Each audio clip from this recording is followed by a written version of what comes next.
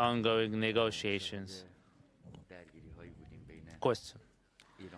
As reported yesterday, we have witnessed direct confrontation between Iran and the Zionist entity following the recent escalation. To what degree would Iran continue with the negotiations? In other words, can we say that the negotiations have come to a stalemate? To the point, welcome, baby walk. Welcome, salam, jujus. To safeguard our national interest. Welcome, everybody. We will. We are listening to the Iranian foreign ministry spokesperson talking about what's going on today. Come on in, everybody. Hey, Shana. Hey, Manda. To repeat their violation, to widen the circle of their aggression. And in return, they come up with a mere empty statement that they are committed to the ceasefire. That ceasefire that is being continuously violated by them. We have welcome, Joel. Channels of response, be it through the armed forces or the diplomatic channels. Iran and the Iranian people are prepared to take whatever action in order to safeguard our national interest. As stated earlier, it is without hesitation. The philosophy of negotiations we have been adopting from day one was that to have the Zionist entity. Hey, Shiny! Michael! How are you guys? How's everyone doing? It has been... What a roller coaster, eh? I've been away for a couple of days, everyone. Resub, a loyal, noisy crew member detected. Thank you for your continued support. Oh, thank you so much for the resub. Hold up. I haven't opened the other screen, so I don't know who resubbed. But welcome, everybody. I will just speak on it. Thank you for the resub. Cups of tea. Hello. Thank you, Cups of tea. Thank you so much, Cups of tea. Everybody, I've been away for a couple of days. I just needed a little bit of a break. Family needed a bit of a break as well. Train detected. We are chugging. Let's keep this momentum going. Let's go. The hype train notification is off the hook. My clothes brush, thank you so much for the resub. Thank you. Oh my gosh, the hype train notification is off the hook. I forgot that I turned it on a few days ago. Okay. All right. Thank you so much, everyone. What did I do? You resubbed. I just needed a break. Family needed a break, guys. So we spent some time with my mom and dad in a place called Rotorua. Rotorua is a beautiful spot in Aotearoa in the North Island. We spent a night there and did some activities with our son. And my mom's recovering from a surgery too, so we all just needed a break. Hey, Pinky. But we're back. Thank you so much. Hey, Radio Free Cloud. We're back, everybody. Welcome. Fashion, especially that he's taking an office. And what a crazy day today. Office. Kia ora, Jock. Also, the Director General of the AI agency is cups of tea. A responsible demeanor.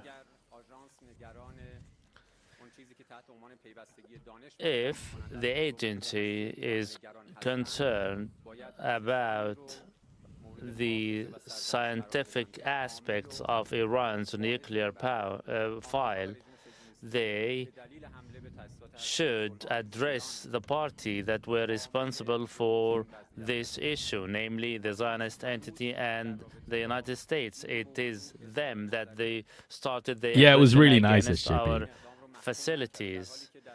Till this point, How do you figuratively say Trump is shitting his pants? Hold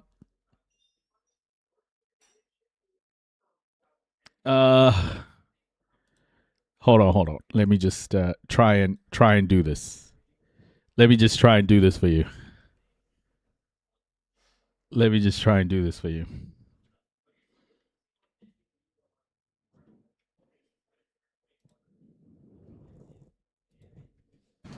I want to be a good boy. They don't know what the fuck they're doing. Do you understand that? I love it. the agency has not provided a decisive response. In the past, I know the agency has taken I know decisive Lancashire. and swift actions to similar incidents in the region. This dual I want to be a good boy. standard policy is indicative that the Director General of the agency is acting with bias. He is acting with deliberate bias against Iran and the Iranian nuclear issue. This will raise more doubt about the agency and its Director General. Question. There are reports circulated that the Pentagon has raised the level of alert against the Israeli This interpreter is something else, yeah. spying and espionage attempt, namely with respect to the ongoing negotiations with Iran. How do you see this issue, especially that it is repeatedly stated by U.S. officials that they are keeping Israeli officials informed? Nothing is ruled out against the Zionist entity. However, the U.S. Department stated that they are keeping the Zionist entity well informed of the course of negotiations and any outcomes. And we have listened or heard that certain U.S. officials were spied on by the Zionist entity. This is a living proof that the Zionist entity Hey, does Cocomelli. not have any regard to any diplomacy or any diplomatic course which would be conducive to any stability or calm in the region. Since the beginning of the diplomatic proof of such fact, Israel should just nuke Iran at this point. New follower. Honestly, to like it's not surprising that a pro-Israel person would say something deeply violent and murderous and genocidal. It's what pro-Israel people do. That's why the supporters of Israel are usually pro-colonization too, because it requires people to justify mass murder to be a colonizer, to be a colonizer and like colonialism. The same people who say, "Oh yeah, Europe, Europe did great things for the world," are the same type of people going, "Israel should nuke Iran." Where's West Asia? It's what's called the Middle East. Middle East is the colonizer name for West Asia. standing by taking side of the righteous party rather than taking the side of any country supportive of the Zionist entity. We do not have any problem with Egypt or any Arab or Muslim country within the region. We have repeatedly made it clear. We are also adamant to maintaining the our good neighborhood and good relations with our regional and neighboring countries. We regret to see some countries have allowed their home soil to be used in the aggression against Iran. They have compromised their own sovereignty, allowing the Zionist entity and the United States to take advantage of their home soil and launch attacks against Iran. That's why I advise all countries who are concerned about their standing within the Arab and Muslim world to be aware not to fall deliberately or non-deliberately within the circles of the enemies.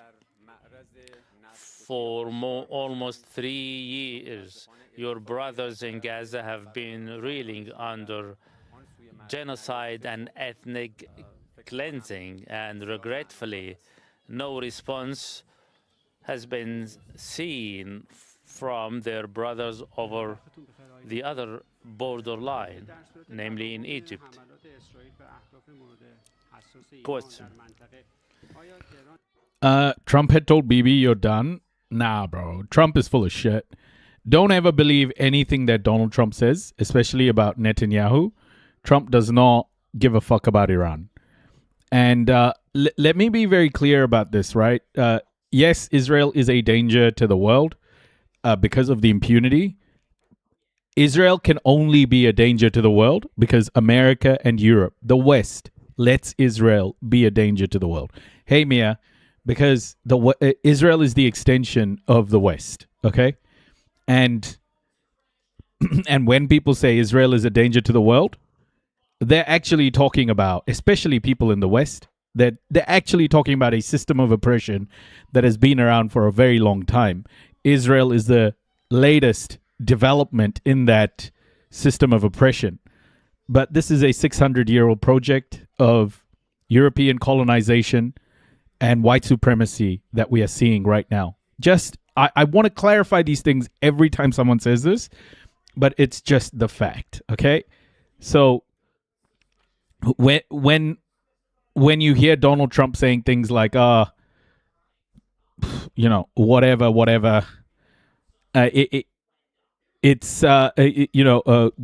Donald Trump is fighting Netanyahu or whatever. It's never true. It's never true. They're all very aligned on this. Islam is colonizing Africa through massacres and more. IRGC massacres 40,000 peaceful protesters.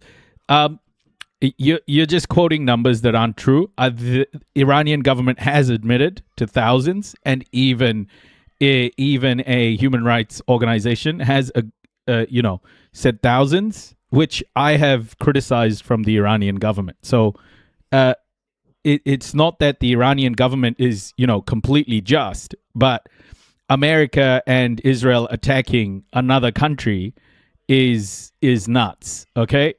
Another sovereign country. That's what colonizers do. You think Islam is colonizing Africa? Bro, everything going on in Africa right now is a proxy war of the West. What's happening in Sudan? What's happening in Sudan right now? That is a UAE proxy war. But who supplies the UAE? So you have no fucking clue what you're talking about. Japan, China owns Africa? No, China doesn't own Africa. I mean, let's be honest. European colonization, colonialism is what Africans call it, is the biggest threat to Africa right now. China does play a role in it too. In the DRC, etc. India is colonizing New Zealand. May as well call it New Delhi. Bro, go back to Europe. Oh, bro, white fragility is great, isn't it? White fragility is fucking funny. If the Israeli... Spell you are lost, please. You're lost is just the wrong use of English. Why Islam slavery still? Because modern slavery contributes 230 million $230 billion a year in profit. Modern slavery contributes $230 billion in profit as of 2024 every year. That is a capitalist system. Capitalism is the problem. Okay? Capitalism is the issue. And where did modern capitalism come from? They relabeled European colonization. Capitalism. It's white supremacy, folks. White supremacy. Europe figured out how to continue to extract wealth from the global south through proxies. Okay? Not my fault. You guys aren't, some people in the chat uneducated about this. Some people haven't been educated. What's your excuse before the whites? My assertion is European colonization was and still is the largest man-made human suffering ever. I never said there was no human suffering before. So, bro, just check yourself. You're full of shit. You don't know what you're talking about. Airstrikes continue. Will Iran redirect their response or keep it limited to restricted response? It's a fact. European colonization was and still is the largest man-made human suffering ever. Chattel slavery, transatlantic slavery, indentured labor, British theft and mass murder of 100 million Indians in 40 years between 1880 and 1920 in India. King Leopold, over 10 million Congolese people killed. You're talking about the Herero Nama in Namibia, almost exterminated by the Germans. You're talking about the Native Americans in what is United States of America today. We're talking about 50 million people. We're talking about Aboriginal and Torres Strait Islanders fucking mass murdered. We're talking about Maori mass murdered. We're talking about the indigenous people in Canada, mass murdered. We're talking about people in South America, mass murdered. We're talking about people in Asia, mass murdered. Bro, the amount of blood European colonization has on its hands, nothing comes close, not sure. You are a little snowflake. Go learn about your history and then come back to this channel because you're stupid. This question should be directed to the Iranian to see this end in a diplomatic way. We've heard that from U.S. officials like U.S. State Department, U.S. Secretary of State Marco Rubio, who has said Welcome, in the Pinto. past that it is always a first desire for the United States to seek a diplomatic solution. But President Trump himself has not ruled out the possibility of returning to the military option. But again, this is not what the United States primary Walaikum assalam objective is podcast right resolution. now. There's Welcome. been a strong desire and a move by U.S. diplomats who I can imagine at this very moment right now. Now, big games. White supremacy. The hierarchical structure of race is the largest cause of human suffering. Capitalism is European colonization. White supremacy is embedded into capitalism today. No doubt about it. Now are focused as the day gets ahead to figure out a way to to quickly get a hold of this situation, to de-escalate the situation, to prevent a scenario where the United States would be dragged back into open conflict. Manuel Rapallo in Washington, D.C. Many thanks for that. Well, the escalation follows Israeli strikes in Beirut's southern suburb on Sunday. The attacks hit a densely populated area in Dahya, killing... Go check yourselves. The word capitalism was first used by a French socialist in 1850. The word capitalism. He was describing class domination in Europe. And that class domination in Europe was happening because of European colonization.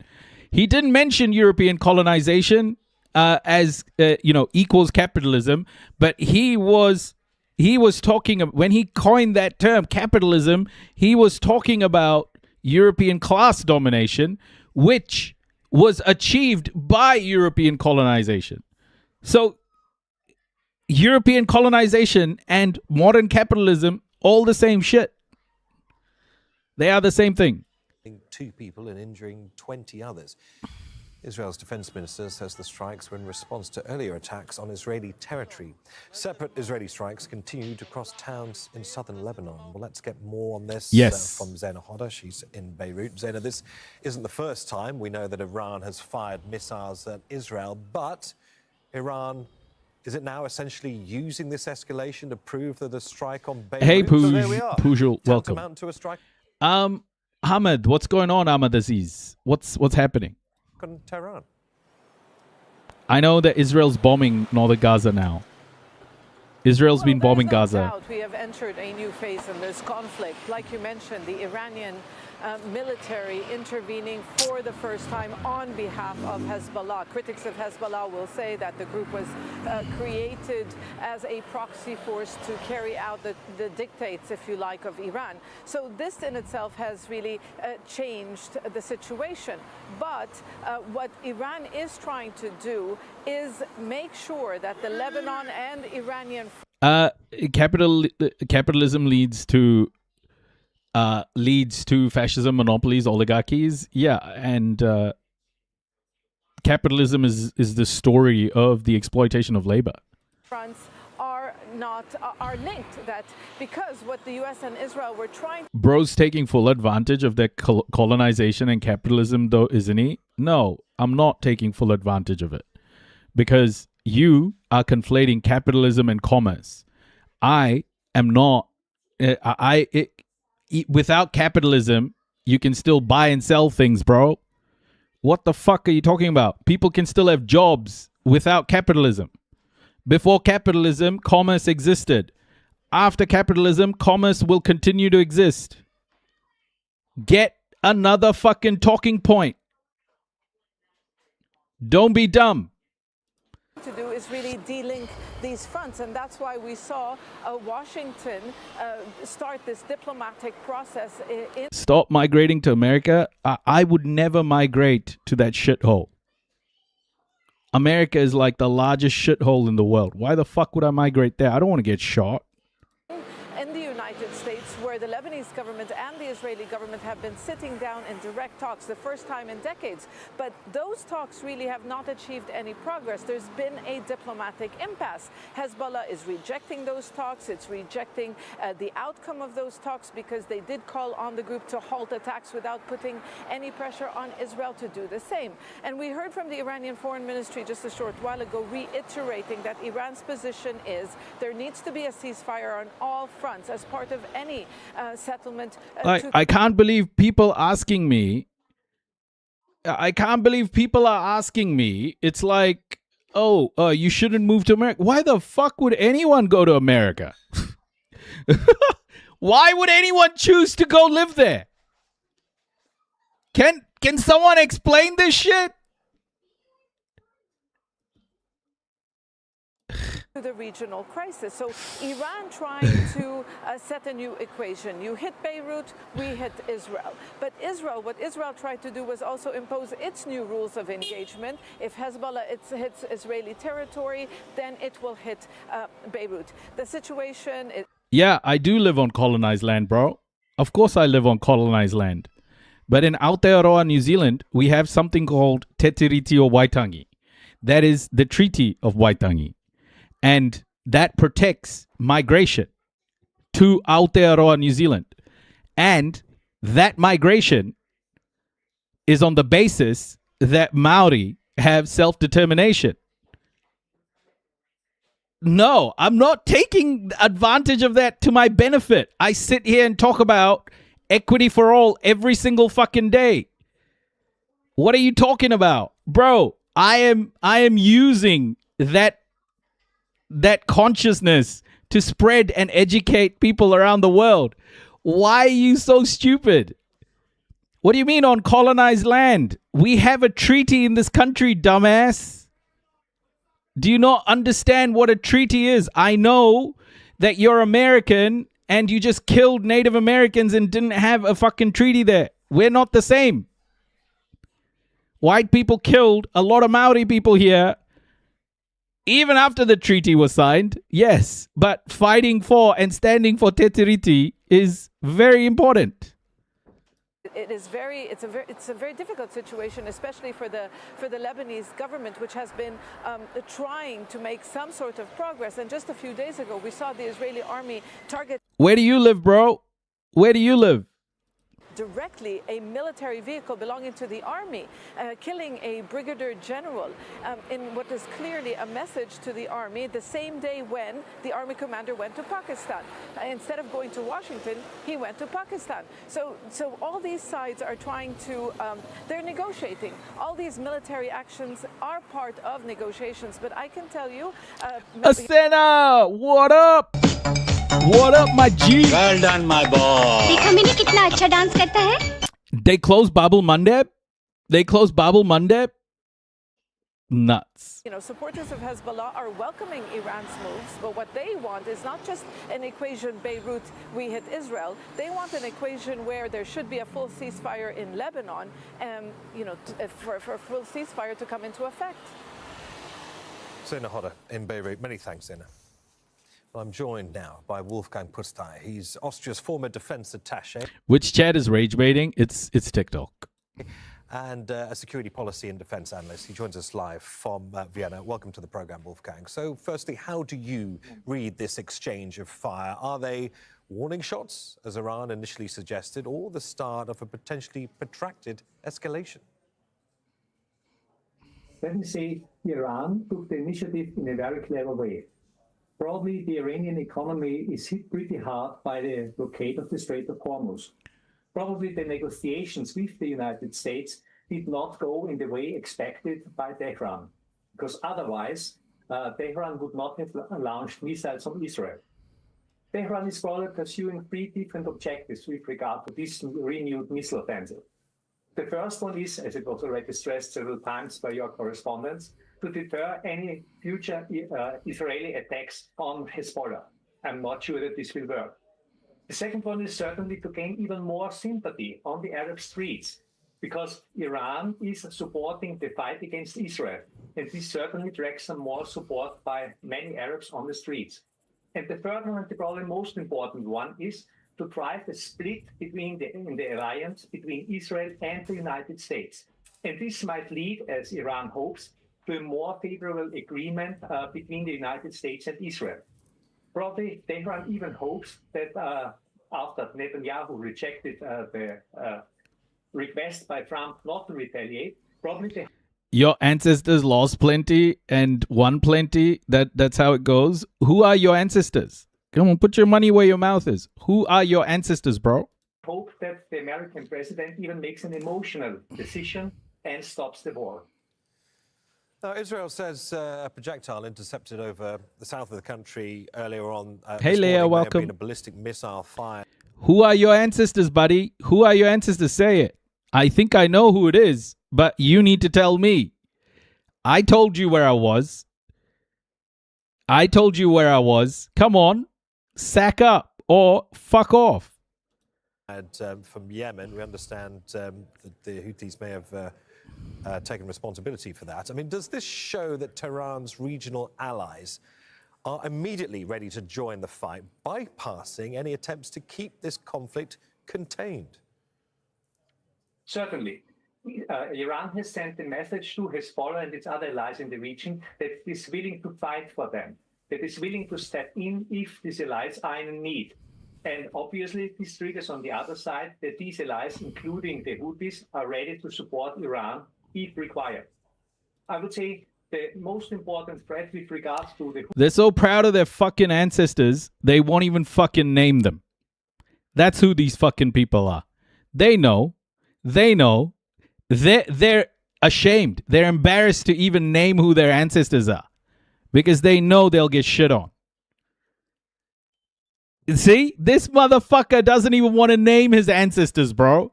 He doesn't even want anonymous account talking shit.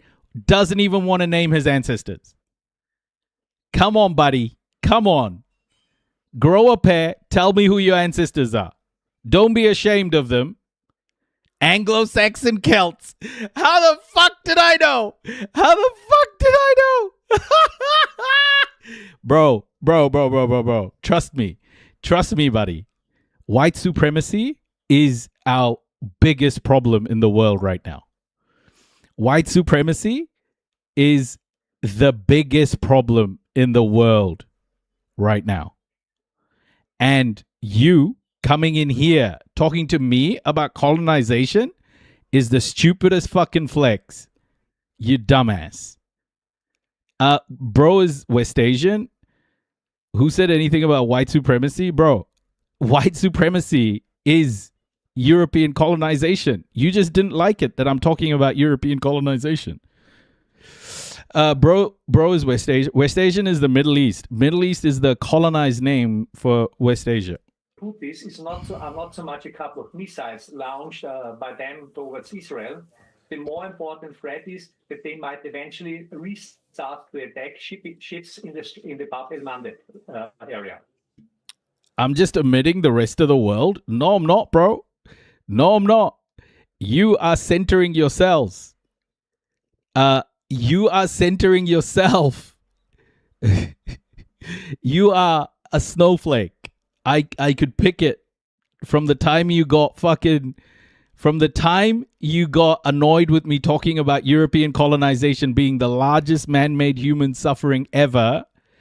Oh, I'm a racist. Oh, guys, we got the no, you're a racist call. Wow. I think we should have a shot ready every time a little snowflake fucking says a brown person is racist. Nice, snowflake. You showed yourself, buddy. Now, Israel has managed to fly deep into Iran and hit targets in places like Isfahan and Tabriz. The petrochemical plant was a hit. I mean, fucking can Iran's classic. military, do you think, actually defend its own skies if Israel keeps this up? Or are Brown people can be racist? You don't to even know what the fuck racism is. Please stop embarrassing yourselves. a sustained bombing campaign? Yes, they are. Iran is certainly or obviously not able to defend itself against the Iranian airstrikes, against the Israeli airstrikes. But they hope, as they did last time, that they can weather the Israeli attacks. And in the case, the Bro, the potential to be racist and actual racism are two different things. Racism is systemic. European colonization built the systems that we have today. Dumbass. Like, learn about racism and then come here and tell me about racism. Americans step in, also the American attacks. Uneducated. Iran is a huge country. Iran can suffer a lot of strikes. And this is the reason why Israel has obviously selected now to hit also the energy industry of Iran. From an Israeli point of view, this might force the Iranian regime to accept a ceasefire more favorable to the terms of the United States and Israel by exerting a pressure on the home front of Iran, by exerting a pressure also indirectly through the population. But this is their go-to now. It's like after all of the mass murders and white supremacy, and literally a mass murder by a white supremacist happening on live TV, this motherfucker comes in and goes, "Oh, you're racist." Oh, this is so fucking funny. Of Iran. I mean, that would suggest an escalation deliberately to try and bring Iran to heel. Buddy, there are literally white people in the chat who disagree with your point of view. There are literally white people in the chat, scared is profane, who disagree with you.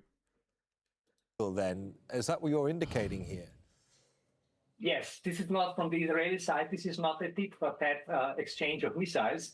From the Israeli side, this is clearly a set of precision strikes on vital targets of Iran.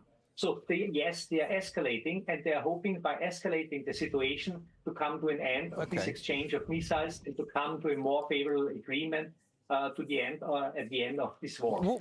Talking about white supremacy and white privilege are not racist. They're not racism to point out the existence of systems of oppression. The reason why you feel it's racist is because you feel like it's an attack on you, because you identify yourself as a white person, which isn't even an ethnicity. You identify yourself as a white person. That is your problem. Okay. No, I'm not talking to you, Maher. I'm not talking to you. I'm talking to the other dude. Wolfgang, in that regard, we know, of course, that President Trump explicitly told Israel not to strike back, saying both sides had, quote, had their fun. I mean, Israel ignored him and bombed Iran anyway. I mean, does the US actually have any real leverage left to stop Israel? But this doesn't really come as a surprise. You do. You do, bro. That's why you got angry. That's why you got angry. I spoke about white supremacy and you got pissed off. Admit it. Admit it. That's why you're throwing your racist bullshit. Don't be stupid. Because Israel believes that in order to survive, it needs to have the respect of its enemies. And in order to gain or maintain the respect of its enemies, Israel believes that it needs to retaliate if it is attacked, particularly by Iran. So it is more surprising that President Trump believed that he could stop this. The United States definitely have a strategic influence on Israel, no doubt about it, including on Prime Minister Netanyahu. But there is a difference, as it happened last year when Trump was able to call off the final airstrike of a war, or now, as the situation is entirely different, as Israel believes that if they do not retaliate, their standing in the Middle East is quite severely undermined.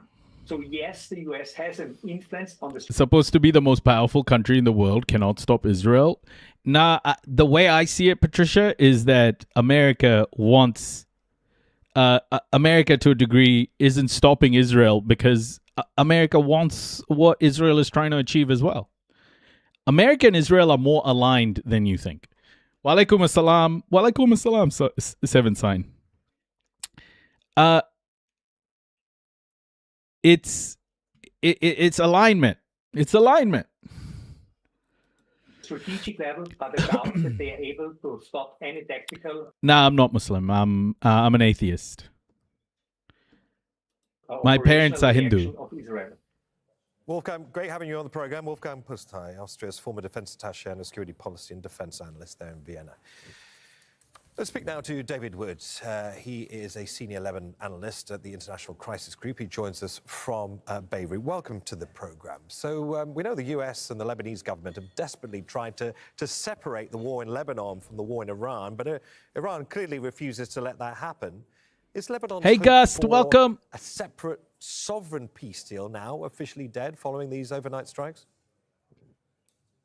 I wouldn't say that it's officially dead, but I would also say that in the past week, the US and Lebanon have missed an opportunity. And I think that the issue was that last week when this ceasefire proposal was agreed between Israel...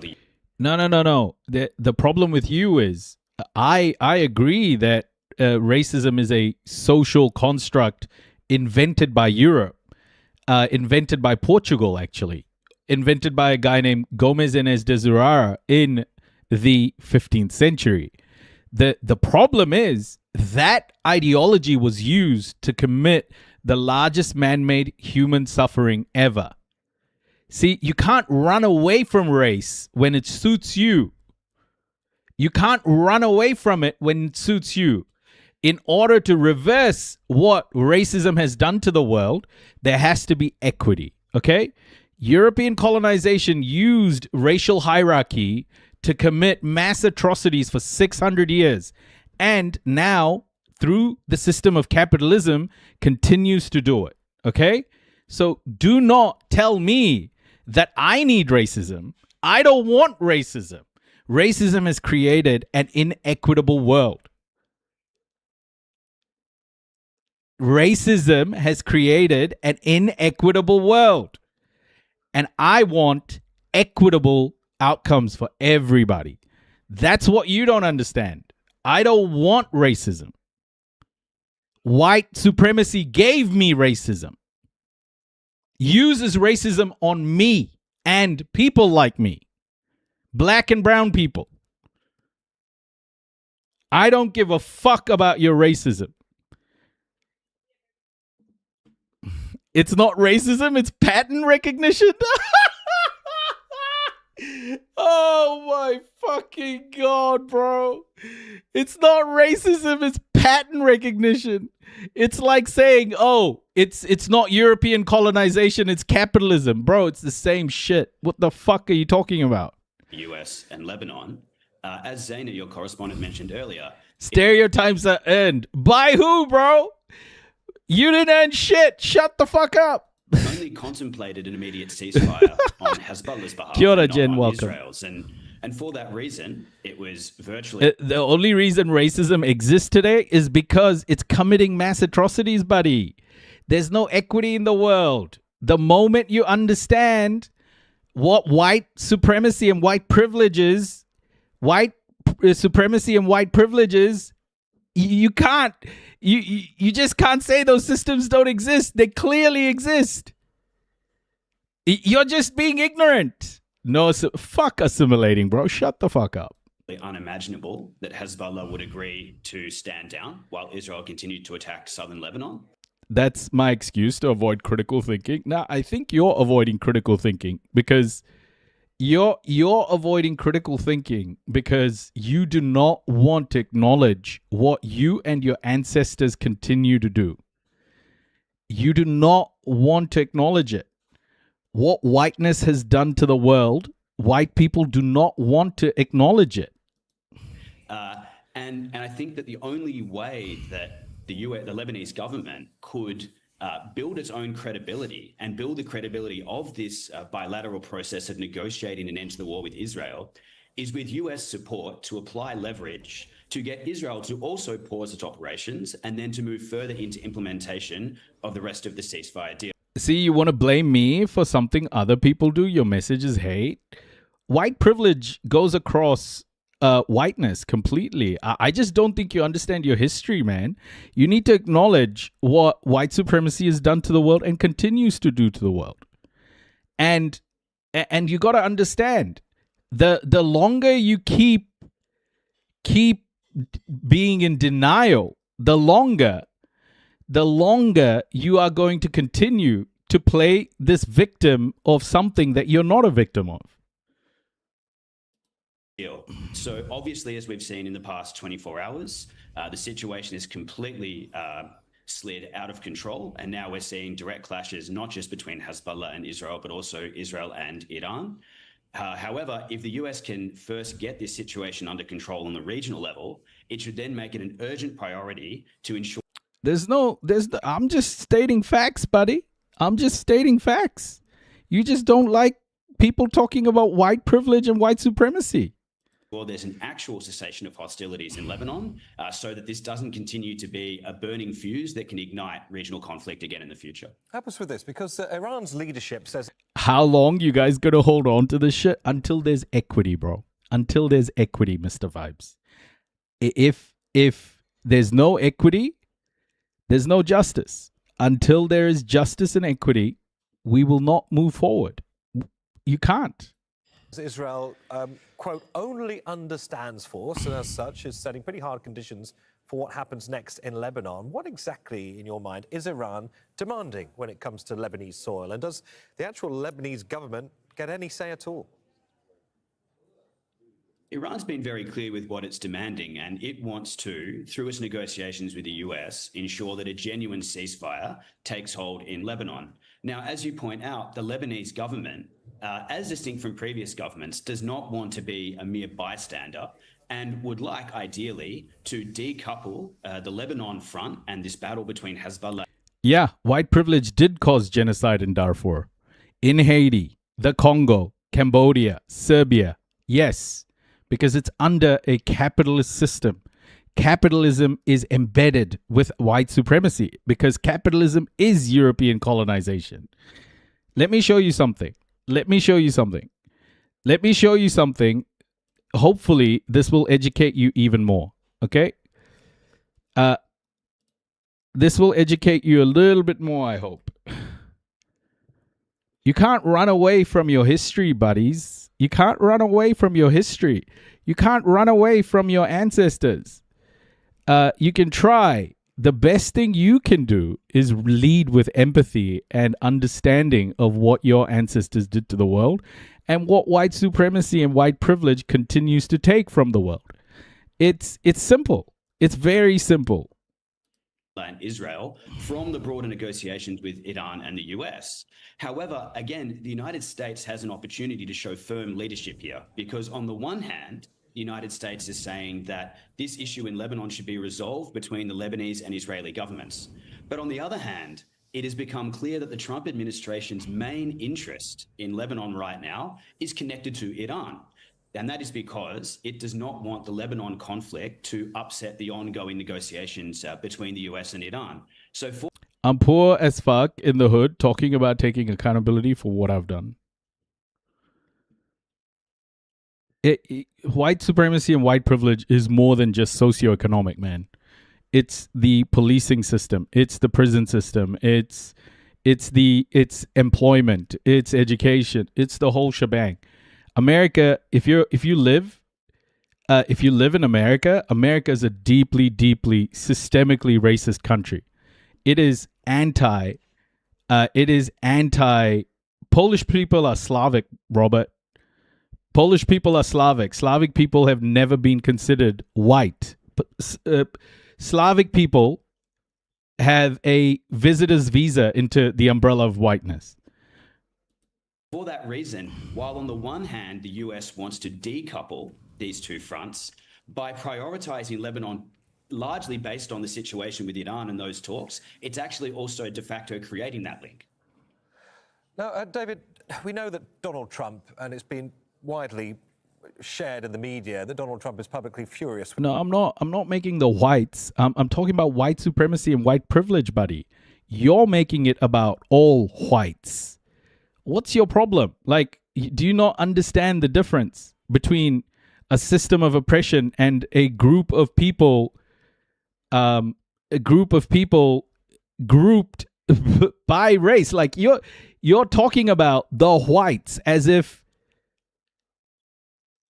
you're talking about the whites as if like I'm talking about every single white. I'm talking about white supremacy and white privilege. For Netanyahu for escalating this conflict. How is this tension between Trump and Netanyahu being viewed in Beirut? Do Lebanese leaders, do they see this as an opportunity for a diplomatic opening, or is it something resembling political theatre? Because it has been argued that if Trump was serious, it wouldn't just go, they wouldn't just be issuing stern words to Netanyahu, it would be potentially cutting supplies of arms. Exactly. I think that the United States' leverage over the Netanyahu government goes much further. It's a power doctrine used to gain power, not a... Bro, what the fuck are you talking about? Why are you bringing up Marx?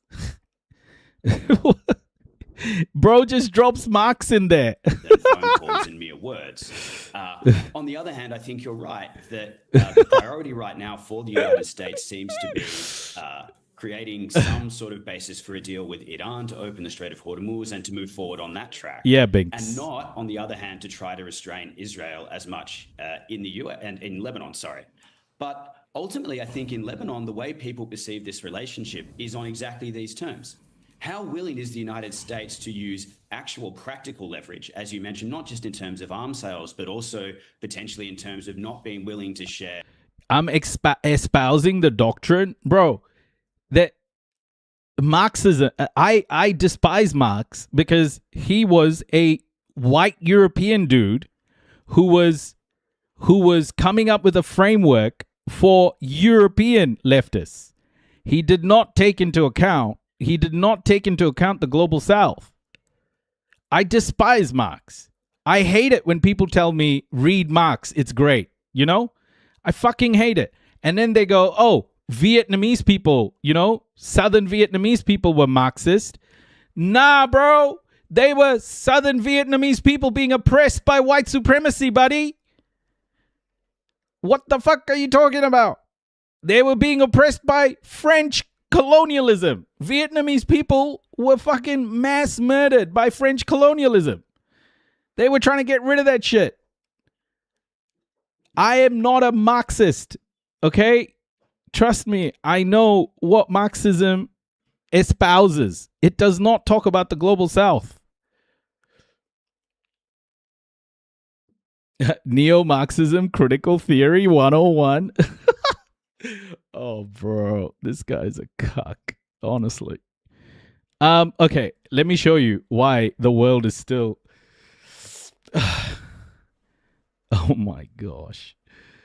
Where do these people fucking crawl out of, bro? Honestly, holy shit.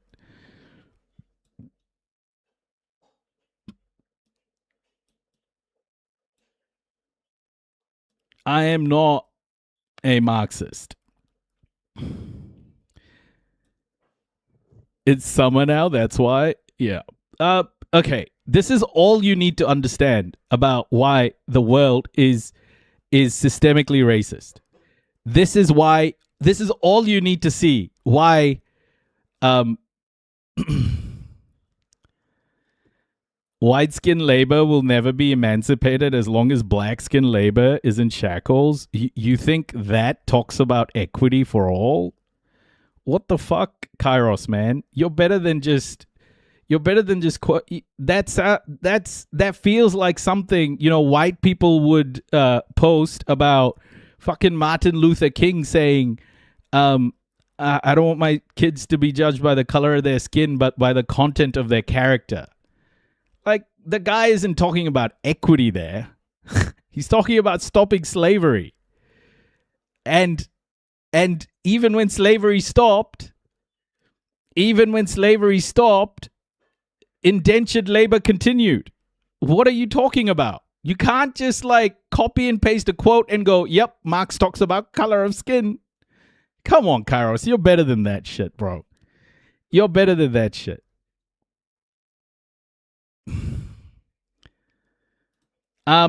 Okay. This is why the world remains gripped in European colonization. This is why the world is still a European colonized world. This is the IMF World Economic Outlook growth projections, which was released in 2026, folks. In fucking 2026, okay? Advanced economies. The West and the West allies are all apparently advanced economies. Emerging market and developing economies. China! What? Fucking China! Okay. If you put these things on a map and you looked at this in a colonial world, let's just say classical colonial world, in a classical colonial world, and you map this out on a map of the world, and you made these boxes here blue, the advanced economies, and the emerging and developing economies, say, green.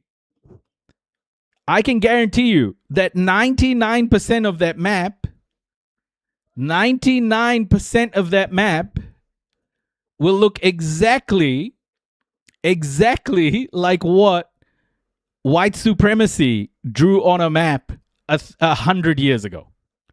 120 years ago, this is how white supremacy, European colonization would have seen the world. Exactly like this. And 100 years down the line or more, this was the IMF. So the IMF was formed in 1945, formally created in 1945, and we're almost 80 years down the line, and the world looks almost exactly like what the IMF designed in 1945. Exactly like how the IMF designed the world in 1945. There's a reason for that. There's a reason why the world looks this way. And that reason is that European colonization and white supremacy never ended. It just continued, but through the systems and institutions of Western capitalism. Like the IMF, like the World Bank, like the WTO, like the WHO, like the UN. All of these different places became the proxies which the classical colonizers used as proxies to continue to extract wealth from the global south. Nothing changed. Nothing has changed for 80 years in terms of the way the IMF models the world. Nothing.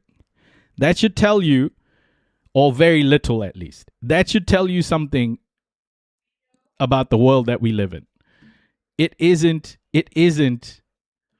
this fucking like European colonization just ended at some fucking arbitrary date. It didn't. It very much continues today. And it's very hard explaining this stuff to fundamental white supremacists, people who are fundamentally white supremacists, because they know that this makes them look bad. They know that this makes them look bad. They haven't acknowledged their history and what these systems of oppression have done to the world. They haven't acknowledged it. Separate. What the U.S. and Israel and the Lebanese government has been trying to do is separate the fronts. And that's why we saw Lebanon and Israel political discussions continuing in Washington. But those political discussions really, there's been a diplomatic impasse. Hezbollah rejects them. Hezbollah rejects its outcome. And Hezbollah is the direct party in this conflict, not the Lebanese government. So the latest developments really puts the Lebanese government in a very difficult position. And I think the attack on that military vehicle, killing and Brigadier General in the Lebanese army a few days ago, it is being seen here as a message to the Lebanese army that they need to act against Hezbollah. It coincided with the Lebanese army commander's visit to Pakistan. Pakistan, of course, mediating between the U.S. and Iran. The Lebanese army commander did not go to Washington. He went to Pakistan. So Lebanon really finds itself in the center of this regional crisis. It's really good, Jen. Like, those strikes, Israeli strikes, have been we're all kind of in learning Lebanon in the together. past few hours. It's good. It's really Israeli good. Strikes. It's Zena tough. Beirut. Thank you, Zena. Trust me, like the same talking points again and again, to keep repeating it to new people. It's tough, but I think that's the way we all learn, right? Like, that's the way things kind of become part of the journey of decolonization. New follower detected. Oh, thank you so much for the follow, Chips. Thank you. Yeah, that's kind of like the hard part of decolonization is it's one person, one argument at a time, or, one racist at a time, I guess. US President Donald Trump has held a phone call with Israeli Prime Minister Benjamin Netanyahu. Oh, thank you, Chipper. Trump told the Chipsa, Financial sorry. Times that Netanyahu will have no choice but accept any deal the US negotiates with Iran. He reportedly went on to say that he, quote, calls all the shots, not Netanyahu. Manuel Rapallo joins us live from Washington, D.C. In spite of those comments, Manuel, both sides, Iran and Israel, have openly defied Donald Trump's calls for restraint within a matter of hours of each other. No, Israel has not defied Donald Trump. Like, this is the bit, I think, these people need to stop saying this. Like, there is some sort of conflict between Netanyahu and Donald Trump. I don't think America truly considers itself or Donald Trump considers Netanyahu the enemy at all. Everybody knows. Let's be real. Israel is valuable to the U.S. Israel is at least perceived to be a super valuable asset to the U.S. by the U.S. And that's why it's just never ending. And Europe being the sort of creator of the whole, Britain in particular, being the creator of this whole fucking state, it's like these people are just playing out their colonizer fantasies through through Israel. Like, let's be real. These people have done a lot of bad these countries have done a lot of bad shit, bro. I had a guy on LinkedIn go, "Oh, you're just trying to paint all Europeans in a bad light because I was talking about white supremacy and what European colonization has done to the world." And I'm like, bro, it's not about painting people in a bad light. This is historical fact. Europe fucking tried to wipe out my ancestors. Like so many other people's ancestors. What? Now talking about that is making Europe look bad? Well, fine then. Fuck it. If Europe looks bad because I talk about European colonization and the mass genocides carried out around the world, then it should fucking look bad. Come on, man. The question is whether the United States has any real power left to rein this all in.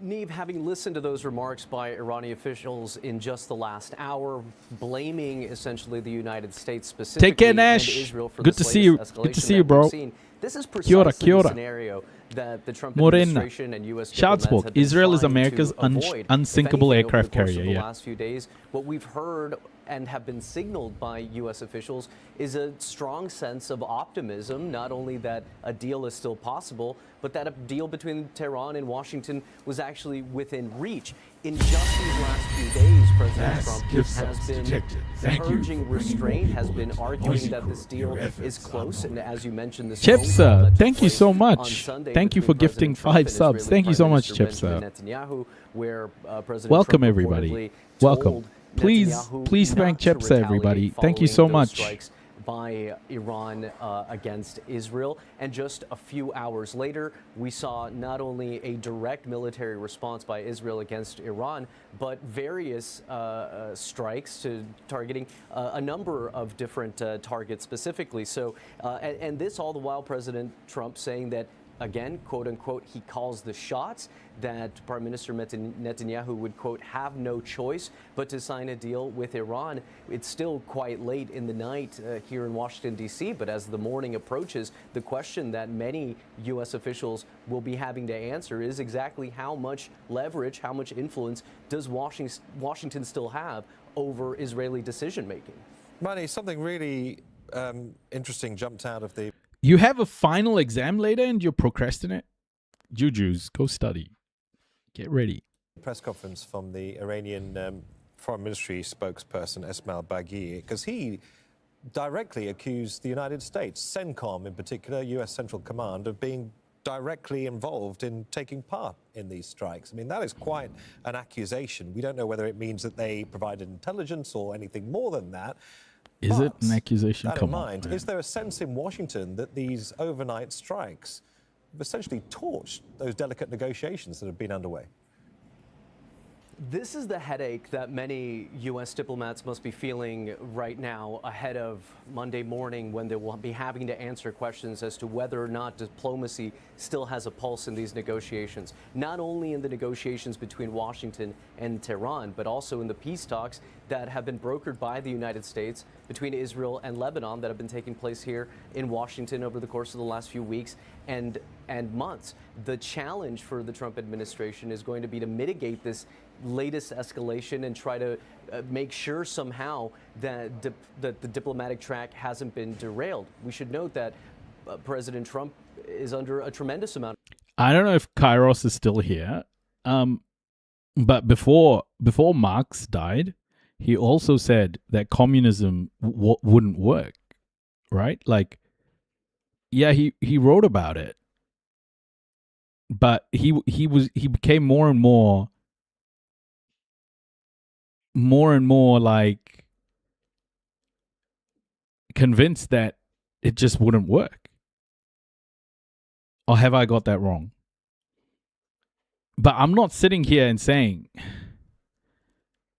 I'm not sitting here and using his quote about fucking communism wouldn't work, because my problem isn't with communism.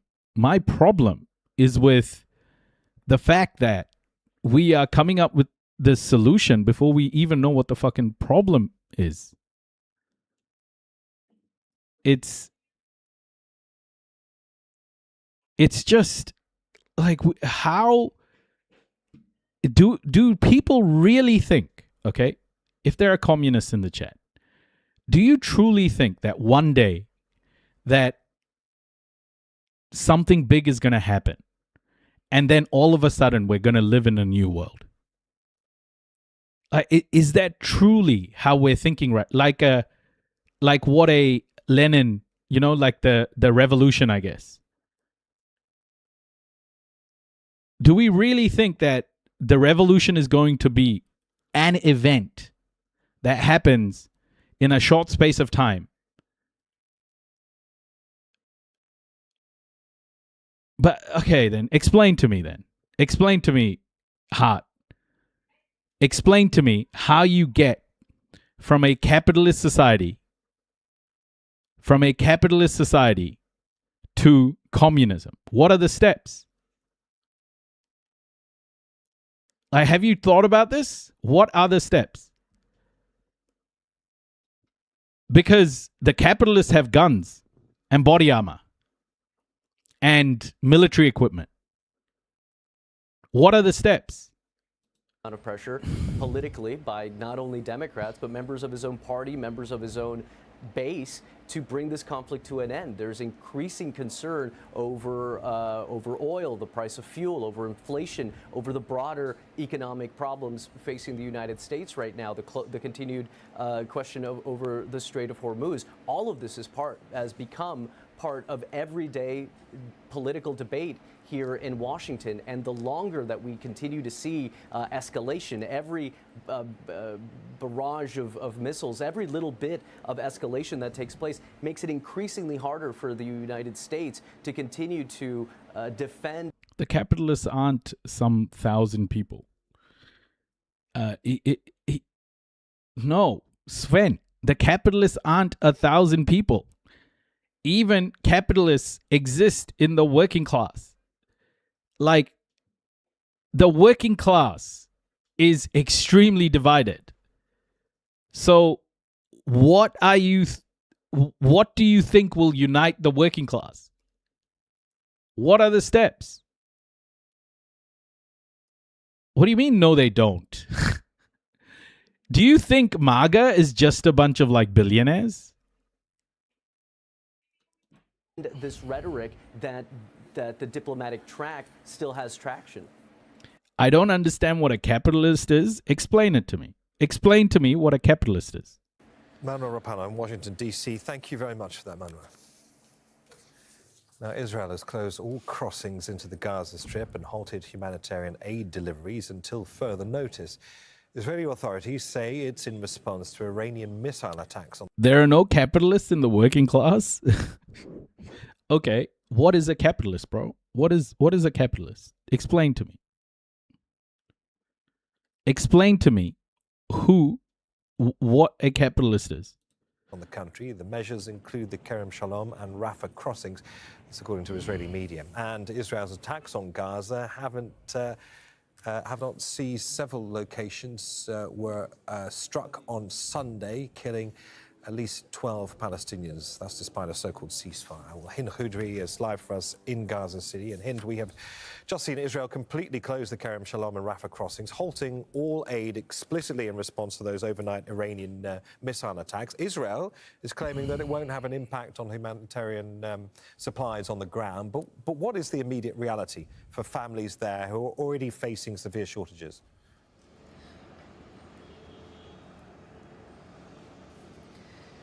Well, we do have an update right now that the Kerem Abu Salim crossing is reopened with trucks beginning to enter the terminal. But again, what is entering is not enough, and what Israel is letting in is completely not enough. According to the Gaza Center for Human Rights, they released a statement earlier today, and they said that Israel have not compiled the terms of agreement for the entry of humanitarian. See, this is the, I guess, the blind spot for Western leftism. The West sees leftism as an inevitability, right? While when you talk about the working class in Sudan or the working class in let's say the slums of Bangalore or Mumbai, you're not the same working class. They see you as privileged. You cannot unite the working class, number one, without evening the field of play. Right now, there are huge inequities within the working class itself. That's why you can't unite it.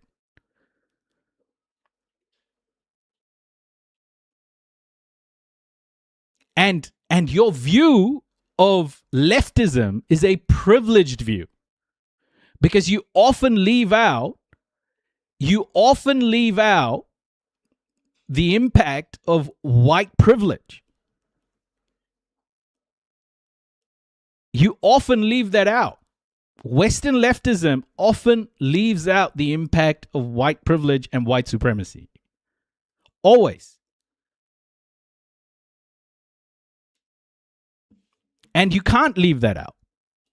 Aid into the Gaza Strip, which there was supposed to be the entry of 600 trucks every single day, but what is entering is only so how do you unite? What is actually entering? So how do you unite leftists around the world when white supremacy and white privilege plays such a fundamental role in our global society today? How do you unite the working class? How do you unite the working class when white supremacy and white privilege plays such a massive role? In fact, it is, I would argue, the biggest role in our world today. No, it's not that they're not present, Hart. It's the fact that there's no acknowledgement of how big the influence of those powers are. Because Western leftists often leave out the role of racial hierarchy, the role of racial hierarchy, and think that at some stage everybody can just unite and the working class will be just fine. I don't think Western leftism understands the inequities, because as we watched the other day, the police in the West, listen. The police in the West and the police in the global South have the same weaponry, because the police in the West supply the police in the global South. But the Western leftist has more privilege and more resources to fight against those weapons than, say, someone in Sudan, than, say, someone in Vietnam. The police in these countries all have the same weapons.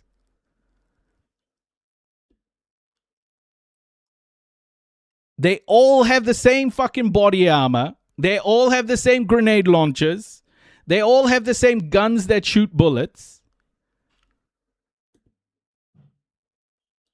They say also there is also expected to 50 trucks of fuel to enter every single day, but what is entering is also very, very... But the workers don't have the same resources. Unless workers have the same capability to fight and the same means to fight their oppressor that the West has, white supremacy, white privilege has, then there's no uniting the working class. Now you're just asking for more people in the global south to die, which is just another way of that's another form of oppression.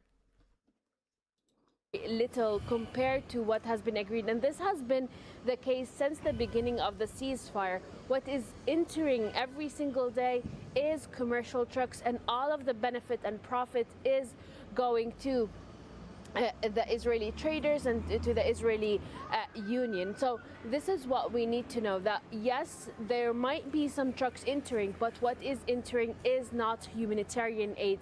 Most of Gaza's population currently depends and relies on what is coming in for international NGOs, for the UN, for the UNRWA, and these are not actually coming in. Again, the Rafah crossing continues.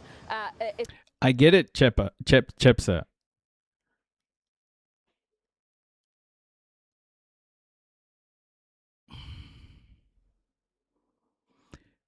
Yeah, Shlongi, I would go a little bit further than that, and I would explain. I would actually try to explain why we got here first. The world we live in is still is a model built by white supremacy and European colonization. And therefore, the capitalist system we have is basically European colonization rebranded. It is still about wealth extraction from the global south. That's how the system is modeled. And unless and until you can explain to people that we live in a world that is a white supremacist model with white privilege, and in order to change the equation so that we can start uniting the working class, we need to dismantle white supremacy and white privilege first. If you can't understand that dismantling white supremacy and white privilege are like the key step to take. It is the key step to take before you can even utter the words worker solidarity or class solidarity. Then I think you don't understand the problem.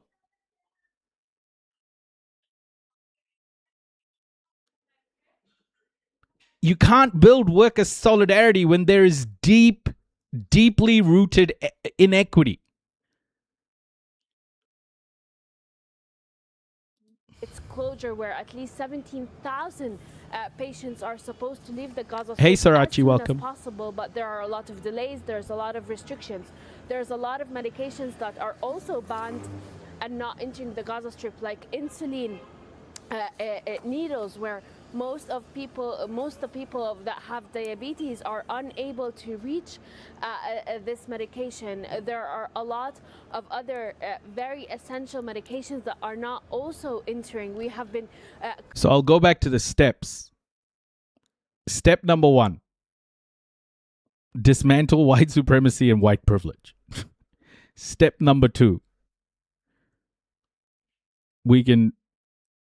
I think the class solidarity part and the various different uniting of fronts will be easier to manage.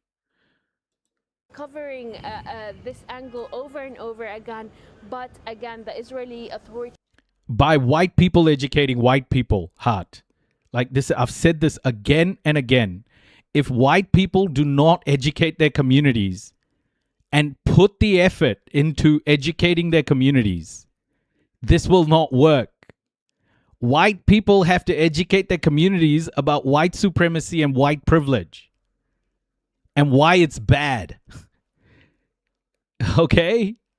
If you don't start there, none of this shit will work. Because ultimately, the people who vote for Trump are predominantly the white people in the US. And the people who vote for reform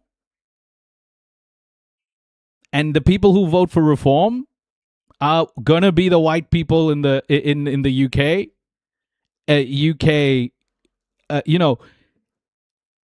Minority communities vote for leftist politics I know they don't all vote for it, but they do vote for populist, like leftist politics a lot. They do it. They don't talk about it. They don't make a song and dance about it, but they do. They choose more equality, more equity overall. Look at the black communities in America. They want to vote left because they understand. So the biggest problem to solve is educating white people about white supremacy and white privilege. Okay? And if we don't do that, and this is where like I always like, this is why I talk about white leftism a fair bit, because that is white leftism's job. That should be the number one role of white leftism right now, is to be educating white people in the white communities about white supremacy and white privilege. Rejecting and still imposing. Instead, there are people throwing dildos into fucking concentration camps, right? Like, it's a lot of restrictions on a lot of medications and a lot of essential items. The situation is already deteriorating as Israel continues to open the Karim Abu Salim crossing, but despite the opening of this crossing, the situation remains. All for capitalist exploitation. Okay, the journey of European colonization and white supremacy is the journey of exploitation of labor. Okay, the journey of exploitation of labor. When you talk about slavery, when you talk about indentured labor, when you talk about, bringing, even today, when you talk about, what do you call it? Globalization, when you talk about H-1B visas, all of these things, these are just a continuation of a model of the exploitation of labor of black and brown people. Let's be real. Let's be fucking real.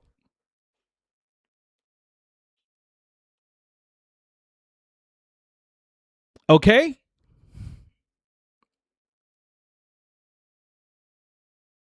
So when you say capitalism,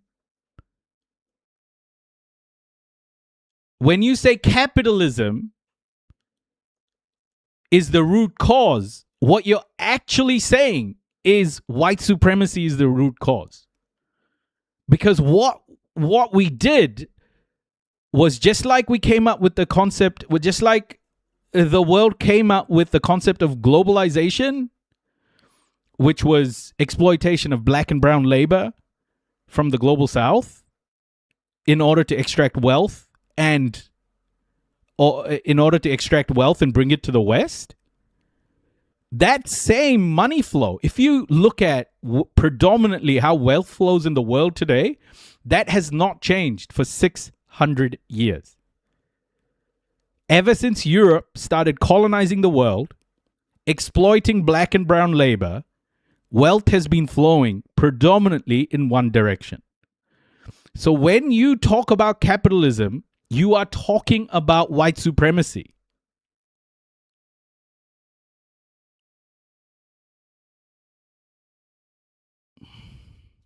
Remains catastrophic for a lot of Palestinians here, especially the fact that most of Gaza's population is displaced on the streets without any of their basic necessities. Hind Khudri in Gaza City. Thank you, Hind. Now, for children with autism and Down syndrome in Gaza, Israel's war has devastated. Fuck, this is such a sad story, man. The specialized centers they relied on. By the way, Israel has blocked off all the entry points into Gaza again. They're using this opportunity to punish the Palestinian population in Gaza even more. They're going to use this opportunity to punish the Palestinian population in the West Bank even more. It's so sick, bro. It's so fucking sick that the West is, as the largest trading partners with Israel, with the deepest alliances, are just letting it happen. Therapy, care, and daily routines have all been destroyed, leaving families and teachers struggling to recreate that support in makeshift tents. Ibrahim Al-Khalili reports from Khan Yunis. Yeah, I think you're right, Hart. Like, I think in ways it's being said, right? I think it's also about living in my skin as well. You know, there is context to the way my ancestors were mass murdered in silence. And you can only feel that context if you were in my skin, because that's what the world values. And this is the problem with Western leftism, white leftism, right? Is that I see online anyway. I don't know if this is the way it is. I hope it isn't. But online, I feel like there is a lack of recognition of what it's like to be a black or brown person. It's like, oh, just, read Marx and you'll be okay. Bro, I get told to go back to where I came from every time I fucking go live, okay? I get called all sorts of shit. Every single black and brown person in my chat, I can guarantee you, they will talk about some sort of microaggression at work. They'll talk about some sort of fucking, they'll talk about some passing comment that didn't sit well. They'll talk about seeing something on TV. They'll talk about seeing something in a movie every fucking day. Every day.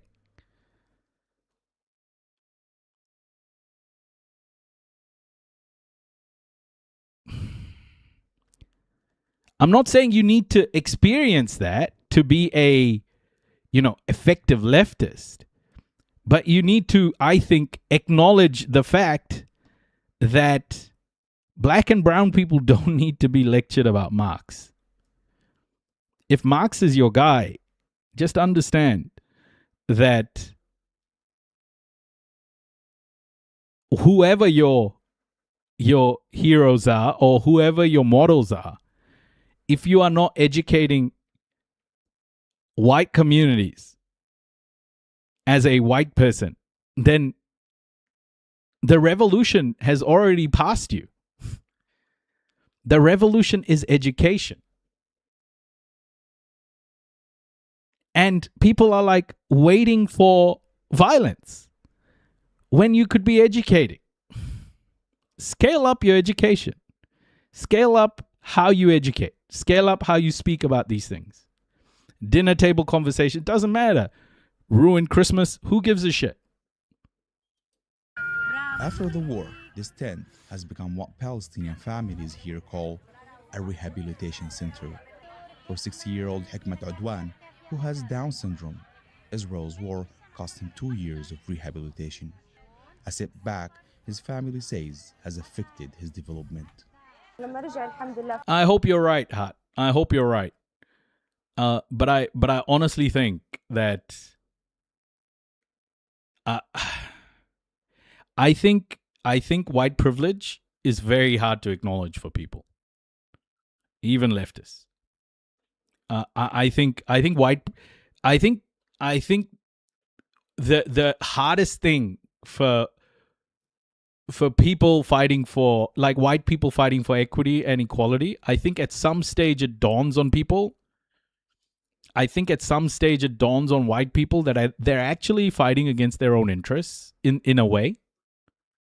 And that's the hardest realization, I think, for white people, is actually fighting for equity and equality is fighting against what white privilege gives them. I mean, I don't think people have truly sat with that. You know?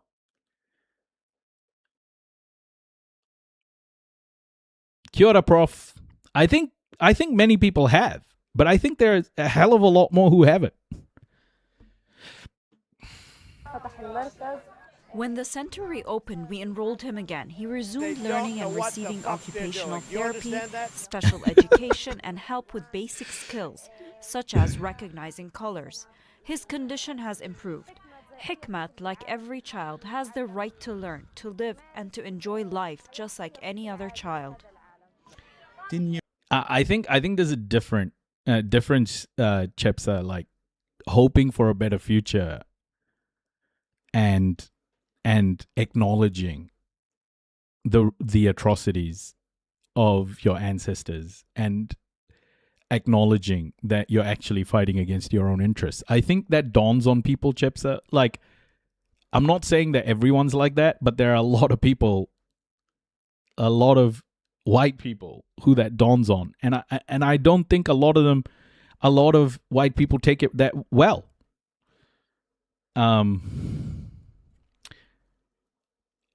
Maybe I'm wrong.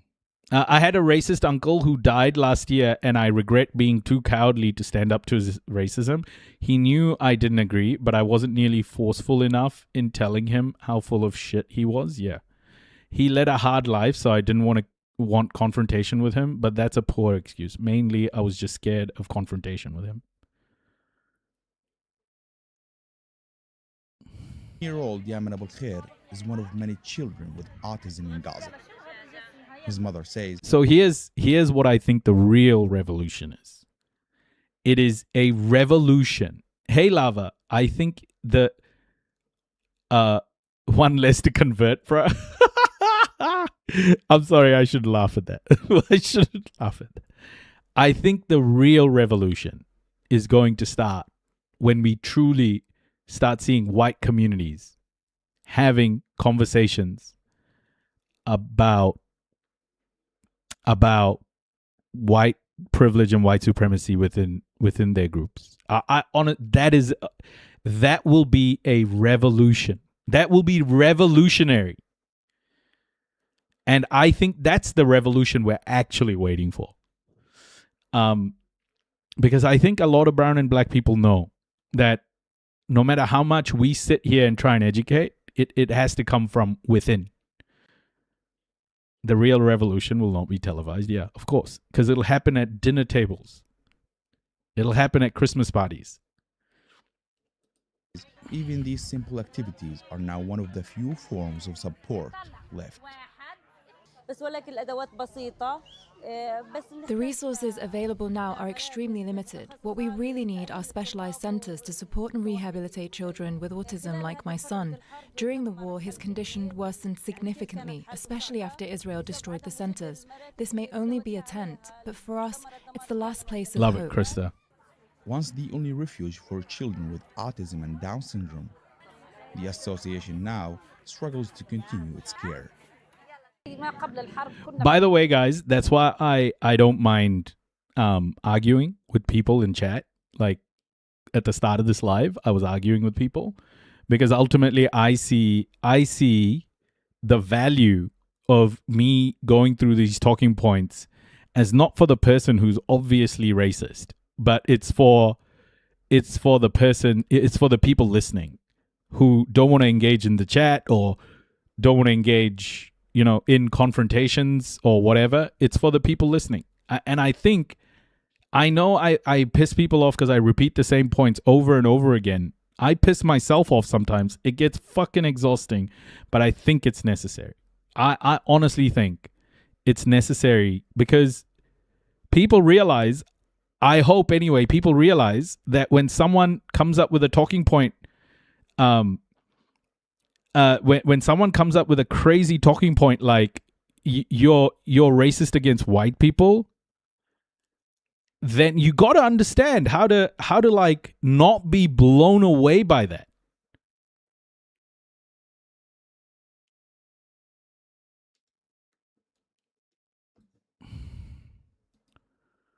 However, the ruling classes and their media arms coordinated to ultimately reverse the momentum there.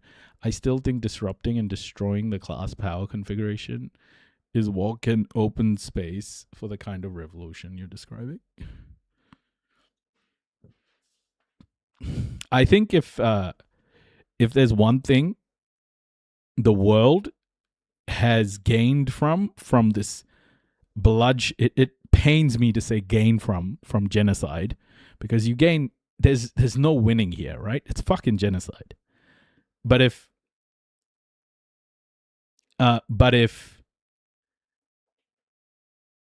there is one thing, it's we are educated now more about our media ecosystem. We are educated more about the systems of oppression. We are educated more about the value of life, or the perceived value of life of the ruling class.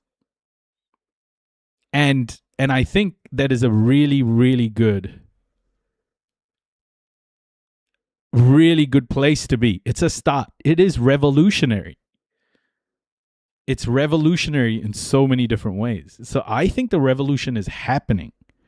It's an educational revolution in so many ways. But it can't keep going without people continuing that journey. You know, especially white people educating white communities. It's hard, guys. I know there are people who just say, I just want to dismantle. I just want to, violence is better or whatever. People will say that. But in my honest opinion, the reason I think a lot of people do this is because educating is fucking hard. Educating is hard. I am telling you this. It is so hard, bro. Everybody understand that. It is. I don't know why our teachers get paid fuck all. Our teachers need to be paid the most in society. Because it's hard. It's fucking hard. That's why people steer away from it. People would much rather choose violence or something else instead of education.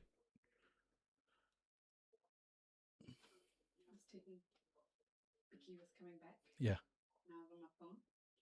And you know how sometimes a leash gets loose? Yeah. His leash is off. He didn't realize, I didn't realize, we were walking. He just kept walking with you? He kept walking next to me. And then I realized, and I didn't want to freak out, and he kept looking at me.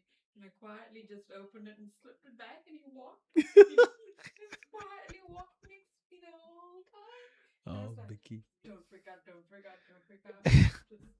Slipped it back on? Yeah. He's a good boy, Ams. He won't run away.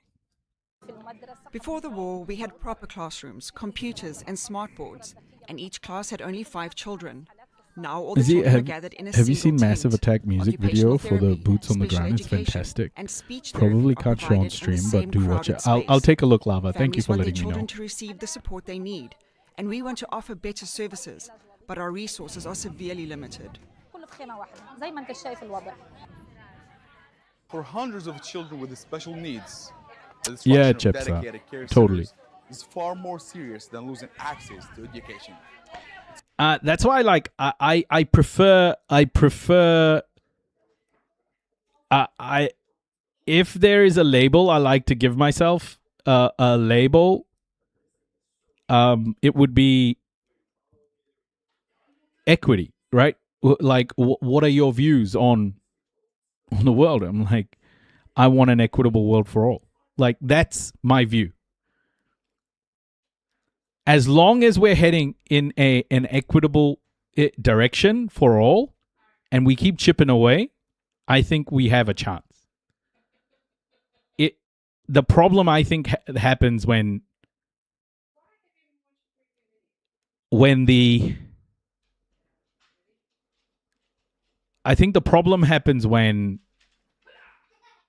the barrier to entry is very high. I think we need to be great communicators. We need to be great at communicating our ideas on the left, because they are complex in many ways, right? Like, very theoretical in a lot of cases. If I have to compare it to like 2 games, we're playing Dota, where the rest of the world, where the rest of the political spectrum is playing LOL. Yeah, it's easier to understand. You know, easier to play, easier to get started. But if you truly want the good experience, you play Dota. You know, it's technical as shit, but it's liberating. Fucking Dota. Play Dota. You know? If that goes over your head, I'm so sorry. I don't blame you. Of a safe space. Instead of classrooms, there are makeshift shelters and tents where families and teachers are trying to. Nice, Lava. Ibrahim Khalili, Al Jazeera, Khan Yunis, Gaza, Palestine. It's Dota. D-O-T-A. A powerful earthquake off the coast of the southern Philippines has killed several people and injured hundreds of others. Western Marxism jargon. Defense of the Ancients, yes. I did defense back in WC3 San. Yeah, man. It's good. It's good. League of Legends, it's easier to start, but oh, you were a WoW kid? Nice. Oh, guys, did you hear about this? The earthquake in the Philippines? Holy shit. It's just one of many buildings that collapsed in the magnitude 7.8 tremor. The president's urged people along the southern coast to move to higher ground. There are reports of waves reaching up to 1.4 meters high along parts of the coastline. The Pacific Tsunami Warning Center says the threat has now passed. Faiza Ali is the humanitarian EverQuest? manager Nice. of Save the Children Philippines. She joins us from Mindanao, where the earthquake struck. Welcome to the program. So firstly, what are your teams on the ground in Mindanao seeing and reporting right now regarding the immediate damage? I love you. Hi, I love you thank more. you so much for inviting Save the Children Philippines to speak about the impacts of the 7.8 magnitude earthquake. Immediately this morning, our team were sent on the ground to assess the impact of the massive earthquake, and it was very strong that it resulted to the mass displacement of many children in the affected areas in Mindanao. Unfortunately, it's a very devastating day for many of these students and learners, because supposedly today is the first day of our school year nationwide. However, the exciting moment to introduce themselves to their new classmates, to their new teachers, didn't happen as expected. What happened is that they were evacuated outside. Here's some imagery of this. Let me just man. Guys, if you wanna watch this, can you guys head over to, hold on, let me just try this.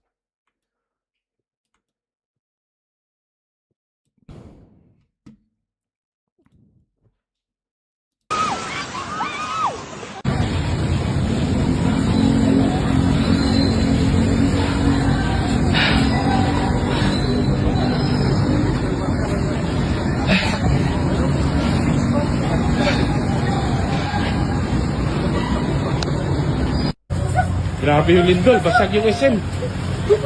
Durog. There is another video that I want to show you guys. Yeah, this one. This one is insane, guys. This one is crazy.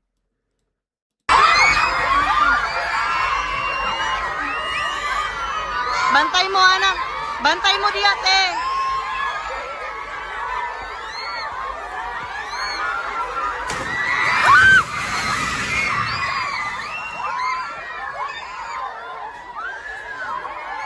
Lingkod lang, lingkod lang. Lingkod lang. Lingkod lang. Oh, bro. Lingkod lang. Lingkod. Lingkod lang. Lingkod lang. Lingkod lang, lingkod lang. Lingkod lang. Dali, dali.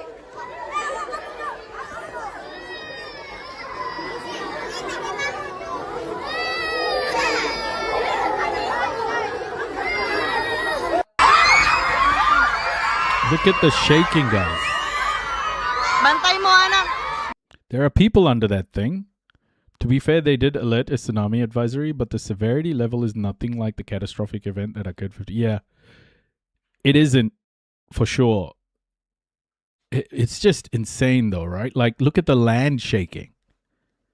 Just look at the land shaking, you know? Like, look at this. Look at these kids. They're being thrown around, man. Bantay mo, anak. Bantay mo, diate.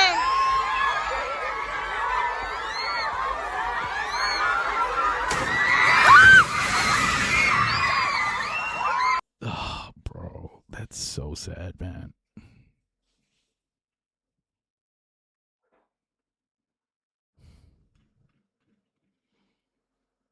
Yeah, they're such small kids too, bro. Like,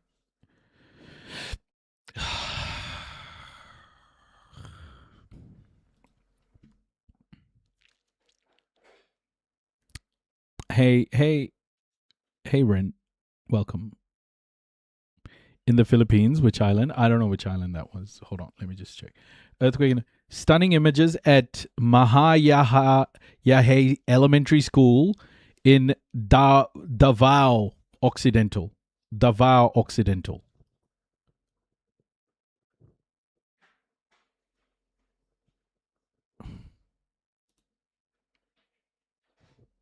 Oh my gosh. Dude, it's always the kids, like the kids, they're so helpless, man. They don't know. They just don't know what's happening. And they're just like just looking for comfort some way. If like our son was in this and I wasn't there, I would totally freak out. I would totally freak out because he'd be looking for me or mum, you know? He'd be looking for a familiar face. Oh, dude.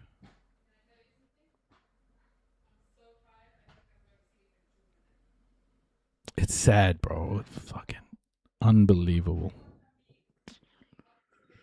Oh, man. Okay, so just coming back to the topic of Iran, let's just watch this war briefing. This is a war briefing, day 100. Day 100, everybody. So it's day 100 of Operation Epic Fury, President Trump's 4 to 6 week operation against Iran. It feels like both sides are in a bit of a stalemate at the moment, but has President Trump achieved his strategic objectives for the war? When he released the Dogs of War on the 28th of February, the main focus was on Iran's nuclear capability. But of course, there's always unintended consequences to war. One of the early actions was to take out Ayatollah Khomeini, but that did not lead to the downfall of the Iranian government. But now we've ended up with the Strait of Hormuz closed and a war in the Lebanon.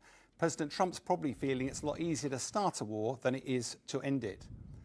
So let's look at the US strategy and their objectives for the war. The main objectives were to stop Iran developing its own nuclear weapon, to stop it delivering that nuclear weapon with ballistic missiles, and to stop it threatening its neighbours. Its military campaign, therefore, was utterly focused on the nuclear facilities and also air defence systems and a number of other military sites around Iran. Now, Iran, in retaliation, would have known it's no match militarily, but what it did instead was target American military facilities in the region, but also target some of the infrastructure of the Middle East countries. That feels counterintuitive, but one of the reasons they did that was they knew the Middle East countries would put more pressure on America to bring the war to an end. Another consequence of the war has been the closure of the Strait of Hormuz.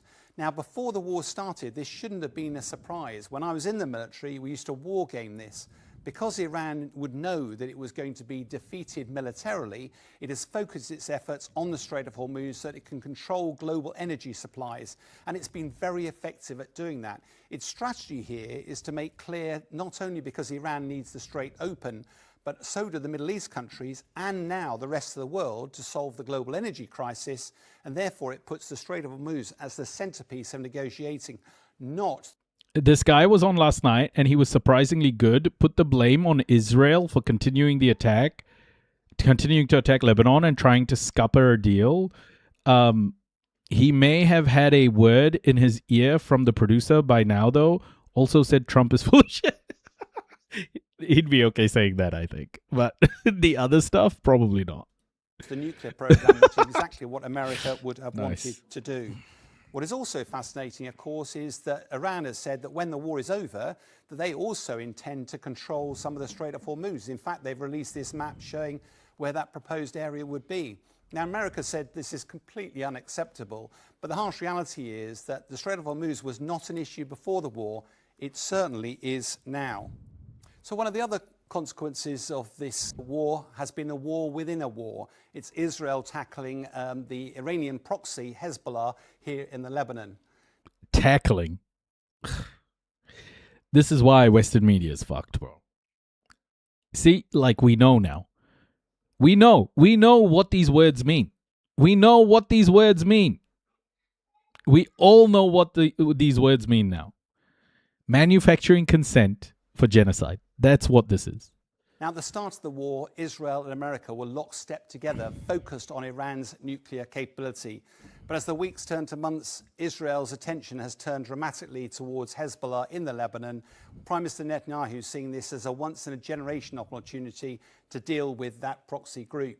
What is interesting in the past, the way they've addressed that is create a buffer zone up towards the Litani River. But at the moment, it looks like Israeli ambitions go beyond that, potentially up to the Zahrani River. But as we speak, earlier on today, we've heard that there are reports of Israeli strikes at Beirut, even though there's a ceasefire been in place since the 4th of June, all of which risk compromising the peace talks that are going on between President Trump and the Iranians. So has President Trump achieved his strategic objectives? Well, there's no evidence so far that Iran is prepared to negotiate around its nuclear weapons, and no progress appears to have been made. In terms of ballistic missiles, President Trump admitted earlier this week that Iran still had 21 to 22% of its stockpiles. We understand they were around 3,000. That means there's over 600 missiles still in play. That's significant. And can Iran still threaten its neighbours? Well, evidently it can, both militarily and economically. As for Mujtaba Khamenei, well, when his father was killed, President Trump might have hoped that the regime would fall. Far from it, they seem very secure as we stand here today. So on reflection, President Trump probably hoped that the war would accelerate progress towards a negotiated solution. The harsh reality of this, it's probably had quite the opposite effect. And, of course, Iran will find itself in a much stronger position for negotiating than it found itself 100 days ago. Ed Herman and Noam Chomsky's books still have relevance today, even though we'd modify their propaganda model a tad bit. Yes, I know Chomsky's a disgrace now. At least, even according to Chomsky, Ed Herman was the main creator of manufacturing consent's propaganda media model. So there is that, yeah. 90% of the world's problems were caused by how the UK drew the map.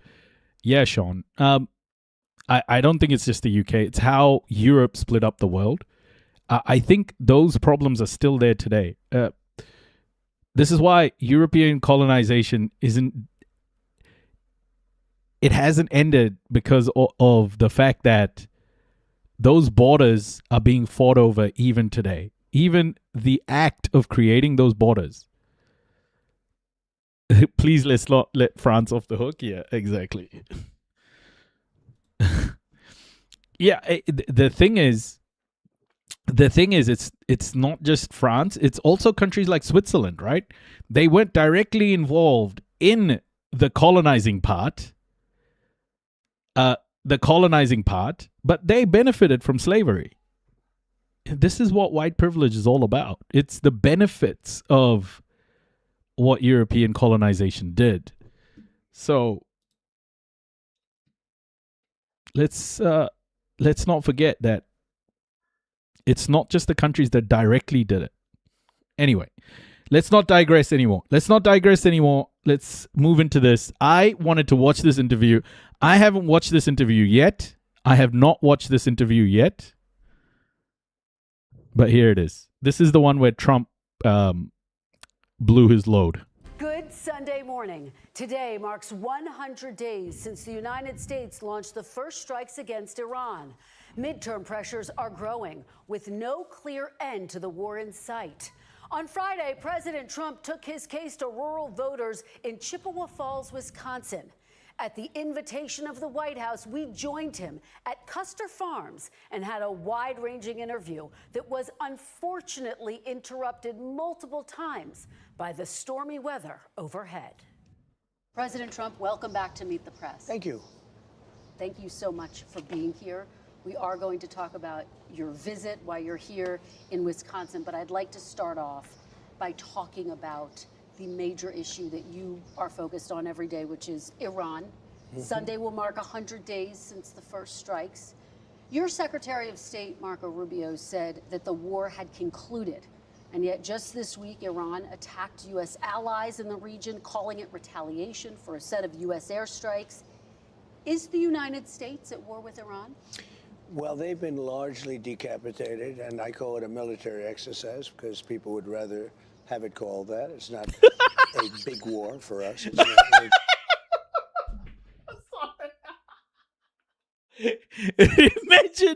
Imagine if Putin was like, I just called it a special military operation because, the lawyers wanted me to say that.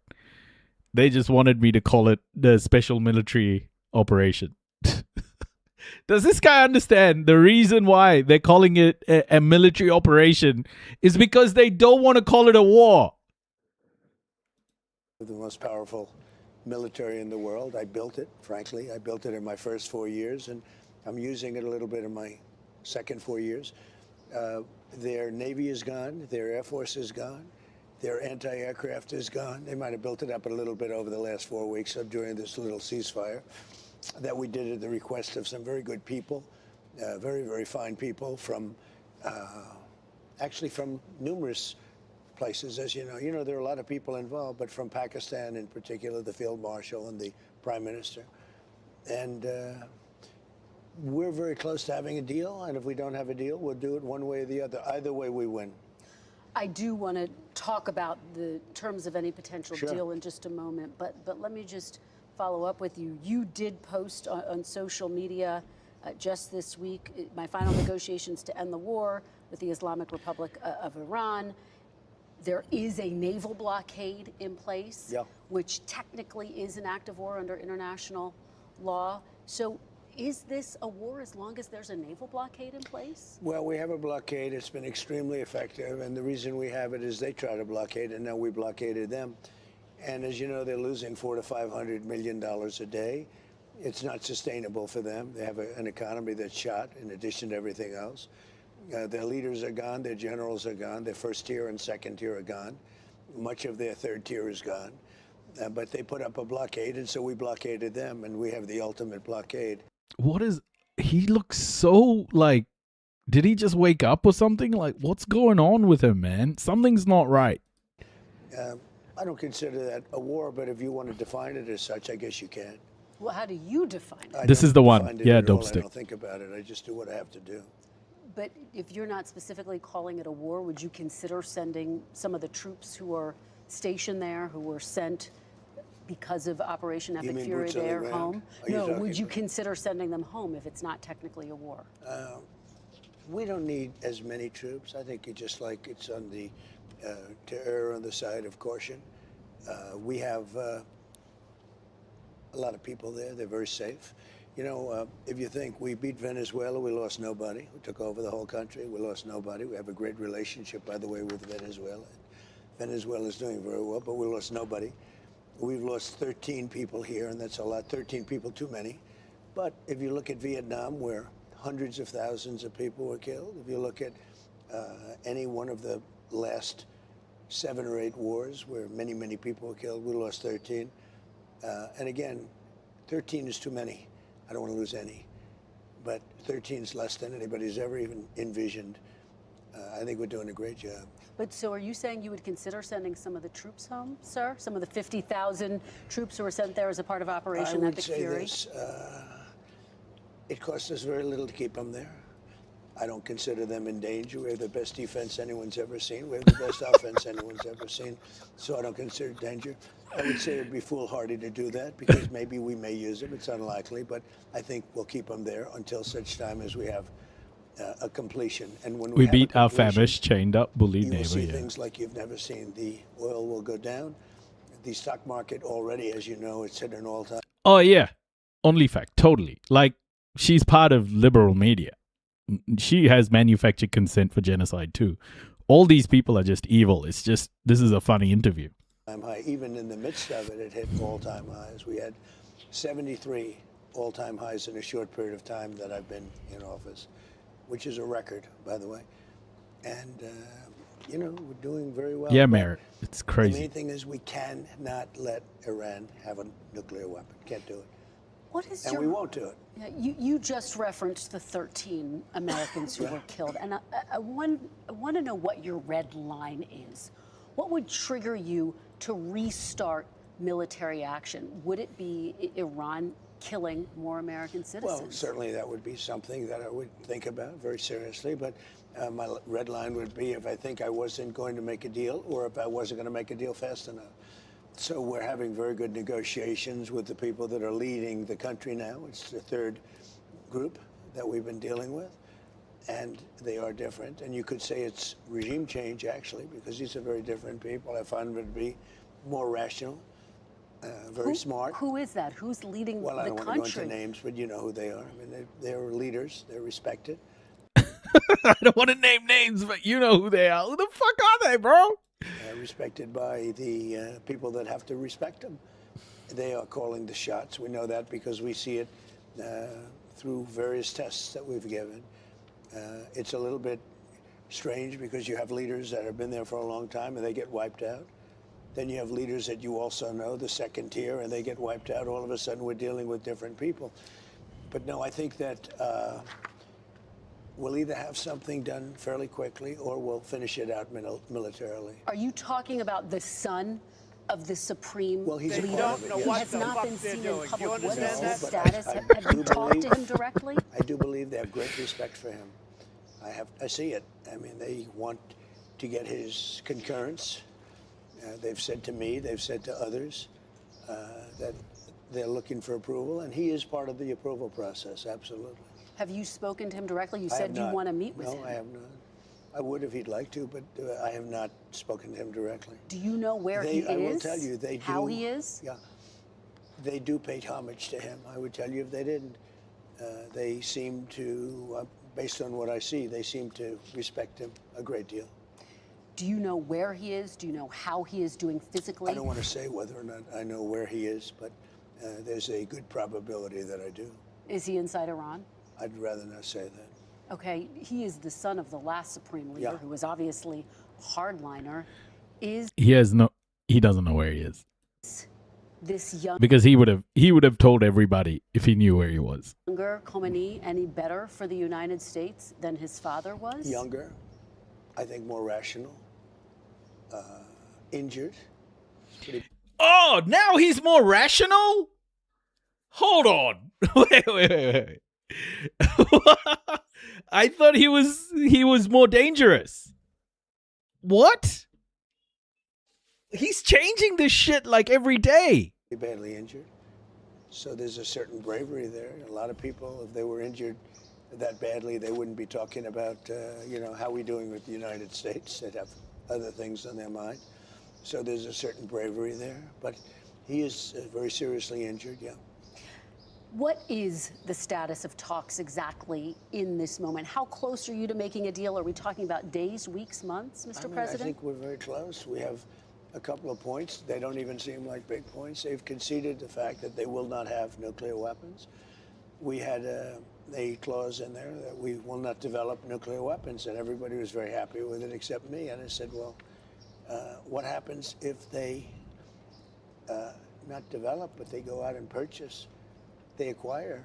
I want to put the word if they buy or purchase or acquire. You've got to have that in there too. Why am I so confident that this is not the problem? Why do I feel like this is not the problem in the agreement at all? This is making shit up. Because that's not developing. So they don't have the right to develop or purchase, acquire, or buy. Have they pushed back against that? Is that one of the sticking points? A little bit. And then they didn't. Okay. You have been saying for months, Mr. Whoa, hold the F on, folks. Yemen strikes Tel Aviv area. This was 3 hours ago? Oh my gosh, I'm missing stuff. I've missed so much. Yemen strikes Tel Aviv area, declares total ban on Israeli shipping in the Red Sea. The Yemeni armed forces launched a missile barrage targeting what it described as sensitive Israeli targets in Jaffa area of Tel Aviv, claiming the strikes achieved their objectives with precision, according to a statement from the Sana'a-based Saba news agency. The Yemeni armed forces also declared a complete and total ban of Israeli maritime navigation in the Red Sea, stating that all Israeli movements would be considered legitimate military targets from the moment of the announcement. The statement warned that escalation will be met with escalation, with operations set to intensify in coordination with the axis of resistance spanning Yemen, Iran, Lebanon, Gaza, and Iraq. Wow. That's the military of the Yemen government? No. The Houthis are not the Yemeni government military. It's not the Yemeni state military. The Yemeni state military is like the Lebanese state military, almost. So the Houthis would be something similar to Hezbollah.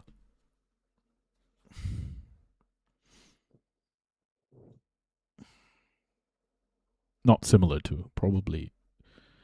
The model would probably be the same. Begging to make a deal. If they are so desperate to make a deal, why haven't they made a deal with you yet? Because it's a very hard thing for them. My comment relating to the Trump... Oh, yeah, of course. They've dealt with very weak and ineffective leadership on behalf of the United States and other countries, frankly, that allowed them to get away with murder. And I think they totally can't believe they're in the situation where they've been virtually decapitated. But if they're so desperate, Mr. President, why haven't they said yes to the terms you're proposing? Strong, they're proud. There are things they never thought they'd be doing that they're going to have to do. They've got no choice. And it takes a Ansar Allah. Sounds good. little while. You know, you're talking about 47 years of getting away with whatever they wanted. I mean, this should have been done long ago. This should have been done by other presidents or other countries. It doesn't have to be us, other countries. But they were very close to having a nuclear weapon twice. That was when I terminated the Iran nuclear deal, which was a path. That deal, the JC. The IRGC says it attacked a chemical plant in Israel's Haifa in retaliation for similar strike. Wow. Oh my gosh. POA. That deal was tantamount to giving them a nuclear weapon. It was a horrible deal given by Barack Obama and really penned by him. It was a horrible deal. Hey, what happened to this? 9 people have been injured at a shooting near England's World Cup camp in Missouri. What the fuck happened there? It was, it expired long ago. I terminated it. But had I not terminated it, it expired long ago. It was a short-term deal. It was a road to a nuclear weapon. They would have had a nuclear weapon 5 years ago. But, Mr. President, I'm curious because when you were campaigning, you said you would rip up the Iran nuclear deal, but negotiate a better deal. Why didn't you negotiate a better deal at the time? Because after it was ripped up, there weren't guardrails, and they escalated their production of enriched uranium. Excuse me. It takes years to do these things. These people have been fighting for 47 years. They've been killing Americans. They've been taking off their legs and their arm, and their faces have been hurt so badly and so horribly. I'm moving very fast. I'm into 3 months. You know, Vietnam lasted 19 years. I'm into my 3rd month, and all I do is say, whoa, when are you going to win? If I were a Democrat, nobody would be talking that way, but it doesn't matter to me. I've gotten so used to it. Look, we have totally destroyed their military. They have some missiles left. They have some drones left. Do you know how many missiles? Yes, exactly. How many? I don't want to tell you. Can you give me a ballpark? But they have some left. No, but I know almost to the number, and we know where they are too, and we know where their drones are, and we know where their drone factories are. Most of the drone factories have been knocked out. Most of the launching pads have been knocked out, and most of the missile manufacturing areas have been knocked out. But they still have capacity. They have some missiles. They have some drones. I would say percentage-wise, maybe 21, 22% of their missiles. It's a lot of missiles, but it's not what it was when we first attacked. So you're saying they have 21, 22% of their missiles left? Correct, yes. Okay. Let's talk about what specifically you are demanding as a part of this short-term deal. Will the United States agree to a deal with Iran that doesn't explicitly and immediately give up its nuclear enrichment program on the front end? Well, I would love to see one of these reporters walk out on him for being rude to them or for lying. just like throw their paper that they're holding and just walk off and leave him by himself. That would be so good. Please, somebody, journalists, if there are any journalists in chat and you are somehow about to interview Trump, please just walk out on him. You know, depending on when you say immediately, look, it is buried under mountains because our B-2s were incredible. The pilots of our B-2s were unbelievable. And it's buried. They can't get it. Fat guy named The only Tiny. two countries that can take it, that have the equipment to take. That would require a journalist with integrity. Nobody with integrity is allowed in the White House, allowed a White House press pass. 3 mountains have fallen in on them, right? So Mundi. because the fake Yes. news was going around saying, oh, maybe Get they 'em. didn't hit their target. 1 o'clock in the morning, pitch black, no moon, no Stay nothing. quiet, And every one of those bombs went right down those chutes and blew up. He couldn't They lie can't get straight it, to no matter bed. what. Yeah. I mean, they can get it, I guess, with years of work. But the only two This countries guy that can get it are way up. us and China, because we're the only two with the equipment that's capable of doing that kind of work. And it would take weeks of digging. So the answer is, yeah, we're going to do it immediately. We're going to start looking very quickly, and we'll do it with them. If we make a deal, With we'll China. do it with them. No, we're going to do it with the Iranians. So if we make a deal, that means we'll be friendly. We'll do it with the Iranians. If we don't make a deal, we may do it, or we may just watch it. You know, we have cameras on it all. By the way, Victor Wembanyama in game 2 or game 1 didn't put his hand on his heart during the American national anthem, and these MAGA hogs were like, "God damn, look at that tall ass son of a bitch, man! You got to put your hand on your chest, son. God damn it! How dare you disrespect my national anthem?" God dang woke bullshit. You know, they were doing all of that stuff. But then Wembanyama's fucking French, bro. He's French. They're all like, respect our goddamn military veterans. God damn it. They gave their lives. Wemby's like, bro, I don't celebrate war criminals. Oh, brilliant. Wemby, you do you, bro. All over it. If anybody walked there, Wemby, if you're watching this live, you do you, bro. if you walked over there, I would be able to read your first name on your lapel. And these are cameras up in space. It's pretty amazing technology. Space Force. We have cameras all over the site. We know if anybody goes there. If anybody went there, any digging mechanism, any truck, any tractors, anything, anybody went there, we would know. We will take care of it. Is that wind or what? Is that rain? What is that? This would be the first of multiple interruptions due to the weather. Rain hitting the metal roof, making it difficult for both of us to hear each other. So as we're having this conversation, we can hear a little bit of rain. No, a lot of rain. A lot of rain. Let me try to get a clear understanding of how the United States would get the nuclear material out. You've called it nuclear dust. Yeah. Will you and would you be open to sending in U.S. forces to retrieve the nuclear stockpile? So the official name is highly enriched uranium. And I call it nuclear dust because it seemed to be nice and everyone understands it better and it's sort of cute and people picked it up. But The way you do it is if we make a deal, that now we're friendly, we'll all go together. It'll be our equipment. We'll take it out and destroy it, whether it's on site or whether we take it off site. Large blast heard in Tehran as strikes with Israel continue. Oh my gosh. It's happening again, guys. So that would require U.S. forces. Well, that will require we will have a deal. We'll be friendly. In other words, we will have made a deal. And we will be at peace. And we will go with them or without them. But we won't have people shooting at us, okay? Now, if we don't make a deal, then we're going to take them out militarily, very harshly. And we'll wait till we do that before we go, in which case we'll have safety either way.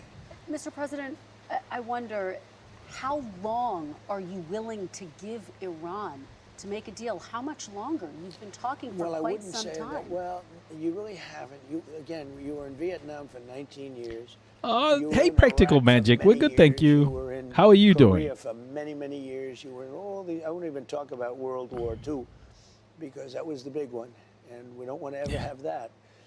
But you were in all these different wars for many years, with thousands and thousands of people killed.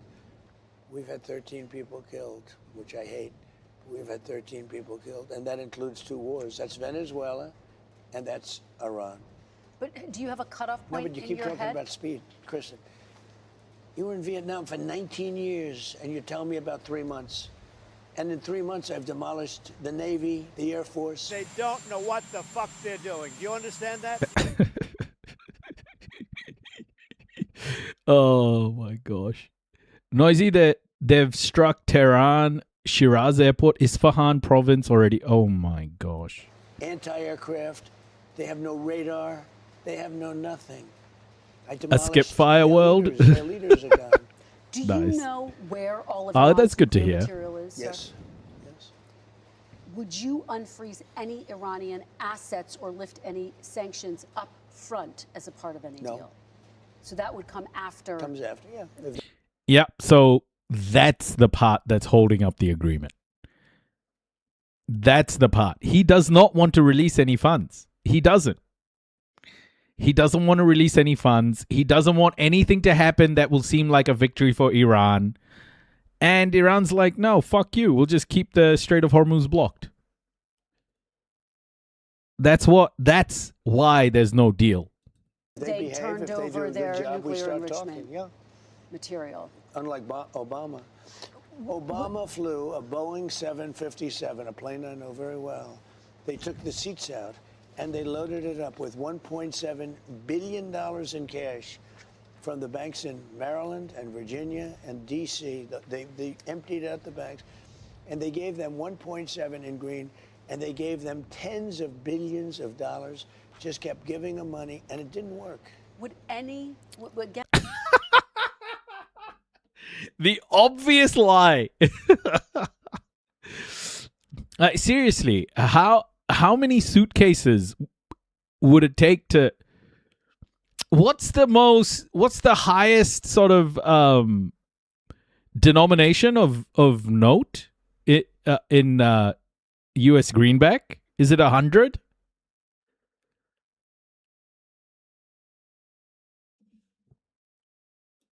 Again, That never works, But by the again, way. Mr. President, you promised that you were going to negotiate a better deal. Do you wish 100, you'd done it in yeah. your first term when you ripped it up before you ripped No, up the they deal? weren't ready. No, this is much better. This is much better. Will If I you- would have done it in my first term, Israel wouldn't have been ready. Hear that sound? Hundo. Thunder, lightning. Is that going rain? to interrupt, guys? No. Okay. People will understand. We're on a farm. That's So 1,000? No, I don't think there's 1,000. So what? 1 million notes? 1 million notes? Right? Like that's what it would be. If you had $1 billion, say, with just $100 notes. It would be 1 million notes, right? 1 million $100 bills.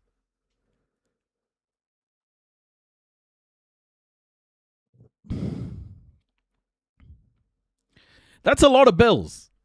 true.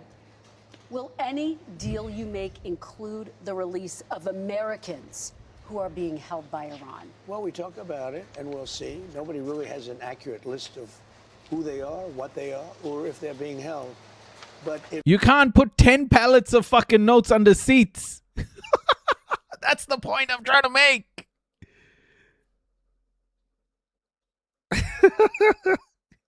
Why the fuck would they deal in notes, bro? Oh my gosh.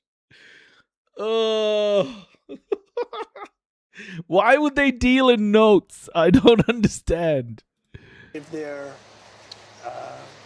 we've been talking about it. Nobody really has a list. You know that, right? You know, you're asking me about. Nobody has a list. Roughly But are you £22,000 demanding a list? pounds. Are you demanding to know and saying they've got to You're come supposed home? to give me the list. I mean, do you know people that were? Done it in your first term when you ripped it up at that before you ripped No, up they the weren't deal. ready. No, this is much better. This is much better. Will if I you- would have done it in my first term, Israel wouldn't have been ready. Hear that sound? That sound of thunder, lightning. Is that going rain? to interrupt, guys? No. Okay, People will understand. We're in a farm. that's true.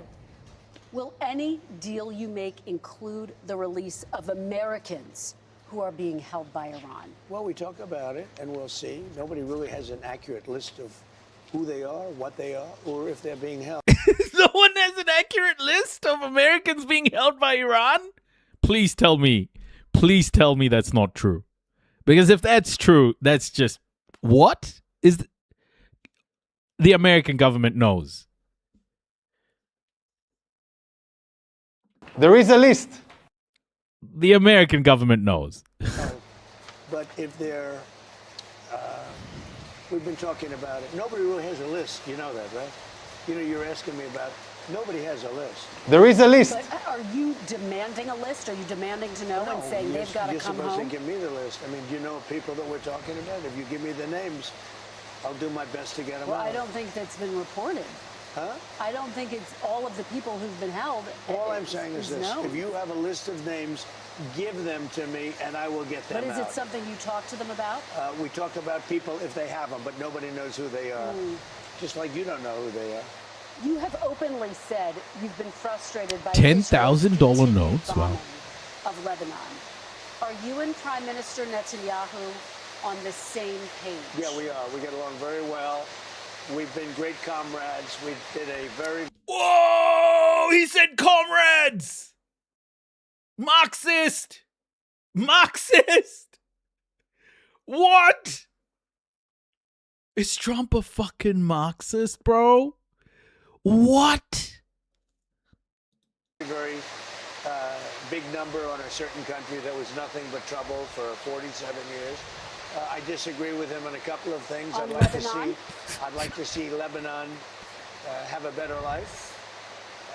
I'd like to see a more surgical attack on Hezbollah. That's why he wears a red It should hat. be more Yeah. surgical. And we can help them with that, or we can recommend Syria. Syria is doing a very good job of cleaning up their act. They have a very good leader. They have a leader that's really done a good job in a short period of time, and he would love to help. Supreme leader. Are you demanding that Lebanon be a part of the short-term? Imagine lava. that you're Oh. negotiating? I'm not demanding. Okay. I think they'd like to see it, but I'm not demanding. Okay. I wonder if we should, let me just get a gut check here. Should we pause for 5 minutes and let this pass? I just want to be able to hear everything he said. The rain did not stop, but neither did our interview. When we come back, President Trump on his promise to never start a new war. Uh-oh, here we go. Shouty, shouty. I'd like to talk big picture now, Mr. President. One of your consistent campaign promises was no new wars, going all the way back to 2015. Did you break that promise to the American people? No. I had to stop a country, very powerful, very dangerous country, from having a nuclear weapon because they'd use it. They'd blow up the world. They'd blow up the Middle East. They'd blow up Israel. They'd come here. They'd blow up Europe. They're nuts, okay? They're crazy people. They go over here, they blow up Europe, they go over here, they blow up blow up America. I go over there and I blow Xi. I mean, what did I say? I didn't mean to say that. What? Excuse me? Xi's nuts. I deal with them. And very high-strung people. A little crazy. And get along with them. I like them. But you don't want to let them have a nuclear weapon. And I'm doing the world a service, but I'm doing our country a service. You know, it's America first. I'm doing our country a service. Maybe the workers should seize the means of production. A lot of people are saying it. I don't know, but a lot of people are talking about that. Some say I should dismantle the patriarchy. In fact, Barbara Streisand said I should do that. She's wonderful. I love her. She said I should do it. Maybe I will do it. Dope stick. Perfect. Nice rain. It is raining hard. Okay. But the answer is good. Let's just keep going. Let's keep going. Let's power through it, right?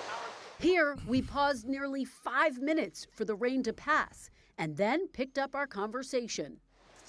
So you're saying you didn't break your promise, and yet, Mr. President, in your first term, you held to that promise, and it was so fundamental to who you were as a candidate to a first-term president.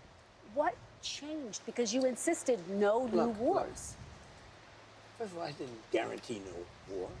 Why would I have built the strongest military in the world? I built our military. I inherited a terrible military. We had no equipment. We had nothing. I built a tremendous military. Biden gave a lot of it away, but it's still a relatively small portion compared to what I built. But you said it over and over again, Mr. Why would I President? build a military? Now, I didn't want to use this, but I'm doing you and everybody else a big favor. In the midst of the greatest stock market in history, in the midst of the most successful country, because as you know, in the last term, we were a dead country, Kristen. I know you're a big liberal, we're a big progressive. No, but I'm just a journalist. We were a dead country. A year ago. No, I'm just a journalist. She's a lib, bro. She is a liberal. A couple of years ago, we were a dead country. Now we have the hottest country anywhere in the world. And at the all-time hottest point, which is probably now, believe it or not, we just had all brand new stock market records today. But at the hottest point in the history of our country, I took Scott, Howard, I took Pete, I took everybody into a room. I said, I have to do this country, this world, the Middle East, Israel, everybody a favor. Absolute zero anti-hero. That's hilarious. Whoever did his makeup made him look like the corpse of a burn victim. It's awful in the lighting. That's just so graphic, man. So graphic. I don't want to laugh at burn victims or anything. It's just the description. Graphic. And we changed the Department of Defense to the Department of War. But no, we're the most peaceful country on it. Yeah, totally. You have Iran. They're going to have a nuclear weapon. Barack Hussein Obama signed the JCPOA. It was a horrible deal. Horrible deal. Listen to me. It was a horrible deal. It was a path to them getting a nuclear weapon. They were very close to having a nuclear weapon. I terminated the deal. Wait. Then I sent the B-2 bombers in about 9-10 months ago, and they totally obliterated the site. Seriously, if you can pause when his eyes close, you got a glimpse into the future. Wow. Anti-hero really, really doesn't like Donnie. I love it. It's proper hate, you know? It's real hate. Keep it coming. And I saved it. We had a choice. We could let them have a nuclear weapon, or we could go along and have some beautiful days. But they would have, it's a judgment. They would have used the nuclear weapon. And you know what? When people hear good stuff, yeah. that whole scenario, when they hear me say Iran was going to have... His face looks like the callus on my hands after rock climbing. Wow. A nuclear weapon. And they're crazy. They say you're doing the right thing. I don't think it's I mean, you'll do polls because they're all fake polls anyway, especially yours. But you do polls. I just won a big election. And the reason I won an election is people have confidence in me, have good judgment. I had to make a judgment. Do I want to go along and have a country that's doing really well, but somebody is going to try and kill us, or do I want to put out that horrible threat? And I did. I put it out. I put it out for many, many years. Now I'm going to put it out permanently. I'm going to do it either through negotiation, where we're very close to a deal, or I'm going to blow the hell out of them, to be honest with you. And it's going to be very easy for me to do. That's actually the easier path. So when you say I promised, I didn't promise anything. I don't like these endless wars. This is not an endless war. We've been doing this for 3 months. Much of it has been under the form, a pretty good form of ceasefire. The blockade has been amazing. Our Navy is amazing. Our military is the best in the world. Hey, we took over a very powerful country, Venezuela, a lot of soldiers, big, strong military. We took over Venezuela in a matter of minutes. We destroyed the capability of Iran in a matter of days. Nobody's ever seen anything like it. Now I'm going to finish it. But remember, you were in Vietnam 19 years because stupid people. You were in so many different countries. Every war you were in for years. Look at Iraq. Look what you were. You were there for years. Yeah. We're there for, listen, Kirsten, we're there for a few months. And the threat is largely over. Soon it will be over. But you cannot let Iran have a nuclear weapon, or they will blow you up. There will be no, Kristen, there will be no NBC. There will be no Meet the Press. You will end the Meet the Press string. Let me ask you, though, during your 2016 campaign. Donnie's so unlovable, like. Isn't he just, like, ridiculously unlovable? You called the Middle East a quagmire. What makes you so sure this won't become a quagmire? We're not going to be there. You're convinced this won't become a quagmire? It's not a quagmire. I just wiped out the military of a very dangerous country, and I wiped out the nuclear threat. Let me tell you, if we left tomorrow, if we just said, all right, let's get out, it'll take them 15 or 20 years to rebuild back. But I'm not going to give them even that chance. I'm not going to 12-inch heels. They cannot have a nuclear weapon. And if there was even a 1% chance that they'd have it, I wouldn't leave. We're almost finished. We're going to either have a deal, a strong deal, a meaningful deal, not like the Obama thing. Obama was a path to a nuclear weapon. Mine is the exact opposite. And mine is a wall. It's a wall, just like I built 1,000 miles of wall on our southern border. And by the way, I took the worst border in history, and I made it the best border in history in a matter of weeks. And yet, Mr. President, Iran was the closest to developing weapons-grade uranium after you ripped up the nuclear deal because there were no guardrails in place. They were developing it during the nuclear deal. Right. You don't know that? Iran, when Obama signed that stupid deal where he paid them billions and billions of dollars, he thought he could bribe them. Listen to me. Sorry, how many dollars? They were developing a nuclear weapon. That's how they got there. They don't know what the they're doing. They got all of this uranium during Obama. You know that, don't you? Well, that's how they got there. Don't say this. They got there. They developed it during the Barack Hussein Obama, during his administration. And they've escalated their development after the deal was wrapped up. But let's talk about the economy. I want to talk about the economy. If I didn't go in there with the B-2 bombers, they would right now have a nuclear weapon. And it could be that half of the world would be eradicated. Let me ask you about the economy. You got a strong jobs report today that beat expectations. Not strong. Really strong. Beat expectations. By how much? Triple. 172,000 jobs created. Didn't he fire the job statistics people? Didn't he fire the job statistics people and now he's just making shit up? Is this real? And yet, gas is up, diesel is up. It's all coming down as soon as the war's over. Well, 70% of farmers say they can't afford fertilizer. What's your message? The farmers are doing very well. Let me ask you, what is your message to farmers, many who support you, but who say they're struggling?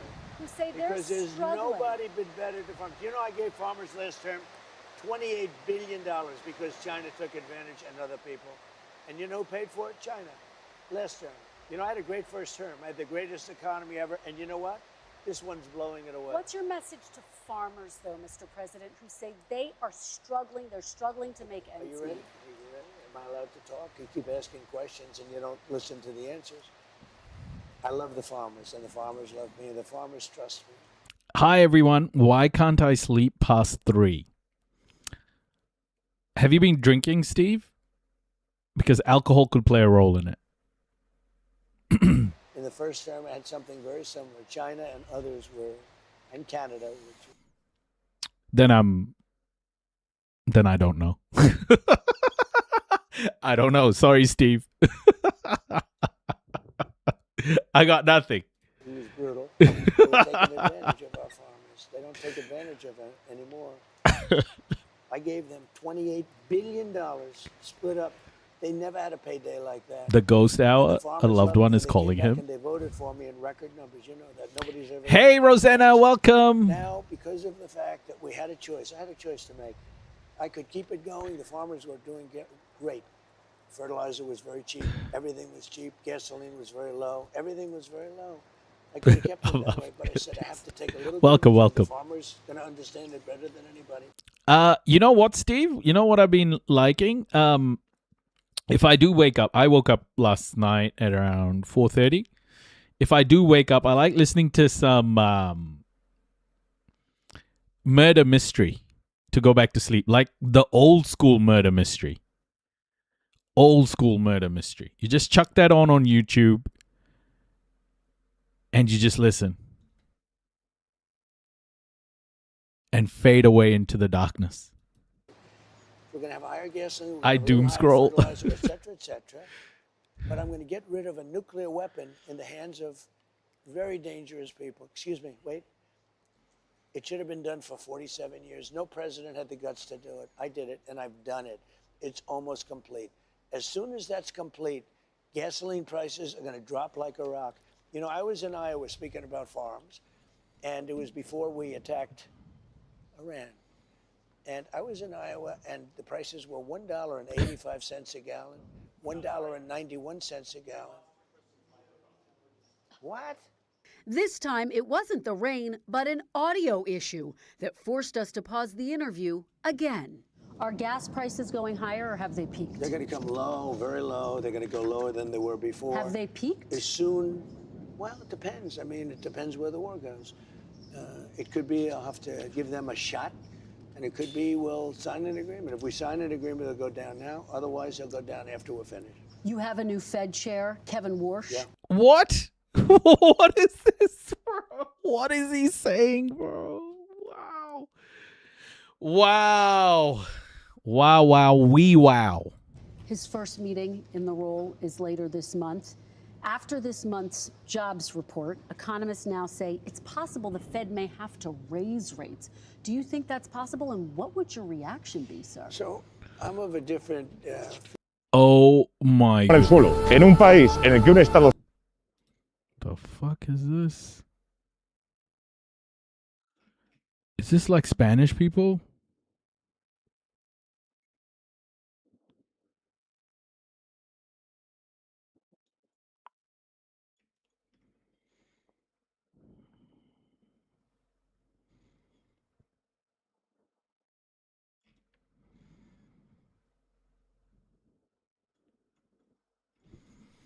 Oh shit. There's some real crazy visuals going on here. White Lives Matter people in Spain, bro. After this Henry Nowak thing. La policía habría auxiliado al joven y hubiese detenido al asesino indio. Pero en la Europa desarraigada y endofóbica, las cosas no funcionan así. Mientras Henry se iba desangrando y comunicaba a las autoridades que le costaba respirar, estos policías decidieron detenerle y esposarle. Por la razón de que Henry, en teoría, había insultado en un tono racista al indio. Ya que para estos policías era más importante que un joven blanco hiciese comentarios racistas a que un indio apuñalase de muerte a dicho joven arrebatándole la vida con tan solo 18 años. Así Henry moría ensangrentado y detenido por aquellas fuerzas del Estado que debieron protegerle. Vivimos en un mundo donde preocupa más que un blanco sea racista y no acepte la imposición multicultural a que estas masas de inmigrantes roben, violen y maten a nuestros jóvenes. Este es otro caso aislado, como diría la prensa terrorista de la actualidad. Otro caso aislado que se hace cotidiano. Pues son casos que se repiten día a día. Casos que desangran la vitalidad de Europa y su alegría. Okay, bro. Shut the fuck up. And then they say that, oh my gosh, this is the fucking problem, bro. Oh. We're so screwed. This is why white on white education is like probably the most important thing in the world today. Stop the white on white crime. Start the white on white education. Okay? Just do it. This is why it's so important. Please.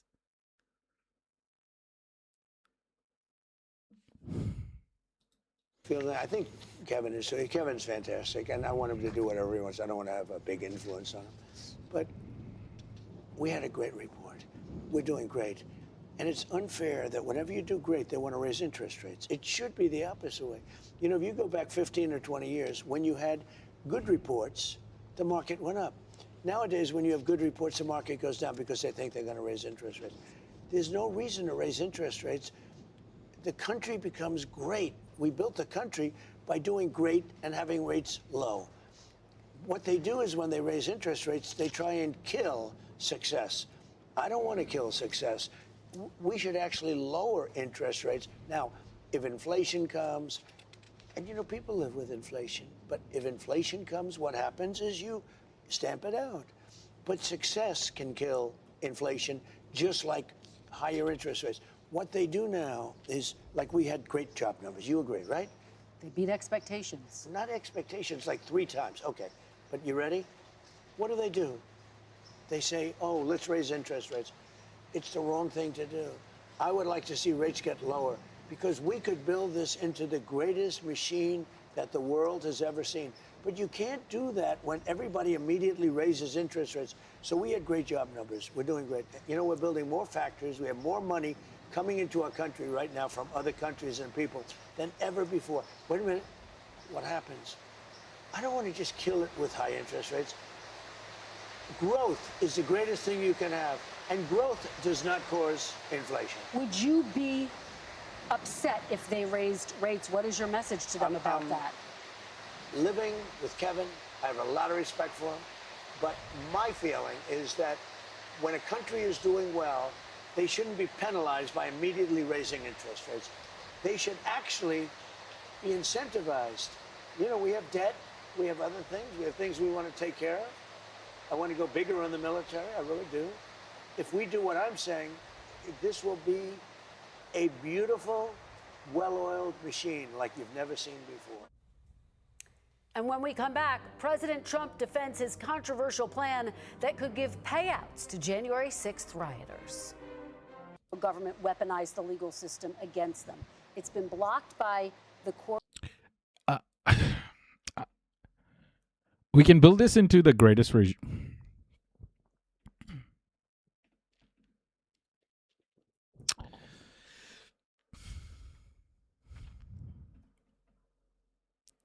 This guy is the leader of the most powerful party in the world, a powerful country in the world, bro. Like, what the fuck is going on? Honestly, we're so screwed, man. We're honestly so screwed. Courts met with opposition from Republicans and Democrats in Congress and Democrats. Excuse me, mostly Democrats. Mostly some Democrats and some Republicans. Some, very few Republicans. Just to be very clear, are you backing off the fund completely, as your acting Attorney General Todd Blanche has said, or are you looking for another avenue to revive the fund? Let me explain Penn. what the fund is.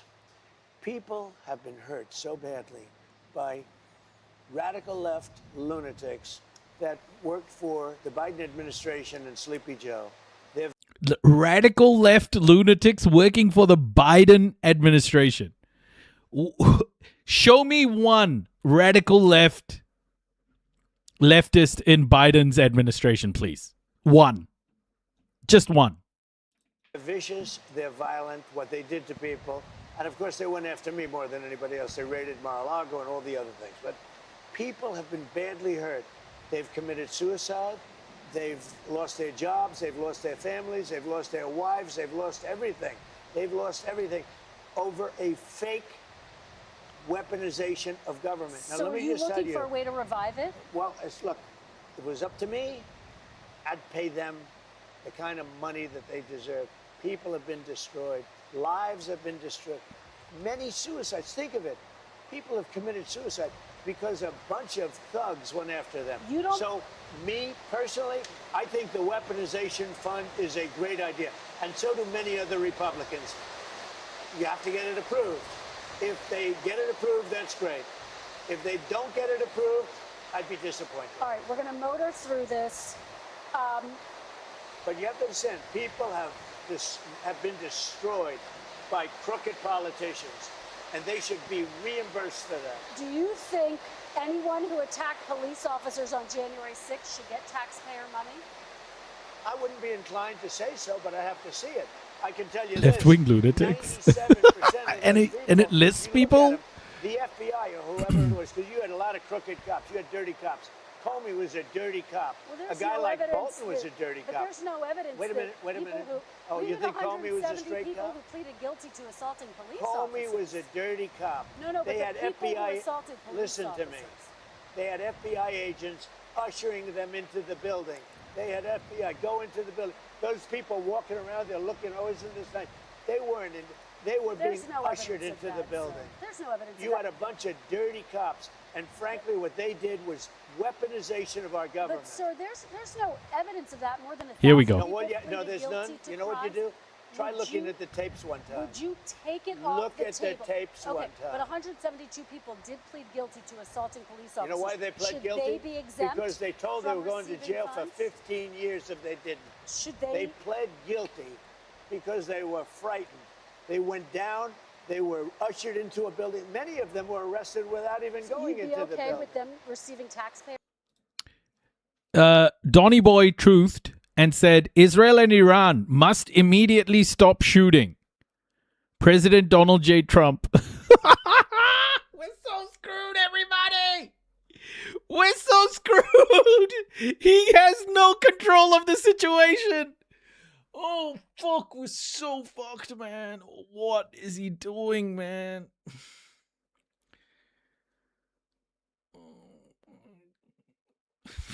My third grade homework. What the fuck, bro? Like, there's war. It's war.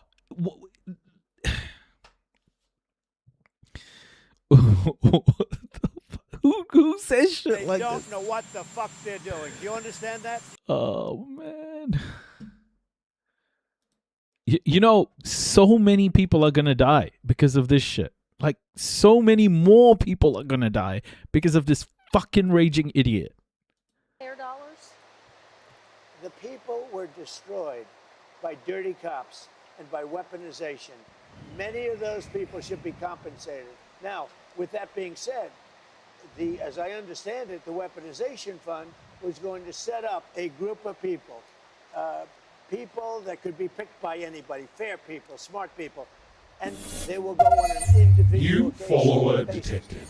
Now, I don't know what's going to happen with the weaponization. Dastardly meh. I love the idea. Thank you for the follow. Because people like you, the fake, dirty press, the crooked press, people like stupid Biden, he's not smart enough to know what's going on, but people that surrounded him, surrounded his beautiful, resolute desk in the Oval Office, what they did to the lives of people, they destroyed people. They sent people to jail who did nothing wrong. All right, just to be very clear, there's no evidence of what you're saying, but There's let me a lot ask you of about evidence. Todd Blanche. Let me ask you about listen Todd to me. Blanche. Listen to me. Let's talk There's about Todd tremendous evidence. There's nothing Well, it's but not been evidence. The presented in election a was court of rigged. law. It was a dirty election. Mr. And it's President, happening again right now You've in never California. presented evidence It's happening that the right 2020 now in election was California. rigged. Right now, it's look at what's Where's happening the in evidence California. to that? It's The 4 Republicans days. are doing well in California, it's no, they're not. They're dropping fast because it's a rigged election. Let me tell you, it's 4 days, and they aren't even close to coming. Oh, yeah. Spencer Pratt. That's what he's talking about. Because of the mail-in ballots. Spencer Pratt is like third now or something. And the progressive candidate like beat Spencer Pratt. Yeah. That's how they count You know the why votes they're doing in that? California. Because they're cheating on the election. Do you have evidence to support All I have to do is look. All I have to do is look. That's not and evidence. I listen to people, and let's see what happens. But sir, that's not evidence. Do you think and it's appropriate? That's how they count the votes in Do you California. think it's appropriate that they have an election and 5 days later they're nowhere close to picking a State winner? and local officials acknowledge they are I want to be a slow. good They're boy. Urging, No, they're crooked. They're urging the crooked. votes to be counted quickly. That's how they vote They're in crooked, California. just like you're crooked. Your press is crooked, and Meet the Press is crooked. To be fair, I'm not crooked. I reckon this is a great strategy, okay? Just question him like this. Piss him off every time he talks to like liberal media. Piss him off so that something. Man, nah, that's just sad. But just make him angry. Maybe that's. Well, you play right into their hands. Then. Let's continue. You're either crooked or you're stupid. Let's you play continue. right into their hands with this rap. You know that these elections are rigged. Your network knows that they're rigged. You know that I won an election in a landslide, and How can a journalist listen to him calling her crooked without retorting, "You are the most criminal president of all times. By your legal judgment, I can call you pedophile."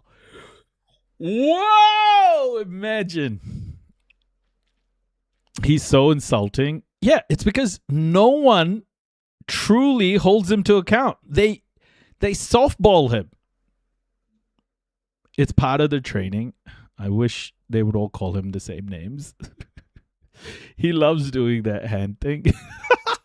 I got 94% bad press. But Mr. President, you know why I you've got never that? presented Because you have no evidence. credibility. But you've never presented evidence that it was rigged. Let's keep talking about. I want to talk about Todd. You Blanche. have more evidence. There's more evidence than ever presented. Let's talk Your about elections you in went this to country. court. We're like a third world country. But, sir, your elections are crooked, and you're crooked, and But Meet the Press is crooked, Mr. and so President- is ABC and CBS and CNN. But, Mr. President- You're one-sided crooked networks. All right, let's call it quits because I've had enough.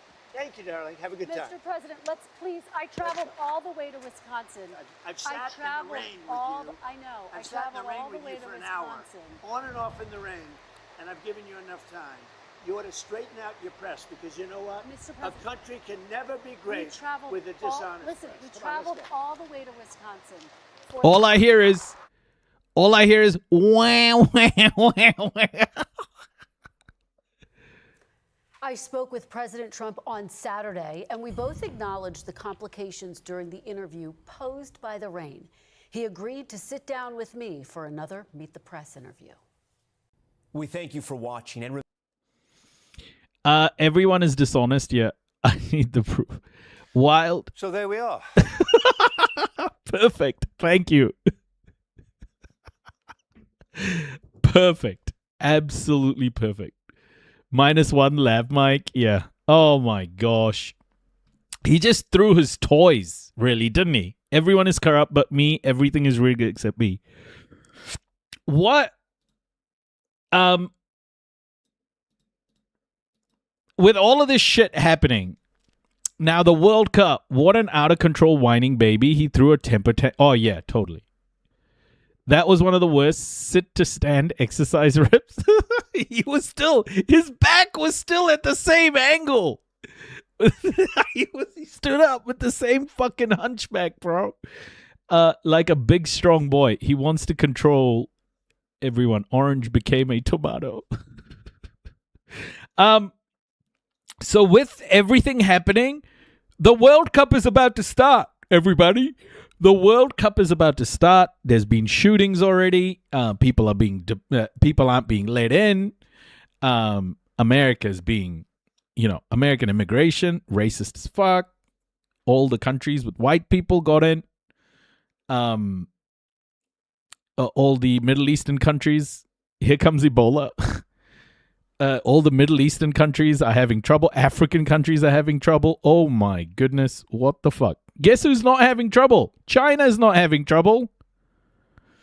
Because Trump's all up, all over Xi's nuts. It's a sad time, everybody. It's a sad time. But let's listen to this. This is from Channel 4. It's called FIFA World Cup 2026. Is it doomed from the start? What do you guys think? Get ready for the greatest FIFA World Cup ever. Is the World Cup doomed before it's even kicked off? Yes. It's supposed to be the biggest and best football celebration on the planet, bringing in millions of fans. We are ready to open the doors to the world. Off the pitch, FIFA and Trump have been accused of playing politics. The war with Iran, who are... When I saw this trophy, hold up. I don't know if you guys can see that trophy. When I saw this trophy here, all I could think about was Trump fingering the world. That's I don't know why, but all I could think about was Trump just fingering the planet.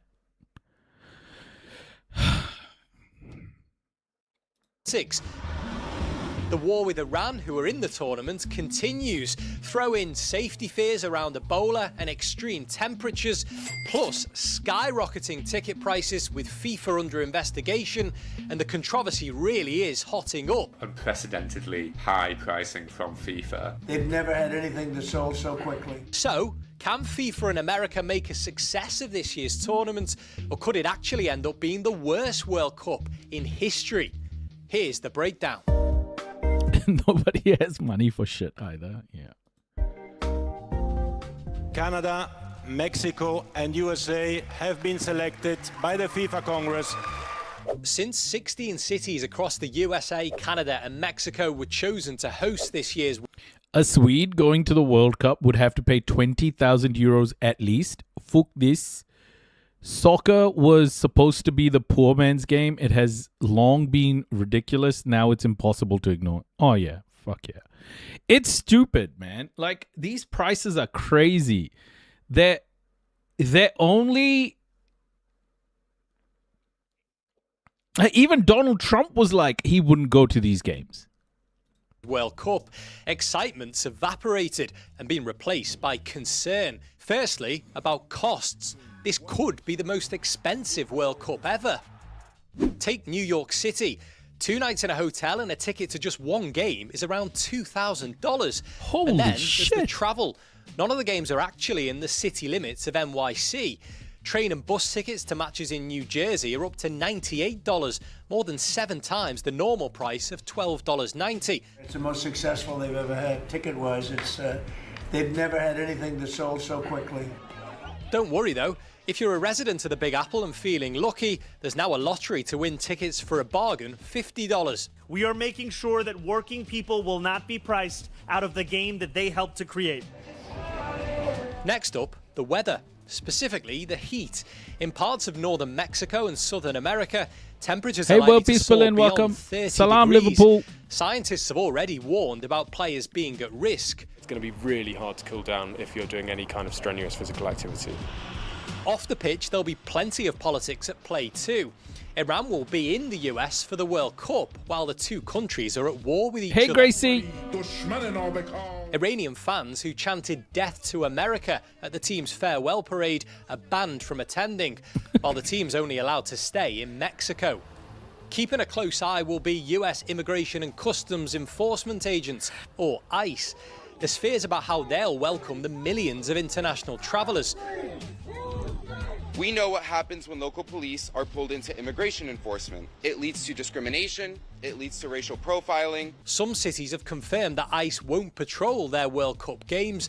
What is expected at the borders, though, more checks for Ebola. The Democratic Republic of Congo are playing in this World Cup, despite an outbreak of the virus in the country.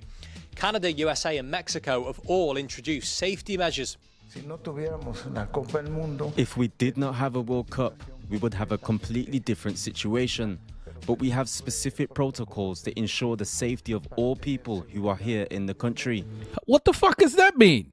What is that supposed to mean? So because of the World Cup, they're just like loosening the rules? Walaikum Teams assalam, are now Mezzi. starting to touch down in North America. And while there's been plenty of talk about what could go wrong off the pitch, on it, this is still the biggest ever World Cup. opening the door to more countries than ever before. Some of them competing for the first time ever, all of them wanting to remember this tournament as a resounding success. So, more teams than ever before, but it seems like potentially more problems too. Remember in Qatar 4 years ago though, the build-up then was overshadowed by concerns about politics and human rights. When the matches started, however, the attention of many fans turned to the football. So will it be the same this time around, or are there just too many problems to ignore? To help answer those questions, I'm going to bring in Adam Crafton, a reporter at The Athletic who's based in New York City. Can I ask why all of these news outlets are starting to look like podcasts? Like, what's going on here? Why the fuck are they looking like podcasts? Adam, thanks very much for joining us. How are things shaping up over there then?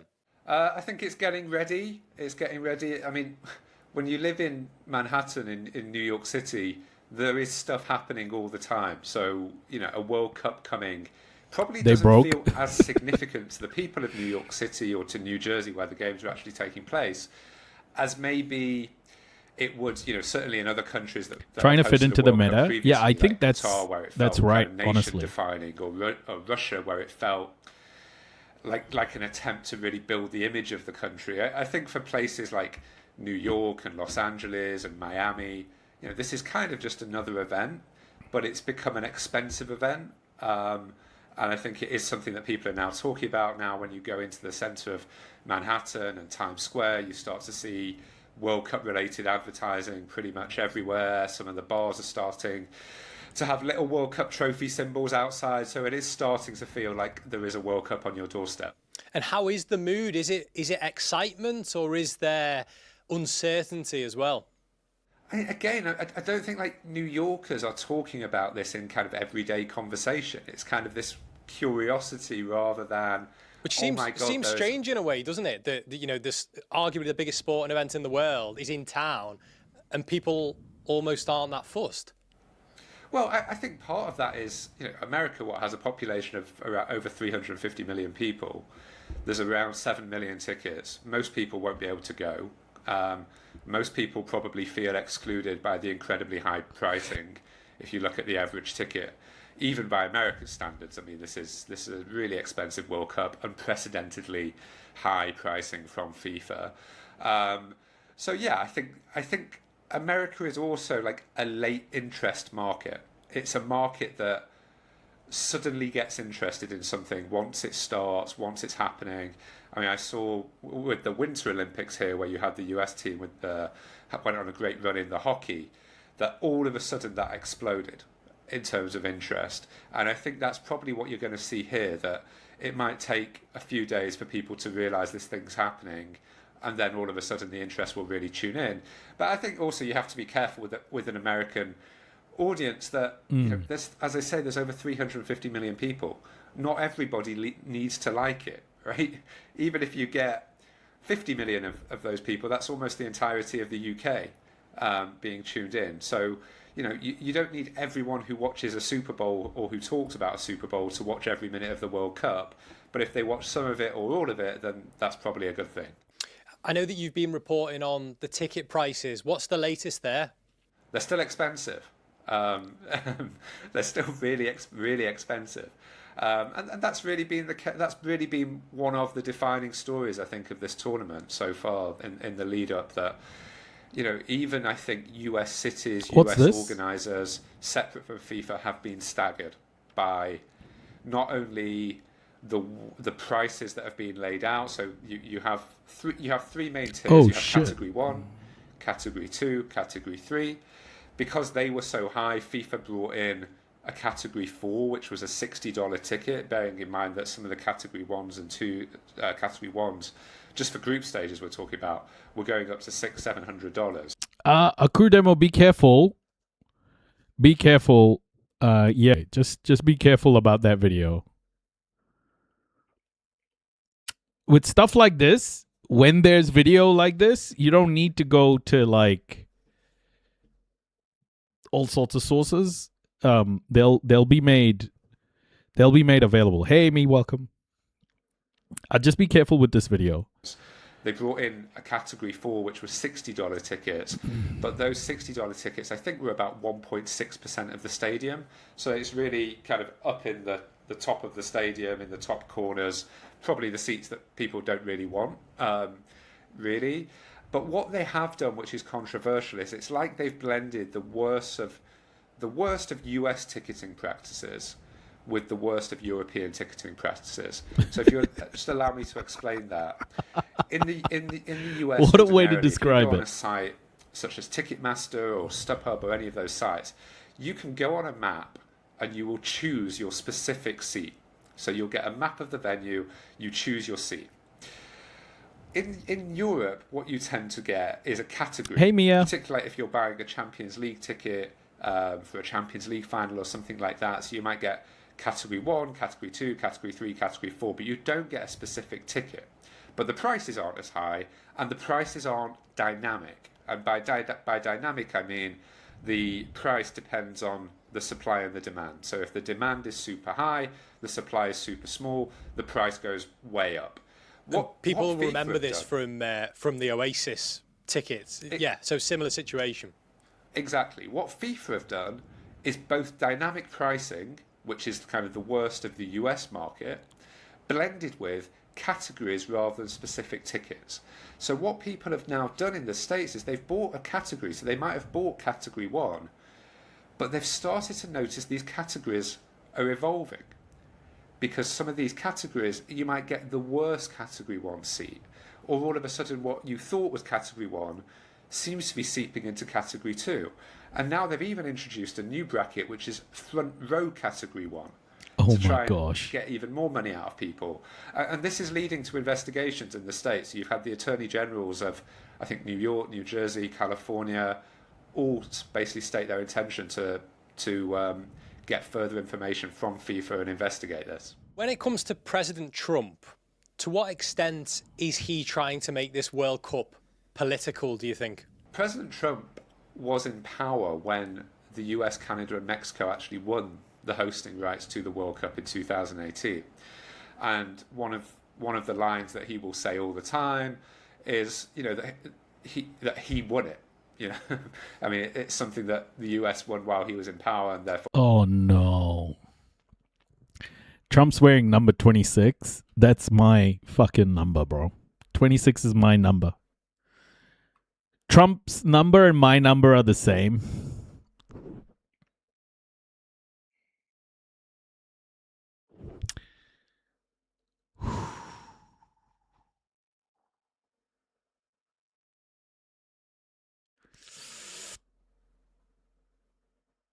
John Terry's 26 as well. Oh no, not that racist prick. Ugh.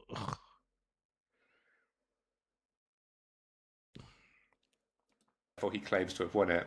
I'm not sure that's quite true. I mean, I've reported previously that those who were working on the bid, even during the bid, because Trump had said certain derogatory things about some nations, and it was a one nation, one vote system. So some of the organisers were basically saying, Throw the whole number about him. away He at won't be this in power by the time this comes around, because if anything, I think there are some numbers that do need to be thrown away. I think 6 and 7, anything to do with 6 and 7, gone. 69, too many jokes. We've all heard the 69 jokes. It's just now people abuse 69. It's like, we don't need 69. Why 24? Not keep 69. We don't need 69, okay? We don't need it. 67 is just a new 69. 69 actually makes sense.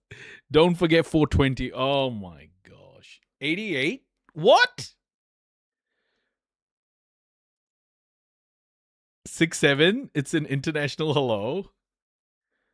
Nothing more beautiful than reciprocal love making noisy. Try it sometime.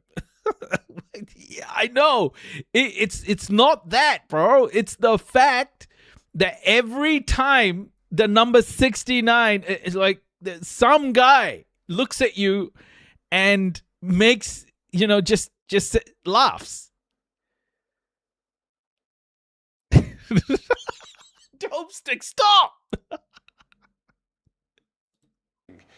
Back in 2018, so that's his first term, people thought, well, he might be in power between 2021 and 25.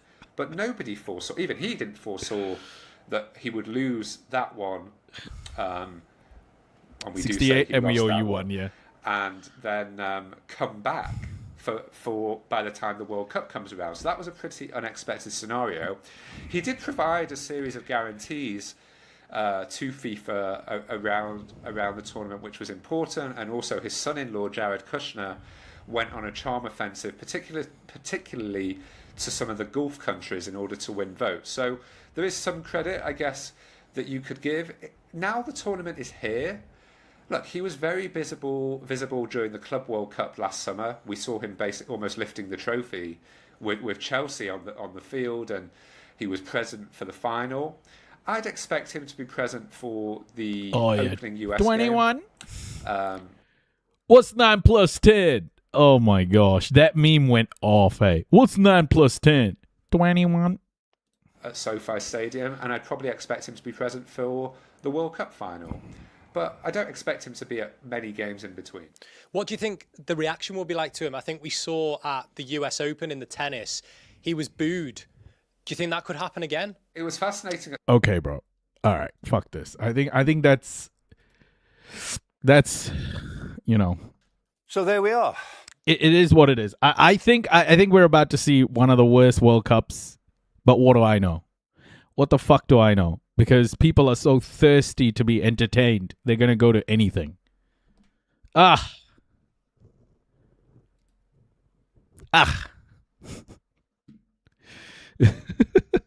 People just want to be entertained. Okay.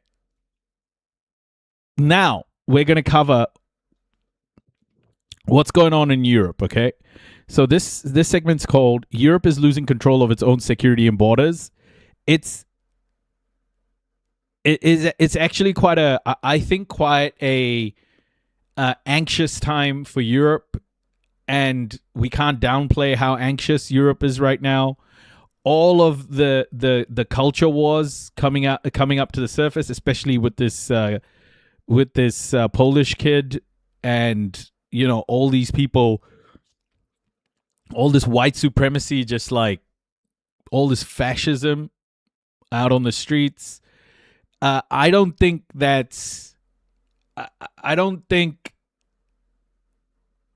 too much of a surprise, because there's a lot of pressure on Europe right now. There's a lot of pressure on Europe at the moment. So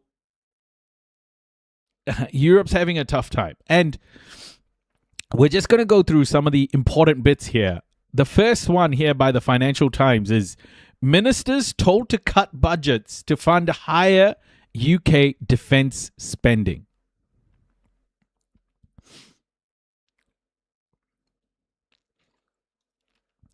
Keir Starmer locked in 11th hour wrangling with departments over how to pay for delayed investment plan.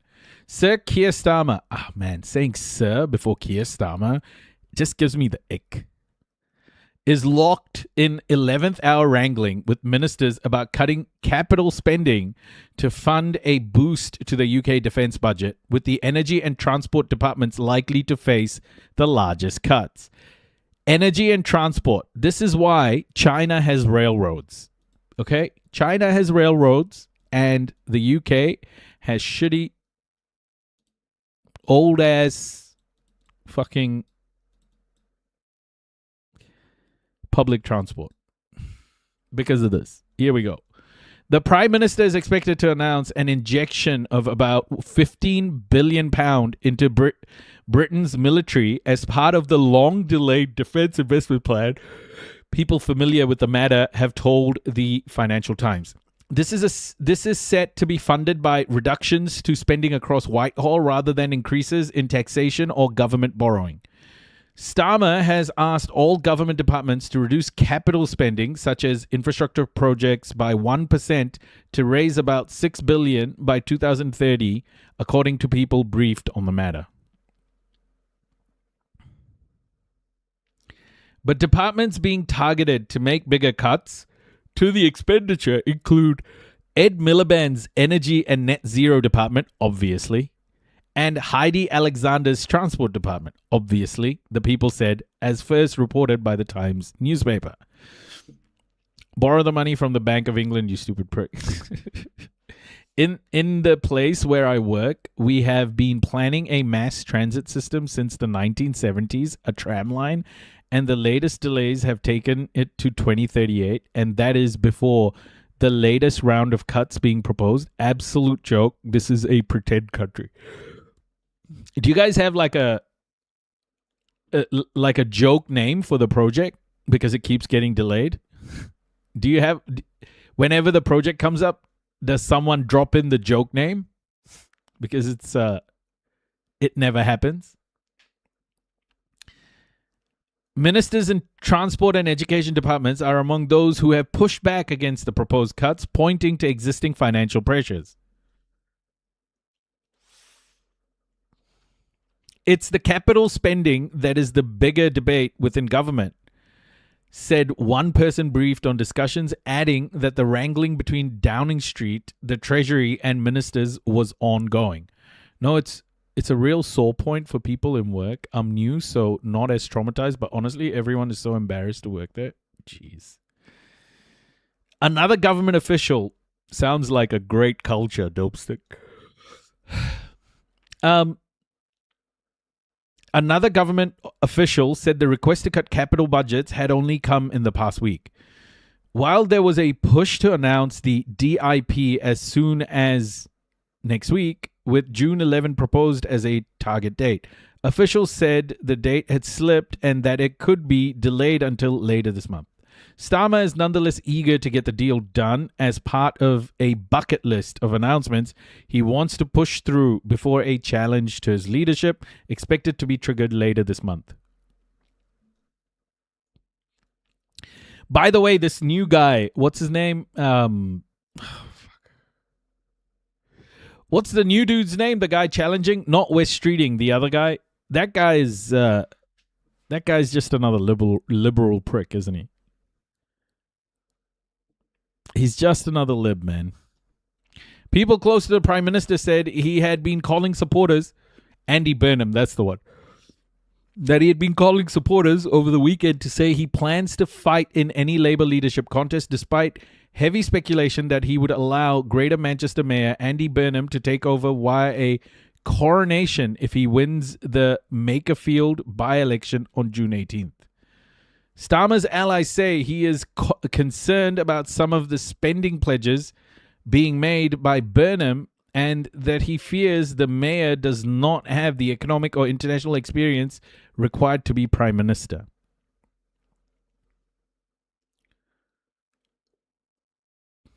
Oh, he's a Blairite. No way. Oh my gosh.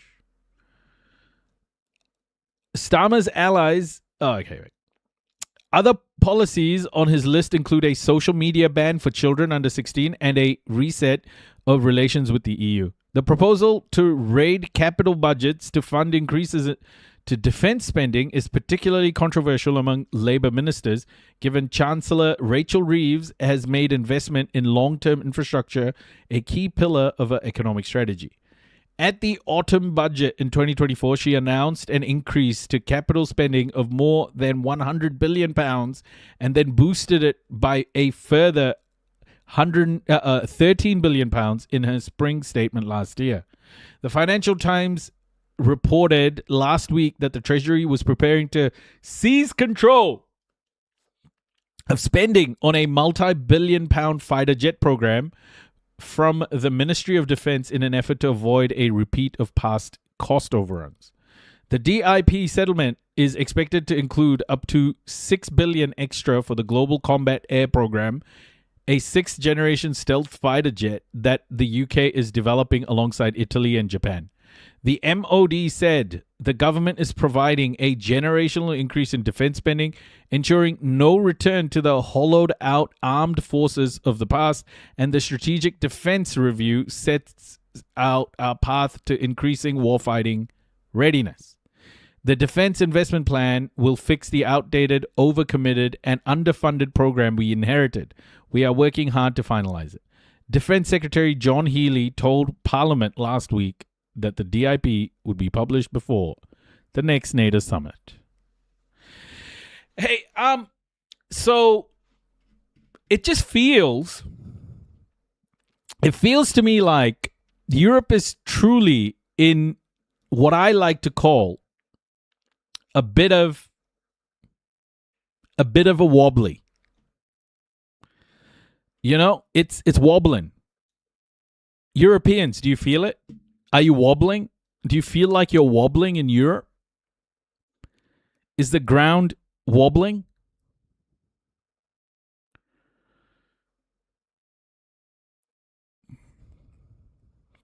Andy cooked Manchester. Honestly, like, there just seems to be some signs here. Real signs of some nervousness creeping in. Remember, guys, when Europe gets a little bit fragile, violence is the only thing Europe knows.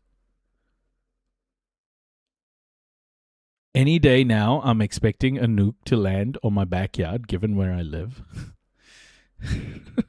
Fuck, that's so dark. Really? Is that true? Should there be a kappa at the end of that sentence? He's our mayor. What a bellend. Ukraine turns to Europe as US steps back as mediator in peace talks. This is interesting. So the US has stepped away as the mediator? What the fuck is going on? Why did the US step away now? Isn't Ukraine making doing some good shit right now? Isn't Ukraine winning? I watched Burnham on Question Time the other night, and he performed really poorly. He was nervous, talked about... Sorry, guys. I'm yawning here. I shouldn't... I'm sorry. It's... And performed really poorly. He was nervous, talked about garbled nonsense, didn't commit to any policy positions. Only saving grace was that the reform candidate couldn't string a sentence together. He was truly... No way, we just gave them tons of money yesterday. US as mediator choking on my dinner. Yeah, well, didn't Donald Trump say he'd stop this fucking war on day one of him being president? Why is it still going on? Honestly. The president of no wars? Shock reform can't string sentence together, yeah. They were in Stunlock mostly, but I don't know. President Volodymyr Zelensky traveled to London to meet with the leaders of Britain, Germany, and France, whom he said could be negotiators in talks with Russia. Guys, I think this is really happening. I think the US has backed off from the negotiations. President Volodymyr Zelensky of Ukraine met with the leaders of Britain, Germany, and France in London on Sunday as Europe considers taking a more active role in peace talks with Russia after more than a year of unsuccessful US mediation. US mediated talks have stalled as Moscow stuck to uncompromising territorial demands and Washington shifted its focus to the war with Iran. But Ukraine and its European allies say that Russia's recent battlefield setbacks and mounting economic strains could create an opening to revive talks by making a peace settlement more appealing to the Kremlin, a prospect increasingly discussed in Russia. Backed off equals, you mean one in reverse? What is happening in Russia, guys? I don't even... in Ukraine. What's going on? I hear so much conflicting news. I just haven't paid much attention to it. But it just feels like everyone's got a different opinion about it. U.S. mediated talks have stalled as Moscow stuck to uncompromising territorial demands. Okay, I read that. In a letter to President Vladimir V. Putin of Russia last week, Mr. Zelensky offered to resume talks. He added that Europe should be part of this process, renewing his call for European leaders to step in after Washington's retreat from negotiations. European leaders have said they do not see themselves replacing Washington as mediators, a prospect Mr. Putin has also dismissed, but rather as additional participants in efforts to end a war whose outcome will shape Europe's security for decades to come. I believe we should talk to Putin, President Alexander Stubb of Finland told the Swiss newspaper New Zürcher Zeitung in an interview published on Sunday. We must do this together with the Americans, but at the same time, ask ourselves whether American foreign policy toward Russia and Ukraine is currently in Europe's interest. If not, and in certain aspects it isn't, and in certain aspects it isn't, then we must get involved.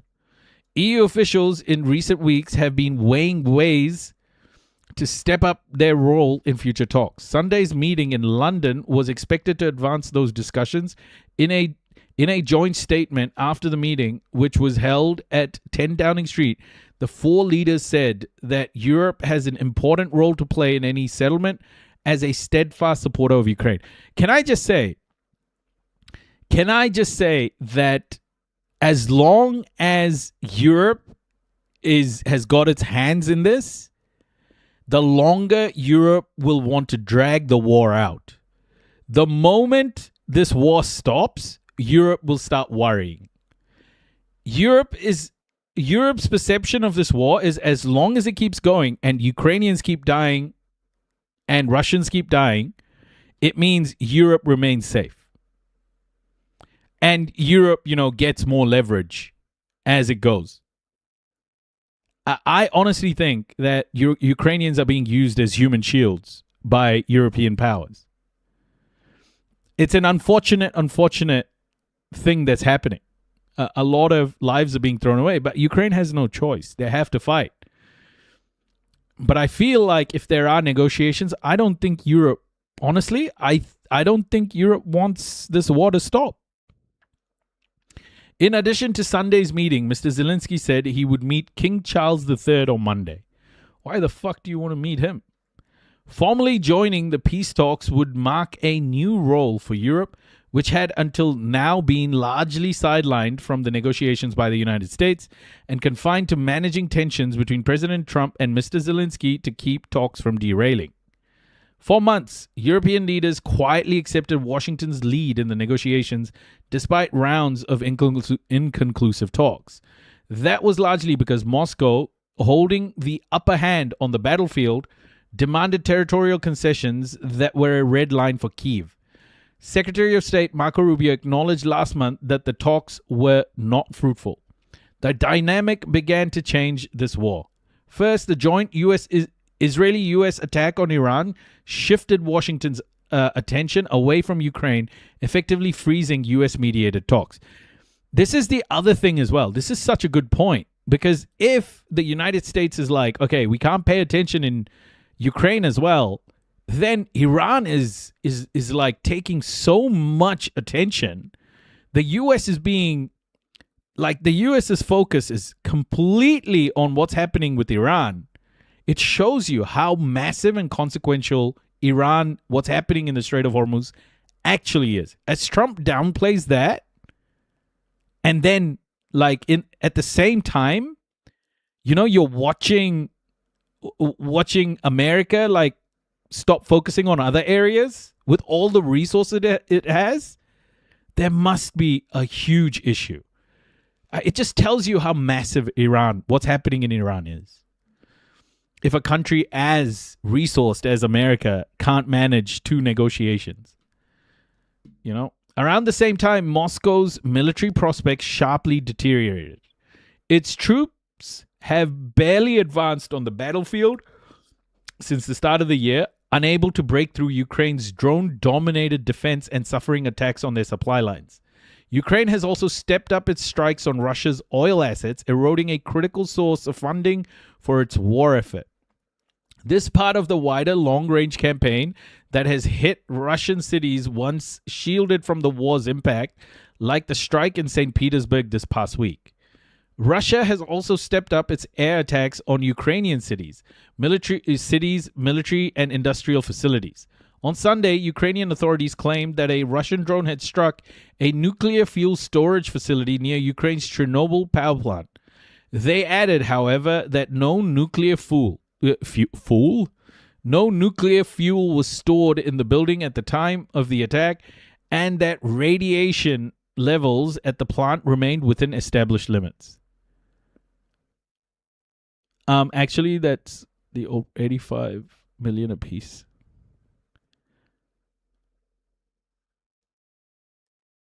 I think it's very telling that America can't manage Ukraine, Russia. You know that?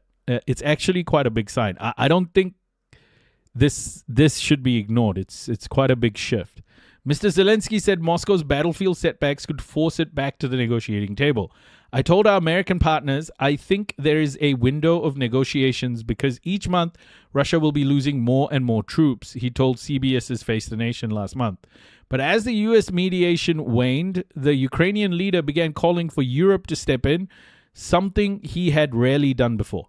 Who could represent Europe in the negotiations, he said on Face the Nation. There is an E3 format, the United Kingdom, France, and Germany. I don't know if this is the best format, but I think these countries could be negotiators from Europe. Europe won't do shit. I don't think Europe will truly get involved. It's not in their best interest. This is the evil nature of the whole thing, of the structure of capitalism, embedded, with the core of it being this white supremacist framework. Ukraine, the Slavic people, will be used by the core of white supremacy whenever it suits them, and will be disposed whenever it doesn't suit them. Okay? This is the structure of oppression. The core of Western Europe will continue to collaborate against those on the outskirts.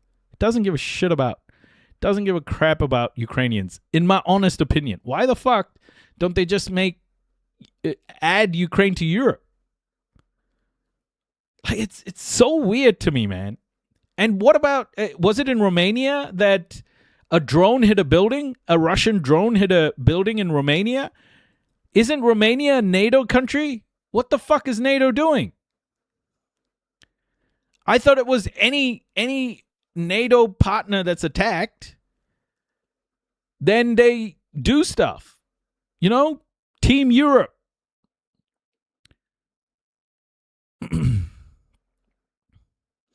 Zelensky's always asking Europe for help. Ireland has given him millions in aid. I think what Ukraine really needs is a united Europe against Russia. That means, boots on the ground. Like, make a real move. Make a real move. Zelensky's a Zionist and said he wants Ukraine to be another Israel. Yeah, I know all of that. Now, I really don't think boots on the ground would be good. Why? Why? If Europe really wants to protect its borders, do something. Bro, they're killing so many Ukrainians, man. They don't give a fuck about Ukrainians. I'm telling you this right now. Europe doesn't care how many Ukrainians die. It does not matter to Europe. Europe is seeing this as the best possible scenario in a host of shitty scenarios. Europe is seeing that, I bet you Europe is assessing that this is the best possible scenario. A forever front line where Russia is Russia's just occupied fighting this forever war.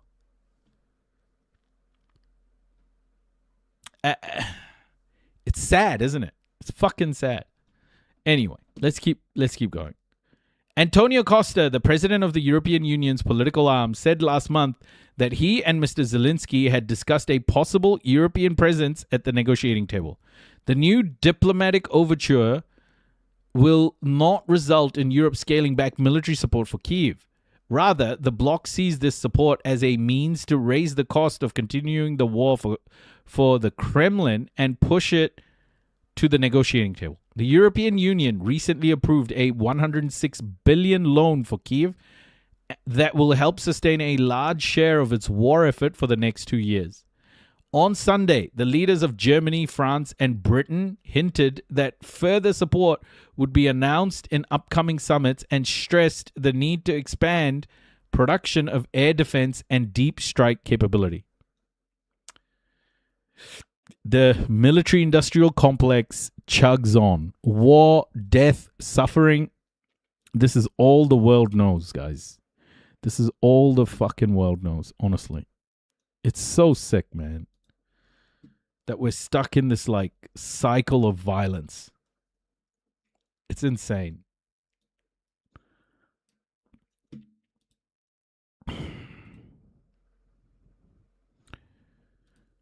Hold up, guys. 1.3 billion in direct military aid and 8 billion in loans. Wow. Incredible. Hegseth criticizes Europe over migration invasion in D-Day speech. Yep, more racist white supremacist shit coming here. Check this out, guys. The remarks from Defense Secretary Pete Hegseth reflect many of the Trump administration's previous assertions on immigrants in Europe, which overlap with the language of European far-right political parties. Defense Secretary Pete Hegseth used a D-Day speech in France on Saturday to criticize Europe over its migration policy, saying that dangerous ideologies were storming the continent's shores in what he compared to an invasion. On the 82nd anniversary of D-Day, the largest seaborne invasion in history, Mr. Hegseth made the speech at the Normandy American Cemetery before nearly 9,400 graves of American soldiers, most of whom died in the assault on June 6, 1944, and the operations that followed. The anniversary is usually regarded as a time to commemorate unity among allied countries that fought against Nazi Germany. Yeah. On the day commemorating fighting against Nazi Germany, a Nazi is giving a speech. Great.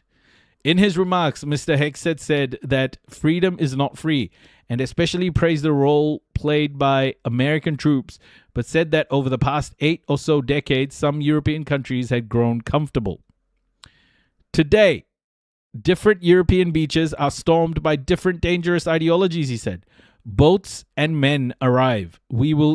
When will European capitals do something about that invasion? Or is it too late?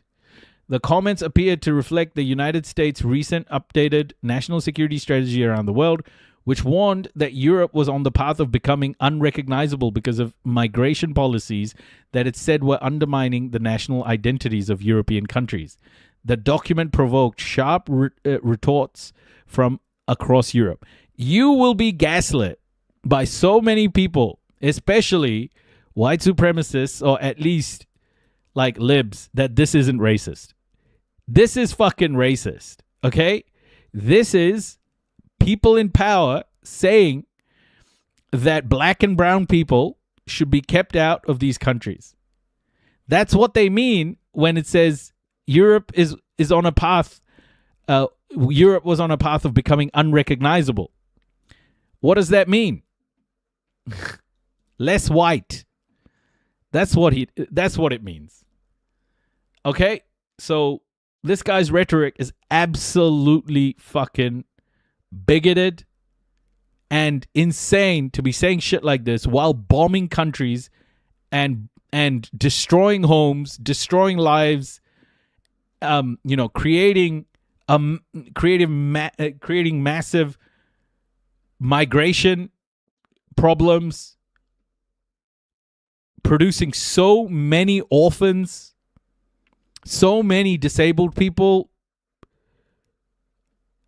amputees, largest cohort of amputees, doing all of that, destroying lives, and then saying that these people are invading these other countries that get to sit in like this nice, pretty little bubble and not experience any of the things that those other people are. It's fucking shameful that people like this are leading Western nations. Many of Trump's administration's assertions on immigrants in Europe overlap with the language of far-right political parties in European countries, which have seen an increase in support since a migration crisis that peaked between 2014 and 2016. The European Union's border agency, Frontex, reported that unauthorized border crossings dropped by a quarter in 2025, continuing a years-long trend. On Friday, Vice President J.D. Vance also criticized European migration policies when he commented on the 2025 killing in England of Henry Nowak, an 18-year-old who had been handcuffed by police as he lay dying after being stabbed by a man who was Sikh. In a post on social media, Mr. Vance blamed Mr. Nowak's death on European elites and the mass invasion of migrants. Britain's government condemned Mr. Vance's comments, according to the BBC, saying that the vice president was interfering in its democracy and seeking to create further division. In Mr. Hexed's speech on Saturday, he praised American veterans of the D-Day invasion, only a few of whom survived today. "We owe you a debt of gratitude we can never repay," he said. Well, you ain't fucking paying any of your veterans, bro. So many of your veterans are on the streets. So shut the fuck up. Mr. Hexed's speech, his second on this anniversary as defense secretary, also comes against the backdrop of the war in Ukraine, which started with Russia's invasion in 2022. He did not mention that war in his speech. Of course he didn't. Of course he didn't. Fuck. Honestly, this is all so dystopian, guys. All so dystopian. And in that backdrop, I'm going to read this next story. And I just want you to know how fucking awful I feel reading what I just read and having to imagine how horrendous these people's lives have been and how easily these people's lives have been vanquished and they'll not be remembered. Italy recovers 10 bodies as boat with nearly 60 on board capsized off Malta. At least 990 refugees and migrants have died this year while attempting the perilous journey across the Mediterranean Sea. This is fucking sad, bro. I cannot tell you how sad this is. How dare the world do this?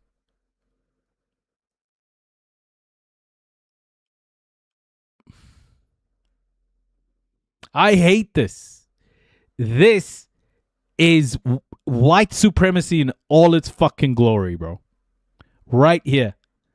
Create the conditions for these people where they have to leave because their lives are completely broken. Their homes are fucked. They're kept in constant debt to the West. The West sponsors so many of the militaries and proxies in that area who shoot their fucking families, who enslave their families, who rape their families. And then these people look for an opportunity to leave and for a better life. And Europe kills them too. Fuck this shit, bro. How sad is this?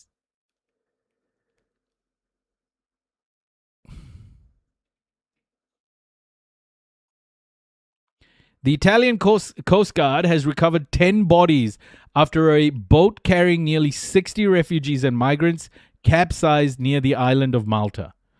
A fishing boat rescued 48 people from the Mediterranean Sea after their craft overturned on Sunday. The Coast Guard said, adding that it capsized about 45 nautical miles, 83 kilometers east-southeast of Malta after leaving Libya. The Italian Coast Guard immediately dispatched a patrol boat to the area, which has so far recovered 10 bodies. Search operations in the area are continuing, coordinated by the Maltese authorities. Its statement added. It is the latest in a series of boat wrecks in the Mediterranean this year, as refugees and migrants continue to risk their lives in a desperate attempt to reach Europe. The beginning of this year was among the deadliest in the Mediterranean since 2014, according to the United Nations International Organization for Migration. The IOM reports that at least 990 people have died attempting to cross the Mediterranean this year. Last year, at least 2,180 people died or went missing. The latest deaths come after European Union politicians and member states agreed in principle on a new set of rules that would allow governments to deport asylum seekers whose claims have been rejected to third countries. The deal, which was discussed on Monday, was first proposed by the European Commission last November. Return hubs. Fuck. Concentration camps. One thing Europe has done so well is to make the most evil shit sound benign. They made European colonization, slavery, genocide, wealth theft, labor exploitation sound so benign by calling it capitalism. They made mass exploitation sound benign. And now they're doing it again. Return hubs. It sounds like a fucking Amazon returns facility. You know when you return Amazon packages? Return hubs. Fucking evil, bro. Under the proposed framework, which still requires formal approval, so-called return hubs would be established outside the EU, but it has not announced where. Earlier this week, hundreds of demonstrators protested outside the UN refugee agency, UNHCR headquarters in Libya's capital, Tripoli, accusing it of seeking to settle undocumented migrants there. Protesters held signs reading, "Our love for our country is not racism, and Libya is not the world's garbage bin." How is this? Libya is not the world's garbage bin. These are human beings they're talking about, man. Fuck this world, bro. We're so fucked. The UN agency in Libya, UNSMIL, affirmed the rights of all Libyans to express their opinions, but warned about the spread of misleading information and hate speech regarding its work in the country, which contributes to increased tensions and incitement against the UN national and international officials.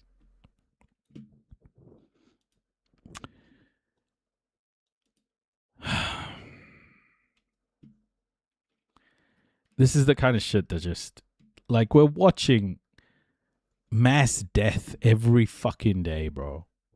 How insane is this world? How insane is this world?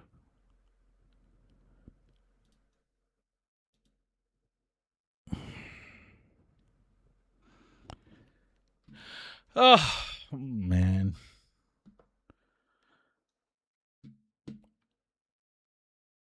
Oh, fuck, man. Okay, I want some... Let's end this live. Let's end this live with something a little bit more positive. That the US dollar not having a good time, but it's still going to remain dominant, but also China mogging the US. Okay? Let's celebrate China mogging the US. Just a little bit. All right? Let's listen to China mogging the US first, and then we'll watch the potential downward spiral of the US dollar. Although I don't think it'll be a downward spiral. It'll take time. But, you know, China's dominance is happening. China's all-round dominance, from batteries to medicine, from high-speed trains to AI. How China is devouring Europe. Beijing has caught up with and then surpassed the West across an impressive number of technologies and economic sectors, seeking to control the entire value chain. Okay, when you can write a headline like this, right? When you can write a headline like this, can someone please explain to me how the fuck the IMF, the International Monetary Fund, can call China an emerging economy? How? How does the IMF categorize China as an emerging economy when China is absolutely destroying Europe?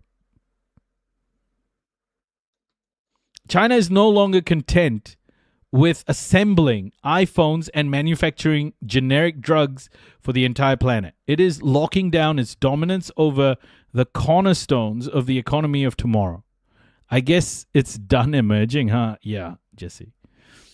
Industrial, artificial intelligence, robotics, batteries, biotechnology, renewable and nuclear energy.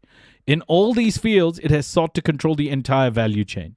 To entrench its lead on all of these fronts at once, Beijing has followed a simple yet relentless formula.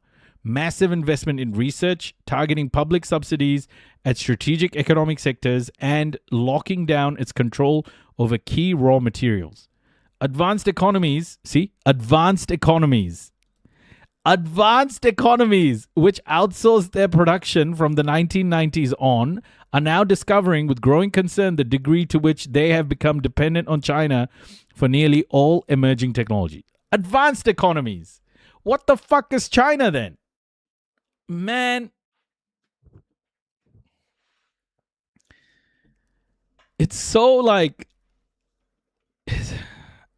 I don't want to keep using the phrase white supremacist, but this is what it is, right? This is what it is. White supremacy just like sits in its own level. Unrivaled dominance in electric cars. In 2025, Chinese brands controlled about 2/3 of all electric vehicle sales worldwide. And in 2026, as its domestic market for fully electric... But if you ask the IMF, why haven't you labeled China, China an advanced economy? They'll say something like, Tiananmen Square, the Uyghurs, etc., while the West continues to bomb and starve fucking Africa, and the Middle East. It's so fucking stupid, bro. It's so insane. And in 2026, as its domestic market for fully electric cars contracted, partly due to purchase subsidized for electric cars being gradually phased out, China's exports soared. They doubled in a single year, reaching 183,000 units in March alone.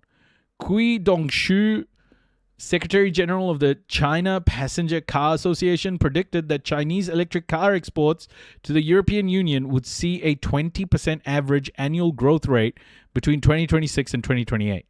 China's BYD, the world's sixth largest automaker, even acquired its own fleet of cargo ships in order to independently export 1 million cars per year. An International Energy Agency study updated in November 2024. By the way, the International Energy Agency is another institution built by the West. These are all Western institutions that do these studies. The UN doing fucking studies and warning people that there's a famine or genocide. Or how many UN reports do you get warning people of shit, but the UN does fucking nothing about it, They're great at making reports, everybody. They're great at making reports.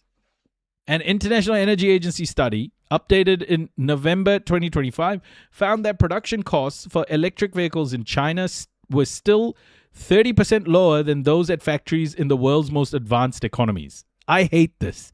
I hate how they say in the world's most advanced economies. Motherfucker, sit this one out. Worker wages are not the main factor, as nearly everything is automated at factories owned by NIO in Hefei, Xpeng in Guangzhou, and BYD in Shenzhen. Oh, no. Zhengzhou. Zhengzhou. Oh my gosh. I'm so sorry. Robotic arms lift and rotate steel frames, which robot welders then handle, all while autonomous carts deliver hoods, trunks, windshields, and doors, and 3D scanners check for the slightest defect. The handful of young, silent workers present connect sensors and install seals and turn signals on the vehicles, which are attached to rails that slowly move toward the exit. In 2025, China had 229 car manufacturers that employed 1.21 million people in vehicle production. That year, 34.5 million cars rolled out of their factories. The industry has also been able to count on having a complete production ecosystem within China's borders. Unlike Western manufacturers, which depend on global network of subcontractors, Chinese stakeholders control the entire value chain. BYD has taken this logic to the extreme. It produces 80% of its own electronic components, including both chips and batteries. It has also acquired foreign mining rights in order to secure its supply of strategic metals. China now has 4.8 million public charging stations, more than the rest of the world combined. A visit to Beijing International Automotive Exhibition, held from April 24th to May 3rd, serves as a reminder that the country has developed every type of electric vehicle possible, from basic micro-sized city cars, which sell for €3,000 each, to the luxury Zeekr SUV, which resembles a home movie theater on wheels, and tech-laden Xiaomi sports cars, which, while designed for racing, are also packed with driver assistance tools. Faced with China's immense car production capacity, an all-out price war has broken out, leaving only a handful of manufacturers able to turn a profit and factories operating at 50% of capacity on average. The profit margin in China's automotive sector even fell to 4.4% in 2025, its lowest level on record. A dominant position in battery manufacturing.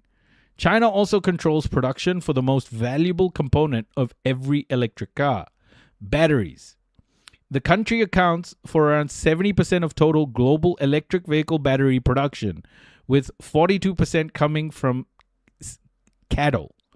This Chinese company, based in Fujian province, has been the world's leading battery manufacturer since 2017 and now supplies all major international automakers. For a long time, Chinese public subsidies for purchasing electric vehicles were made conditional on the car using approved batteries. In other words, Chinese-made ones. The measure, which decisively supported the industry, came in addition to massive direct subsidies implemented in 2009 when Beijing announced an automotive revitalization plan and set its sights on electric vehicle production. The plan gave manufacturers a reduced tax rate and value-added tax refund when purchasing raw materials, components, and energy, as long as the battery produced was then exported. Wow. I'm still stuck on the 3K car. Insane, eh? The CEO of Ford actually drives a Xiaomi? No shot. Really? Moreover, China does not just manufacture batteries, it also controls strategic metal mines and chemical processing facilities. It extracts lithium and controls about 70% of the world's lithium refining capacity. The same goes for graphite. As for cobalt, China oversees the operation of giant mines in the Democratic Republic of Congo through several companies. It also dominates the production of lithium iron phosphate, LFP batteries, the most robust and least expensive kind. according to an analysis by energy research firm Bloomberg NEF, published in April, the price of LFP battery cells in China dropped 51% in a single year. Yeah, and this is the nature of all of this, right? It's this whole capitalist system is fucked because it rewards bad behavior. Like the DRC, guys. It's fucked. The DRC is so exploited by China, by the West. It's just one of the most exploited fucking places. It's sad, bro. Africa as a whole, it's just tragic. In another sign of the country's lead in the field, Cattle is preparing to launch sodium batteries with a core material that is 1,000 times more abundant and cheaper to extract than lithium within the next few months. The so-called solid batteries, which contain no flammable liquids and grant cars equipped with them twice the range of others, are set for mass production starting in 2027. The company has also begun supplying batteries for data centers and electric boats, such as ferries on the Yangtze River and barges on the canal that runs from Beijing to Hangzhou, which will be able to use cattle battery swap stations set up along their routes. Wow. Yeah, Israel too, yeah. The undisputed leader in renewable energies. Train journeys are an easy way to see how far China has come in the field of renewable energy. As soon as you leave any one of the country's major cities, fields of solar panels or wind turbines stretch as far as the eye can see. West China's deserts have also become a hotspot for renewables. The abundant electricity produced there powers cities in the country's east, thanks to 35 ultra-high voltage lines which transport the electricity over 3,000 kilometers. In 2025, China added a record 430 million kilowatts of solar and wind energy capacity compared to 68 million kilowatts installed across EU member states and 7.2 million kilowatts in France. From 2015 to 2025, China's wind and solar power capacity increased more than tenfold. Wow, 10 years. Rising from approximately 180 gigawatts to 1,842 gigawatts. China thereby achieved something no other country has done before, turning renewable energy into a mass consumer product with a price that outcompetes any fossil fuel or nuclear alternative. Wow. There you go.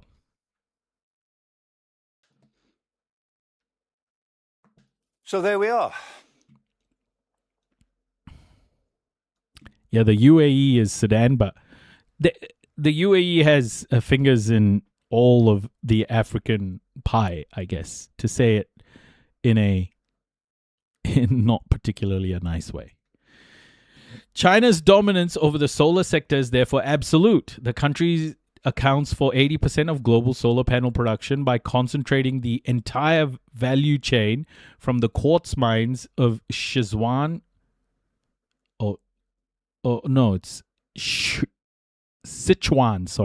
Sichuan to the assembly of photovoltaic cells into panels in its territory. As a result, the cost of a watt of Chinese solar power fell by more than 60% in 2024 and 2025. Wow. Now China is beginning to mass produce photovoltaic cells that are as thin as a human hair, which makes the panels completely flexible, ideal for fitting around the fuselage of a drone or the bodywork of a car or train. It is also speeding up the deployment of giant offshore wind turbines at a scale of over 18 megawatts per unit.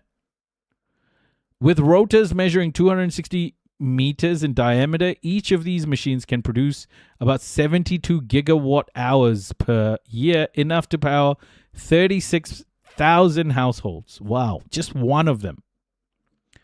The Chinese manufacturing company Ming Yang Smart Energy Group has also signed agreements to install 148 of these 18 megawatt turbines off the coast of Sicily, with the entire wind farm scheduled to be fully operational by 2029. Morning, Boo Boo. Welcome. China controls 90% of the global drone market. They're using Ethiopian air bases to move their weapons into Sudan, yeah. Hey, Matt. What up? They don't have parking lots to put solar panels on. They need to put it on desert ecosystems. Yeah. In the Chinese market, civilian drones equipped with a camera and 4 propellers have shifted from being a niche product to becoming a mainstream tool for social media. People film themselves while hiking and then post the video on their favorite platform. In this sector, Chinese dominance is absolute. The company DJI controls more than 73% of the domestic market and even 90% of the global market, according to data from Daxu Consulting from March. Chinese exports of civilian drones surged by 45% in value in 2025, according to the consulting firm 10 Data. This industry followed a tried and tested formula. It built a comprehensive ecosystem with massive support for the state, which has made the development of the low-altitude economy, terrestrial transport operating below 3,000 meters, a top priority in its new 5-year plan. It rapidly conquered markets by offering highly competitive prices and kept innovating. By the end of 2025, DJI has already filed more than 12,000 patents, including 7,300 in China. Wow. Insane, man. Today, mainly thanks to DJI, China dominates the entire civil drone market, from industrial applications such as topographical surveys and surveillance to agricultural uses. 300,000 agricultural drones are now operational in China. They spray fields at a lower cost, transport loads, or deliver food to fish farming ponds. Drone taxis are no longer just prototypes, and companies like Yihang have obtained all the necessary certifications, allowing them to operate paid passenger flights this year. China is also testing cargo drones, capable of carrying 1,000 kgs of freight transport. Wow. What the fuck, bro? This is like the future, bro. Compared to where we're all at, this is... How is this not an advanced economy? I don't get it. How is the IMF not calling China an advanced economy? Meanwhile, in the US, cheaper, more reliable product. Let's ban it. Yeah. This is literally fucking Star Wars. Okay? This is like that scene in Star Wars where they have the fucking flying cars and shit. This is Star Wars, bro. China is Star Wars. And where the fuck... We're in Planet of the Apes still.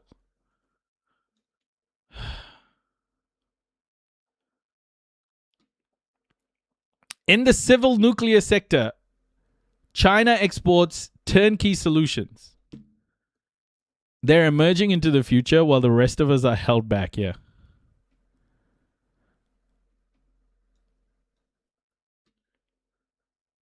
China is building more nuclear power plants than the rest of the world combined. At present, 36 reactor construction sites are underway on its territory. China is imposing its industrial model, fast construction and controlled costs, the result of vertical integration that Western countries have lost. The country controls the entire value chain, from foraging giant 500-ton vessels in Qihar in Heilongjiang province to operating uranium mines in Namibia and Kazakhstan. The Hualong-1, China's third-generation reactor, which Beijing has presented as a turnkey tool for energy independence, is now starting to be exported. Under the arrangement it offers, China guarantees the supply of enriched uranium and collection of radioactive waste for the entire lifespan of the reactor up to its dismantling. The Hualong 1 is already operational in Pakistan. Fuck! So not only do they go build it for you, they also provide the enriched uranium for you, and they take the nuclear waste. What? What do they do with the waste? They must do something with it. Do they just bury it in the ground? Like most Western nations do. Like, what the fuck do they do with it? Argentina, with the Atuca 3 project, and Egypt are in talks to adopt the reactor, which China can install in 5 to 7 years, while offering financing packages covering up to 85% of the investment. Wow! This is like buying a fucking Ecosa couch.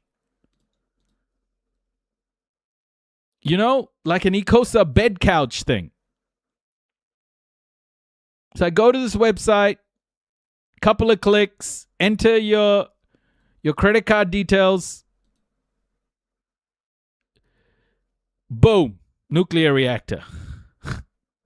The United States puts it on the tip of bullets and missiles to make them armor piercing. The depleted uranium. Oh yeah. You can just get a nuclear reactor with Klarna. What's Klarna?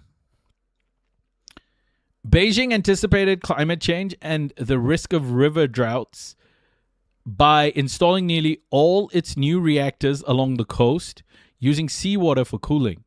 China is also pulling ahead with the Linglong 1, the world's first mini reactor, small modular reactor or SMR, which can supply power to an island, a large industrial complex, or even provide urban heating. Wow, man. Klarna is a predatory loan platform? Wow. This is insane, dude. Every single thing is at such insane scale. China is just in a different world, man. A breakthrough in pharmaceuticals. China is no longer just a manufacturer of generic medicines. For tetanus, for example, it introduced Synthetol in 2025, a recombinant monoclonal antibody that no longer relies on blood plasma and therefore on donors. For 3 years, the startup Zhuhai Trinomab, which developed it, received support through public loans and free facilities. In China, 4,751 drugs are currently under development, representing 33.7% of all drug candidates worldwide, compared to 8% in 2018. In 2025, 76 innovative drugs were launched on the domestic market, a 58% increase in just 1 year, and 120 new molecules were approved. Western big pharma companies placed their trust in Chinese innovation. The total value of licensing agreements for exports nearly tripled over the past 2 years, rising from 44.4 billion euro in 2024 to 117 billion euro in 2025. In the first quarter of this year alone, this value has already surpassed 51.2 billion euro. Chinese cutting-edge treatments have focused on oncology, with pills that target only the cancerous cells in affected organs such as the lungs. The drug amylase, of course, like amylase, or the ovaries, Enzeshu, for example. Today, hundreds of Chinese scientists trained in the United States or Europe have returned to the country, drawn by massive funding, specifically the creation of major new drugs program, and attracted by a regulatory administration that accelerates approvals.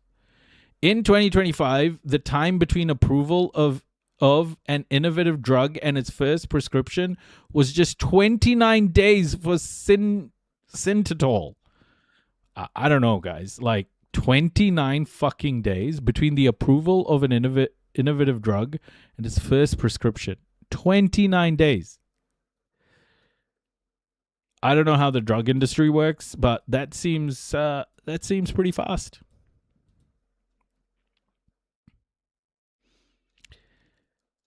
Chinese innovation in pharmaceuticals has also broadened access to healthcare. Before the arrival of chitamide, I don't know, an oral anti-cancer drug, Chinese patients with T-cell lymphoma had to rely on an imported treatment costing €3,000 per month, which was reimbursed to varying degrees depending on the patient's insurance coverage. Chitamide drove that cost down to €10 per month. €10? €10 per month with the same level of effectiveness. €10, bro. The agri-food industry relies on Chinese food additives. Because China invested heavily in industrial fermentation, it has transformed agricultural raw materials such as corn and soybeans into complex chemical ingredients sold at unbeatable prices. As a result, global food industries have become entirely dependent on China's factories. Amino acids like lysine and threonine, essential for industrial-scale livestock farming aimed at accelerating animal growth. Holy shitamide. I love it. Are sourced at a rate of 65 to 80% from the country. You love glycine? Nice. About 90% of the vitamins added to milk, cereals, and fruit juices around the world come from China.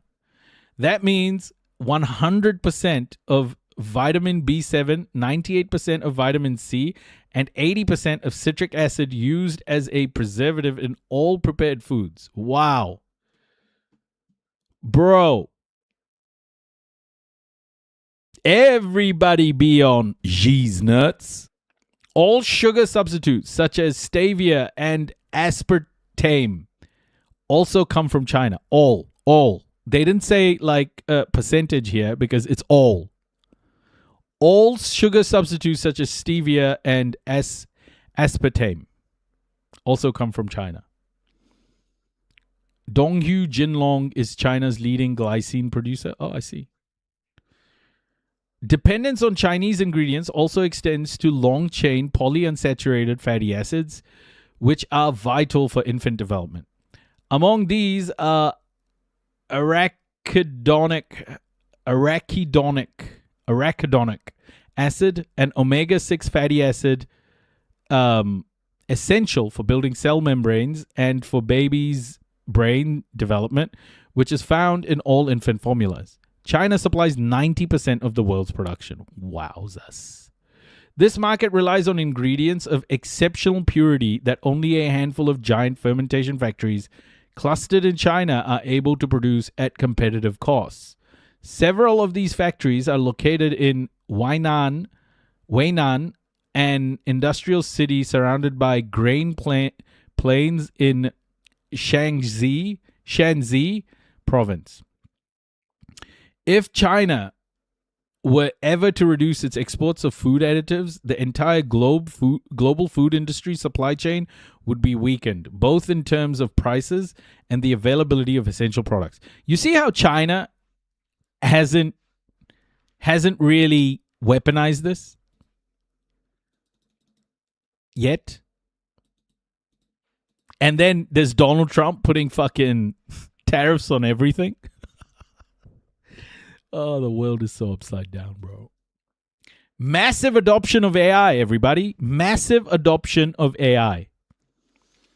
The US maintains its lead in advanced semiconductors and extreme computing power. In response, Beijing has focused on rapid industrial integration, aiming to make its models the global standard for industrial AI. In 2025, according to Chinese authorities, 30% of the country's manufacturing companies had already used AI to plan and adjust their production in real time.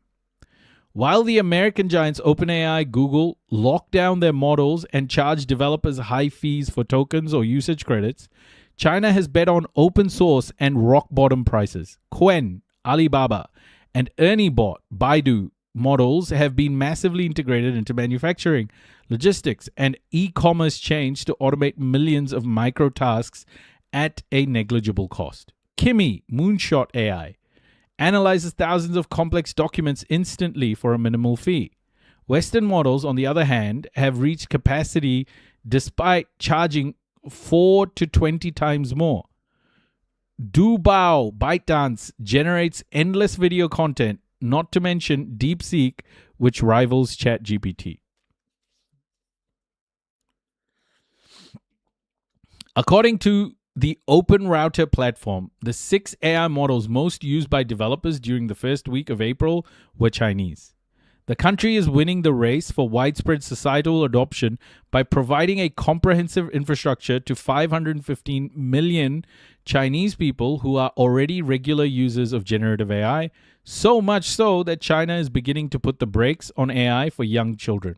Starting in July, AI assistants for minors integrated into stuffed animals or robots will no longer be allowed to serve as confidants or virtual friends and must be limited to educational tasks. This widespread adoption is reminiscent of the rise of Chinese super apps. In China, people open specialized payment apps as often as they would take out a coin, which is to say, barely. WeChat, with 1.418 billion monthly active users worldwide as of December 31st, 2025, serves simultaneously as a messaging platform, a social network, a mobile payment tool, a shopping platform, and a medical appointment booking service.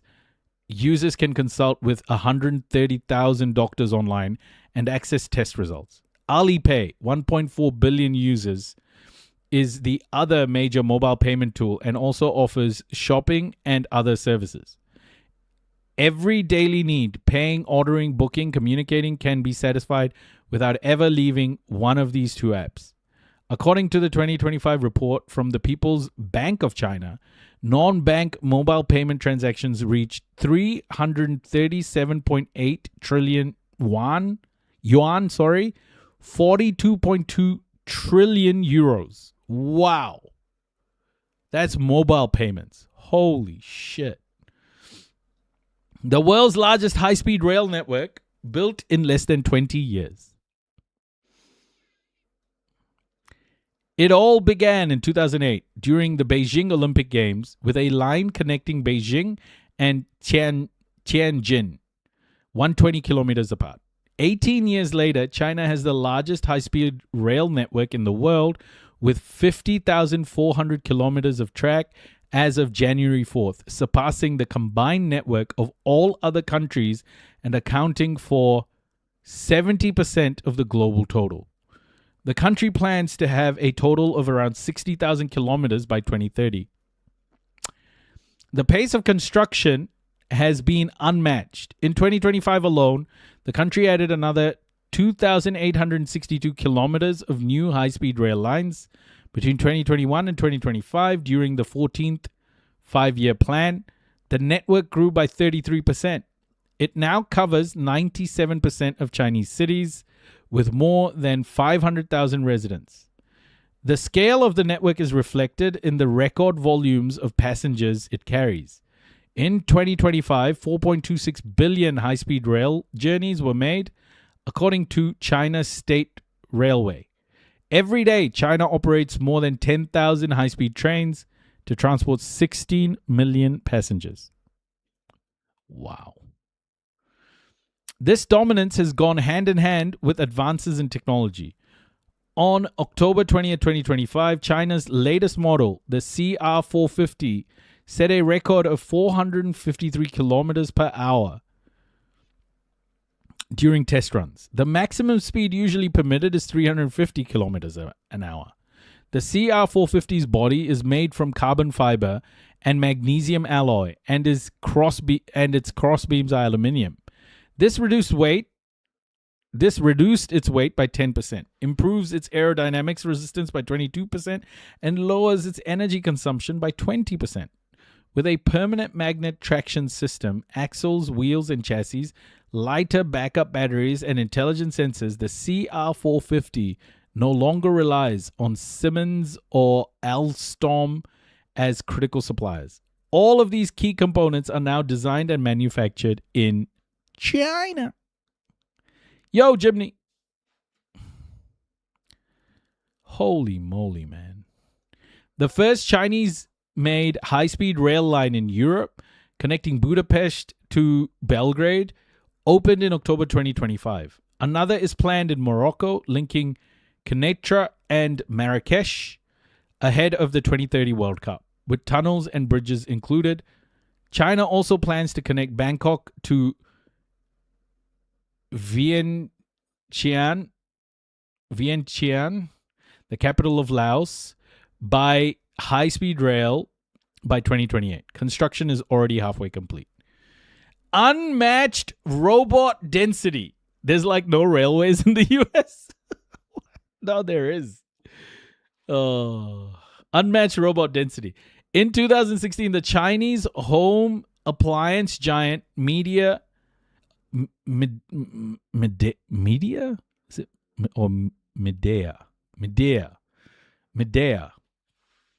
bought the German industrial robot manufacturer KUKA for around 4.5 billion euro. Hey, that's not fair. We have 50 miles combined of high-speed rail. Really? 50 miles? No. Is that it? The deal stirred concern in Germany over the potential loss of its technological expertise. 10 years later, China has established itself as the global epicenter for automation. It became the world's largest. Yes, it's between Boston and Washington, D.C. Oh my gosh. The greatest country in the world, eh? 10 years later, China has established itself as the global epicenter of automation. Became the world's largest market for industrial robots, with its operational fleet surpassing 2 million units in 2025, accounting for 54% of all new installations worldwide.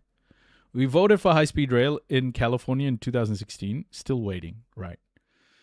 The train tickets, $300 to New York. That line is not exactly high speed. I see. Its robot density illustrated this lead, reaching 567 machines per 10,000 workers in 2025, far surpassing Germany, 449, and France, 195. At the beginning of 2026, the Chinese Ministry of Industry and Information Technology estimated the number of fully automated factories across the country at 30,000. Wow. Holy moly.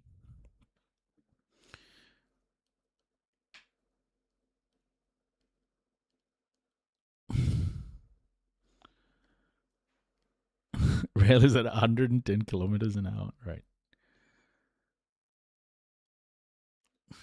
This technical supremacy has found a new resonance with the open claw phenomenon. This open source AI agent software, which has swept across the country in just a few months, serves as the ideal link between robotics and industry. It turns digital machines into autonomous operators capable of planning and learning from their tasks. Regarding the humanoid robot, whose capabilities were showcased during the televised Chinese New Year Gala, China has moved in just 2 years from the prototype stage to mass commercialization. Led by its flagship company, Unitree Robotics, about 12,000 units are expected in 2025, with forecasts ranging from 100,000 to 200,000 in 2026, according to various sources. The country leads in the production of motors, sensors, actuators, and even batteries, thanks to its expertise in electric vehicles. Holy mackerel!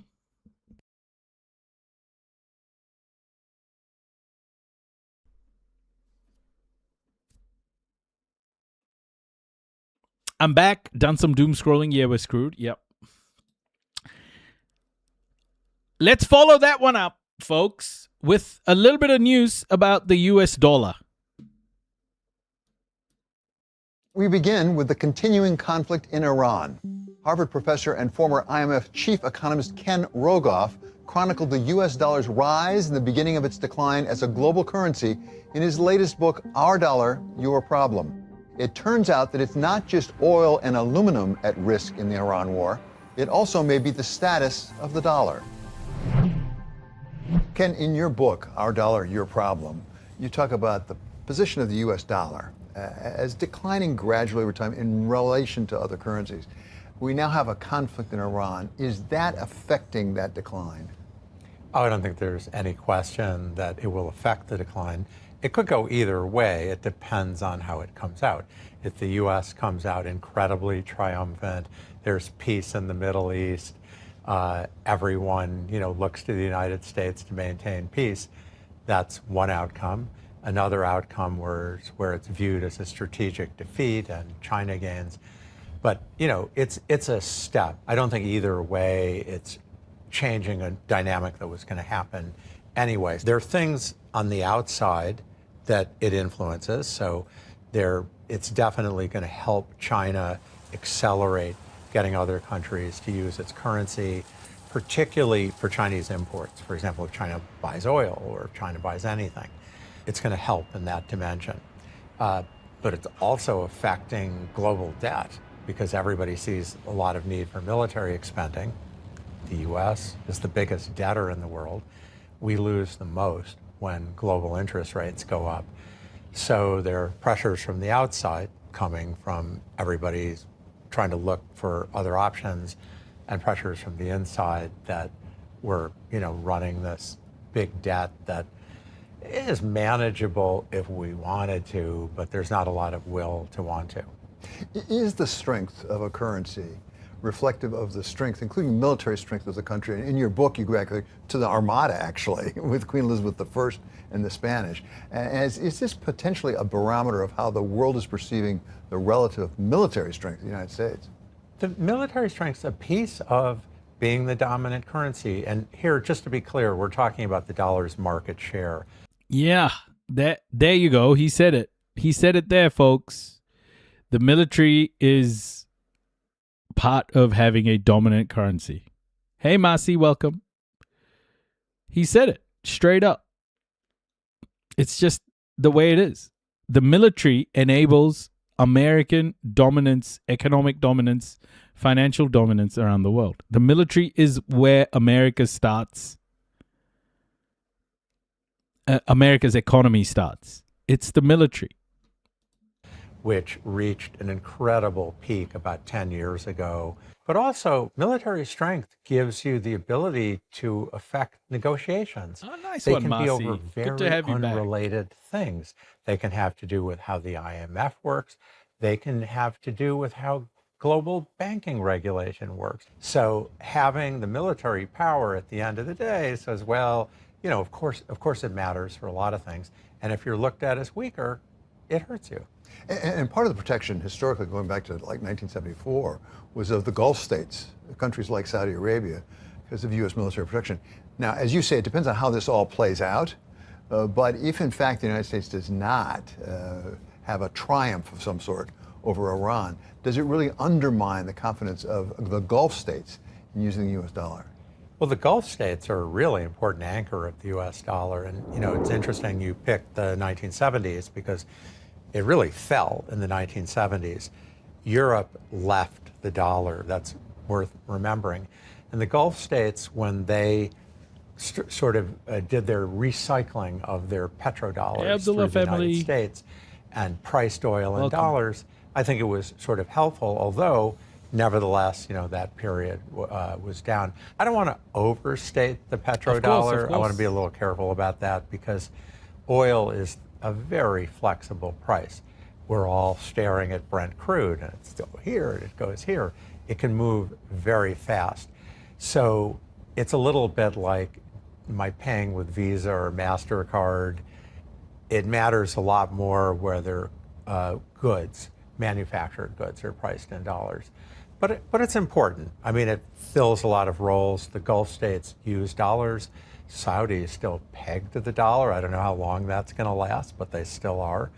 And because so many of them are pegged to the dollar, rotate around the dollar, they hold more dollars. They've been very important to our business model. Not as important as China, but they've been important. And it's unclear how this is playing out. I mean, I think a lot of the Gulf states are looking at us and saying, wait, I thought you built those bases to protect us. I didn't know you built those, various military complexes in our country so we could be target practice. And are you on our side? Or are you on their side? Like, what's going on? That's been a delicate dance. I don't think we know how it comes out yet. So, China's kind of playing it cool. A lot of people say they may benefit. They might, but I just think we have to see what the end game of this is. The Chinese might benefit. Will the yuan benefit? Because Yeah, of course, we see Iran saying we'll let oil through the Strait of Hormuz if you sell it in yuan, for example. And China certainly wants more transactions denominated in They're yuan. doing quite a bit in crypto too, also, by the way. Yeah, I mean, if they get paid in dollars, we can sanction them immediately. They're putting it hostage. Why the heck should they do that? That's certainly significant. But the big thing of the Iran war in the future of the dollar is it's raised global interest rates. They were going up and up and up. So if I look at the dynamic of how I see things unfolding, it's that there's this pressures from the outside that are very slow moving, but they're happening, to have a more multipolar system. And there are problems on the inside where we're the richest country ever, but we still have trouble paying our bills and running these crazy large debts. Hey, There's Funeral no political X, how are you? consensus in either party. The Republicans don't want to tax anyone. The Democrats think 1% of people can pay, which doesn't add up. And so we are racing towards having a fiscal problem. And then central bank independence becomes a problem, because when you have a fiscal problem, you're kind of looking for the central bank to bail you out. Good. And if all that's happening, Yeah, I'm good. that's sort of what happened in the 70s, in a way. It undermines the dollar. So what are the metrics that trying to people should figure use it in out, figuring out if you where know we where it's are trying to in figure the things relative out. prominence of the dollars? What do you look at? I mean, for example, were you surprised that the dollar was not more of a safe harbor when the Iran conflict broke out? So there are people in finance who are doing all these papers showing that the premium we used to extract on longer term debt is gone. So on short term debt, there's still a premium to dollars. It's still the safest asset. Long term debt, it's not there anymore. I mean, it's safer than, let's say, some African or South American countries' debt. But if you compare it to many European countries, Japan, it doesn't rank that way they used to. And so there are ways in which what we're getting out of the deal is going down. Now, we can crowd everything into short-term borrowing. And Secretary Bessent said, I think interest rates are going to go down. I'm going to borrow more short-term. Okay, but that's very risky. In fact, I think he was saying not to do that 10 years ago. And so we're losing, you see that in many measures. On the other hand, these things are very slow moving. If you do foreign exchange trading, is overwhelmingly goes through dollars. If you do currency of denomination of debt, it's overwhelmingly dollars. Of course, part of that's because more than 50% of the debt of the advanced countries is ours. More than that in global bonds, it might even be 60 or 70%. So this guy used to be part of the IMF, obviously. So this guy, what was he? He was something at the IMF. Economist Ken Rogoff. Yeah, he worked at the IMF. See how he calls. See what he says. Advanced countries. China's not included in that, man. Is ours. So there's a lot of liquidity in it. I still remember 20 years ago, a prominent European economist getting up at a meeting and saying, today is a big day. There's more euro debt than dollar debt, which was true that day. Well, how did that work out? I think this is a slow moving thing. We're seeing it in the interest rate spreads. We're seeing it in reserves, so what countries are choosing to do. We're seeing it in actions that the Europeans and the Chinese are taking to develop independent systems. But this isn't something the private sector is just going to do. It's mostly the Chinese, the Europeans are leading the way. We are digging our, grave, so to speak, and it's all the actions of the governments. It's not something that's happening overnight. Yeah. Like I said, I don't think it's going to happen fast. I think it's just going to be a slow roll from now on. I don't think Iran has been so consequential. The Iran war, the blunder that the US has made, I think has been far more consequential than we can imagine right now. Okay? Like, it's been so consequential. But I think we'll feel the effects of it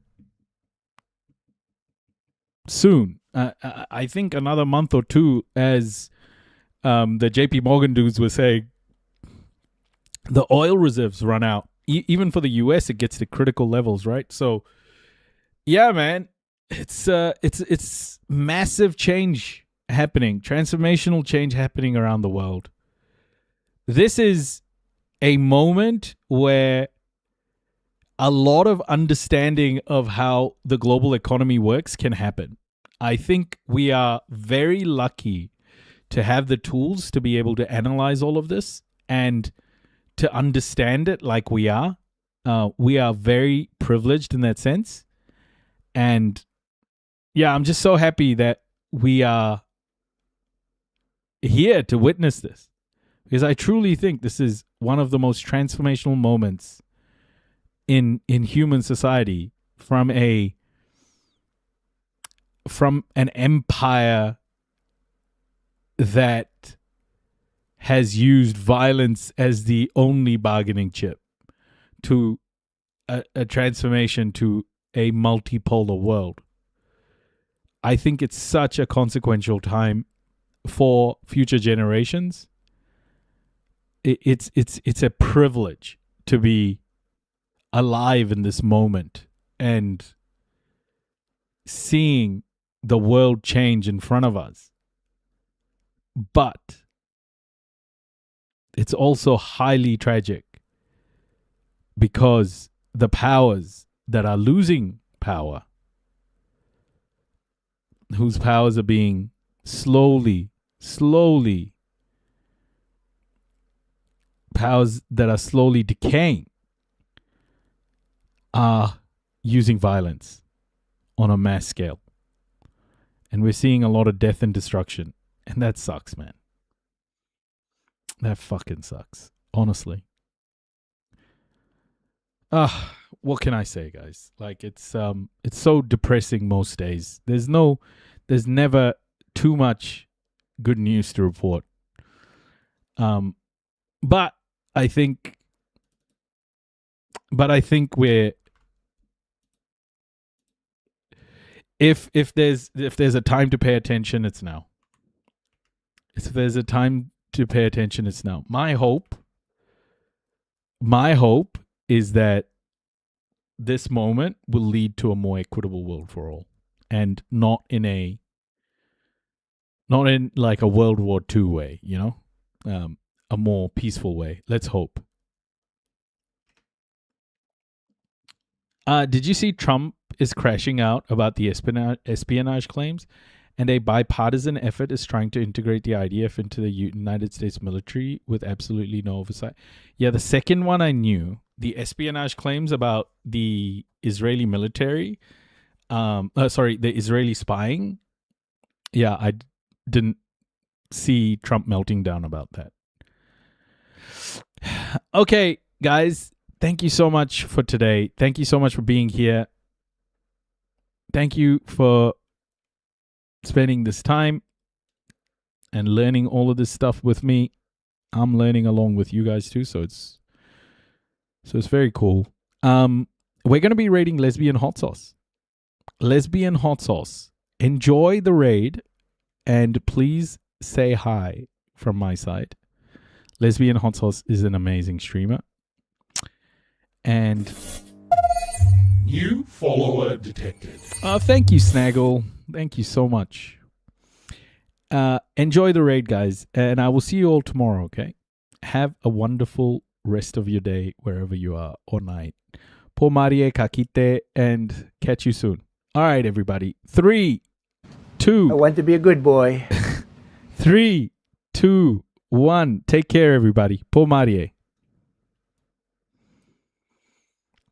And Kakite, TikTok, Kakite Po Marie.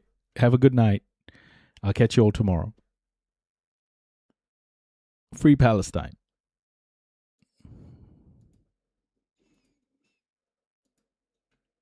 Take care, YouTube. Catch you soon.